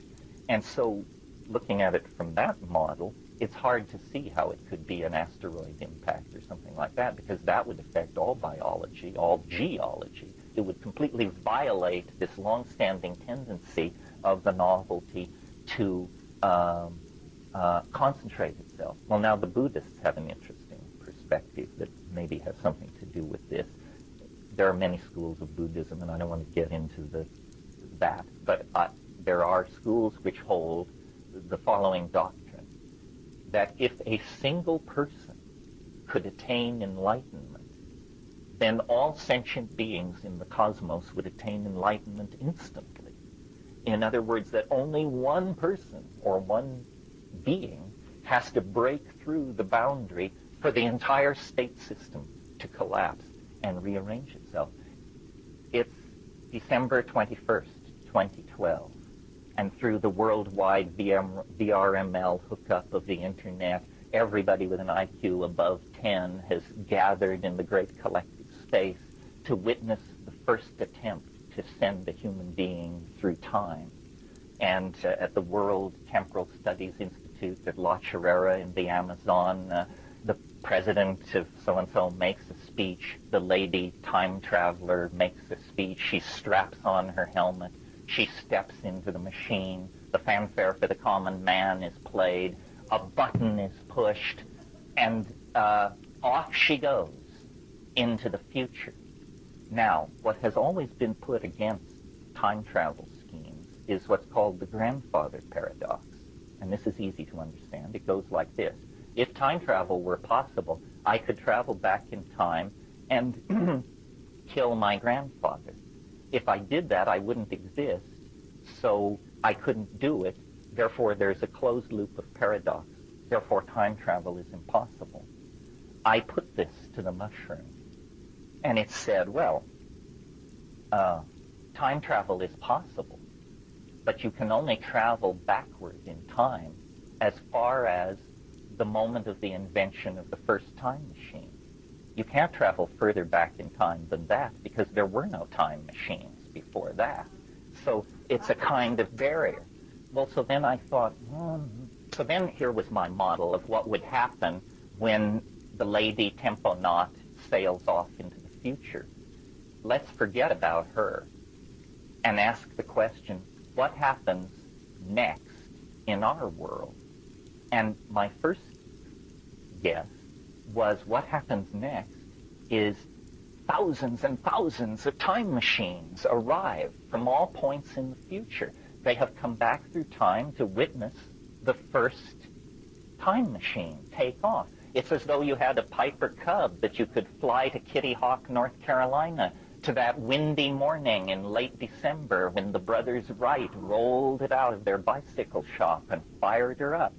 And then I said, well, but wait a minute. We haven't dealt with the grandfather paradox. One of these time machines from the distant future, on its way to the first time flight, could stop off and kill the grandfather of the driver of that time machine, and we haven't gotten anywhere at all. So then I produced a slightly more complicated model, but it works. And so here's what it is. It's that because the future is not what we think it is, well, here's a metaphor which makes it more clear. In this world that we're living in right now, we have people such as Bill Gates and his research and development teams, and we have people such as the upriver people in England that I spend time with, bare-ass people living at a very minimal cultural level. Gates and his people and this Amazon tribe occupy the same planet and the same moment in history. But who is influencing who? Very few people in the world are taking up the Amazonian lifestyle or point of view. Millions and millions of people are going Gates' direction, and more will. So what I concluded from that is that advanced states of culture tend to squeeze out or mitigate less advanced states of culture. Now let's return to the time flight. What happens when the lady at Temponaut goes into the future is not that time machines arrive from all over the future. What happens is that the entire rest of the history of the universe happens instantly. In other words, a future, evolutionary developments, conquest of the galaxy, vast technologies that allow starflight and wormhole travel and all that, the fruits of all that are delivered instantly to our doorstep in 2012. I call it the God whistle model. In other words, we end the whole thing. We collapse the state vector, and everything goes into a state of novelty. And what happens then, I think, is the universe becomes entirely made of light. This is a sort of the cherry on the cake. You know that there is something in physics called the principle of parity. This is that particles can appear out of nothingness as long as they appear in pairs, such that after a certain period of time, the two pairs are not the two portions, the members of the pair encounter and annihilate each other. When this happens, physicists say parity is conserved. Now, it's known in quantum physics that there is a phenomenon called vacuum fluctuation. Vacuum fluctuation is a situation where in absolutely empty space, suddenly out of the quantum subspace, particles jump into existence. They follow trajectories, they encounter each other, they annihilate each other, parity is conserved, and so it's okay. It's okay.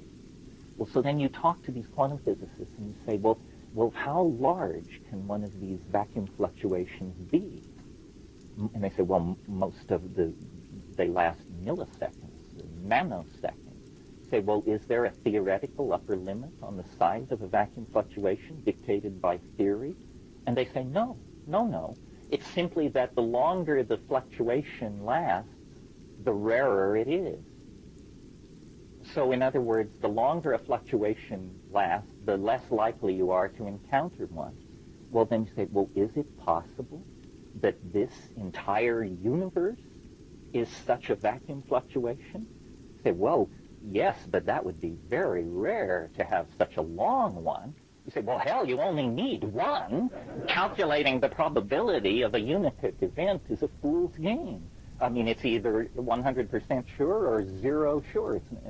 So here is a model, and I took this from the Swedish physicist Hans Alfvén, who hasn't gotten enough credit, but he's really a very interesting thinker. Imagine that the universe is this kind of vacuum fluctuation, a 17 billion year long vacuum fluctuation. Well, what it means then is that at the Big Bang, not one universe was born, but two. And they sailed off into superspaces and have no connectivity with each other, or they have Bell non-local connectivity or something. But anyway, they are distinctly separate. But they are, unbeknown to each other, on a collision course with each other. Parity must be conserved eventually. And a model like this holds open the possibility of the instantaneous transformation of the entire cosmos, because the collision of these two universes would not occur in three-dimensional space. It would occur in a higher dimensional space. So this cosmological model holds out the possibility that all matter in the universe could be instantaneously canceled in this encounter with the antimatter twin that was born at the beginning of the cosmos. Okay, if you're still following, we're almost to pay dirt. Every particle known to physics possesses an antiparticle, which is locked into this parity-conserving thing I've laid out for you, with one exception, one astonishing and amazing exception. The photon has no antiparticle. There is no antiphoton. So this universe that is on a collision course with itself in hyperspace, at the moment of the conservation of parity, all matter vanishes. And what is left is a universe made entirely of light. And we have no model, or I have no model, for a universe made of light. There would be no gravity, because gravity is a property of matter. Such a universe could be modeled. And then the question is, well, then what would happen to forms? What would happen to your body, my body, this planet? The answer is, no one can know. But it is very interesting that the esoteric traditions of nearly every religion talk about light a great deal, talk about ascent to the light, cultivation of the light, the after-death vehicle as a thing made of light. So I just put this out here because it occurred to me. My imagination, in an effort to make the assumptions of novelty theory congruent with the known laws of physics, I discovered, this sounds like wild hair stuff, but no violation of the known laws of physics is involved in this scenario. So perhaps what enlightenment is it happens to an entire universe when it drops its matter and antimatter out of its structure, and it becomes entirely made of light. That would certainly fulfill the novelty theory. Anyway, that's enough of that malarkey. Well, you see, the way the novelty theory is structured is you have this wave, and it is iterated on different scales. And iteration, if you have a given level, let's call it A, above A is a larger level that is A times 64. Below A is a smaller level that is 1/64th of A. And wherever you are in the hierarchy, this is true. Levels above, 64 times larger. Levels below, 64 times smaller.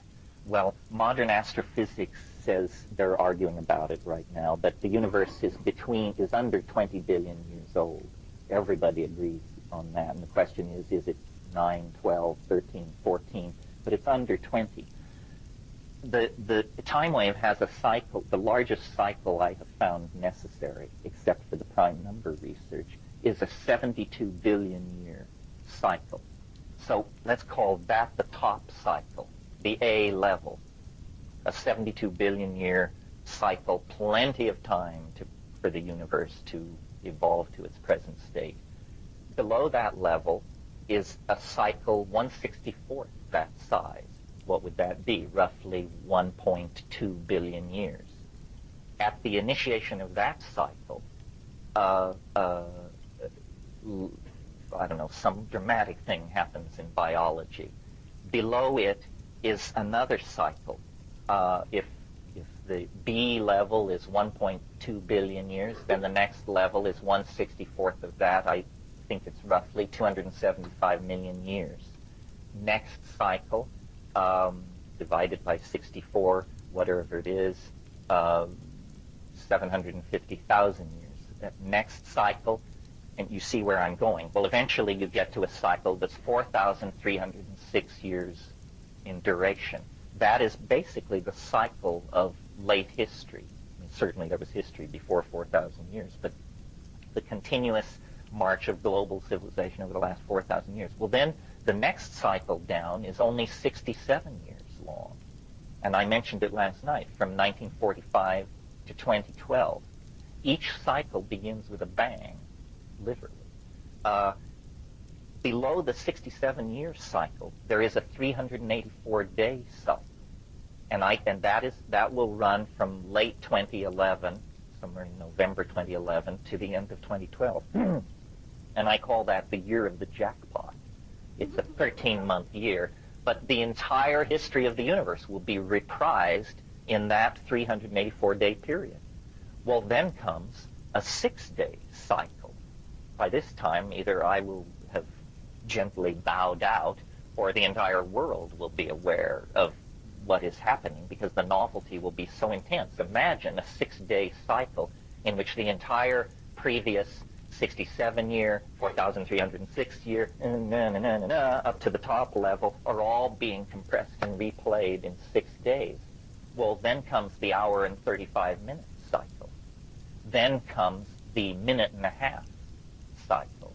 then comes the 1.3 second cycle. Now, at that point, 1.3 seconds, if we assume that the cycles cannot be iterated beyond the level of Planck's constant, which is 6.55 times 10 to the minus 23rd erg seconds, the way for you to think of that is as a jiffy.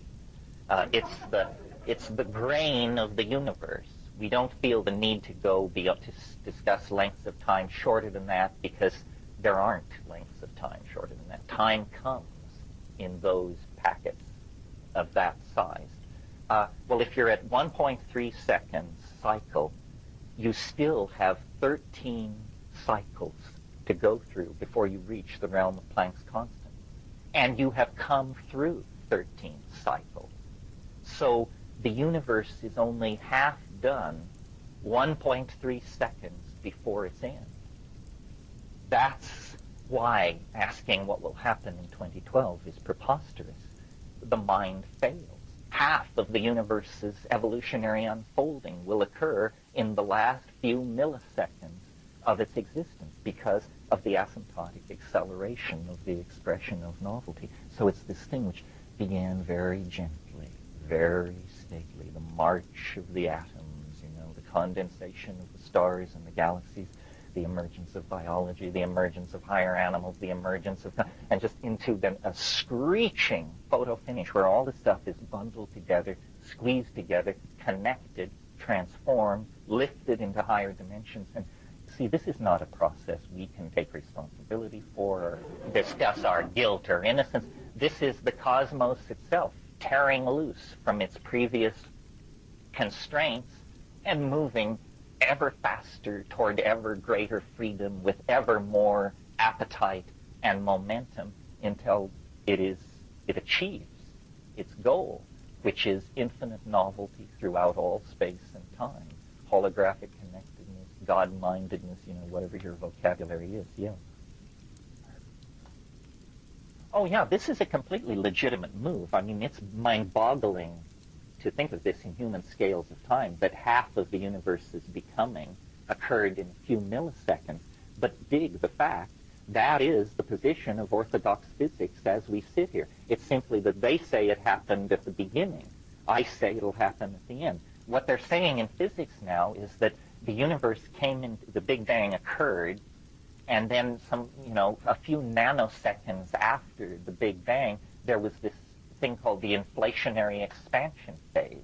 It lasted a few nanoseconds, and in those few nanoseconds, the universe became tens of orders of magnitude larger than it was. So it's a legitimate move in physics, however counterintuitive it may seem on the human scale, yeah. Well, the problem with the many worlds theory is it violates the principle of parsimony. In other words, that is not the simplest explanation. Do you all know what this is? It's the idea that whenever a process in the universe encounters a bifurcation point, that it goes both ways. In other words, and so the multiplication of possibilities in a situation like that is staggering, and I just don't feel the need for it. If I understood Wheeler's mathematics better, I might, but that theory has been around since the middle 70s, and he has a very respected position at Princeton, but he doesn't seem to be able to sway his colleagues, which doesn't mean he's wrong. I'm just saying it's a bit baroque for my taste. Well, once beyond the 0 point,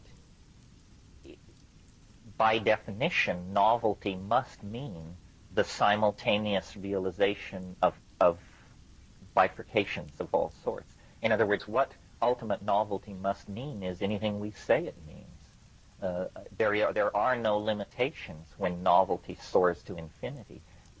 The universe is a series of impediments to the expression of novelty, and when it has overcome all those impediments, there is a flawless higher dimensional matrix throughout all being, I guess is how you put it, yeah. No, that's another can of strings. that's a different thing and more exotic. There's a lot of this stuff going around. You know, I am by no means the strangest cat on the block. This guy Alan Guth, have any of you looked at his website? This is a guy who's being paid a salary by MIT, for God's sake. And his thing is all about making universes. And he says we can make universes and put them on the shelf. You know, made this one in February, botched that one in March, and talks about how the ultimate proof of the direction in which modern physics is moving is to make a universe. After all, if they begin from an area smaller than the diameter of the hydrogen atom, a major laboratory could just stamp them out like hotcakes. Of course, the question is, what are they good for? What do you do with a universe once you've made one? But as an exercise in the imagination, take a look at what this guy is into. Let me just try to sum this up, not certainly to sum up the ideas, because the ideas are not really that important.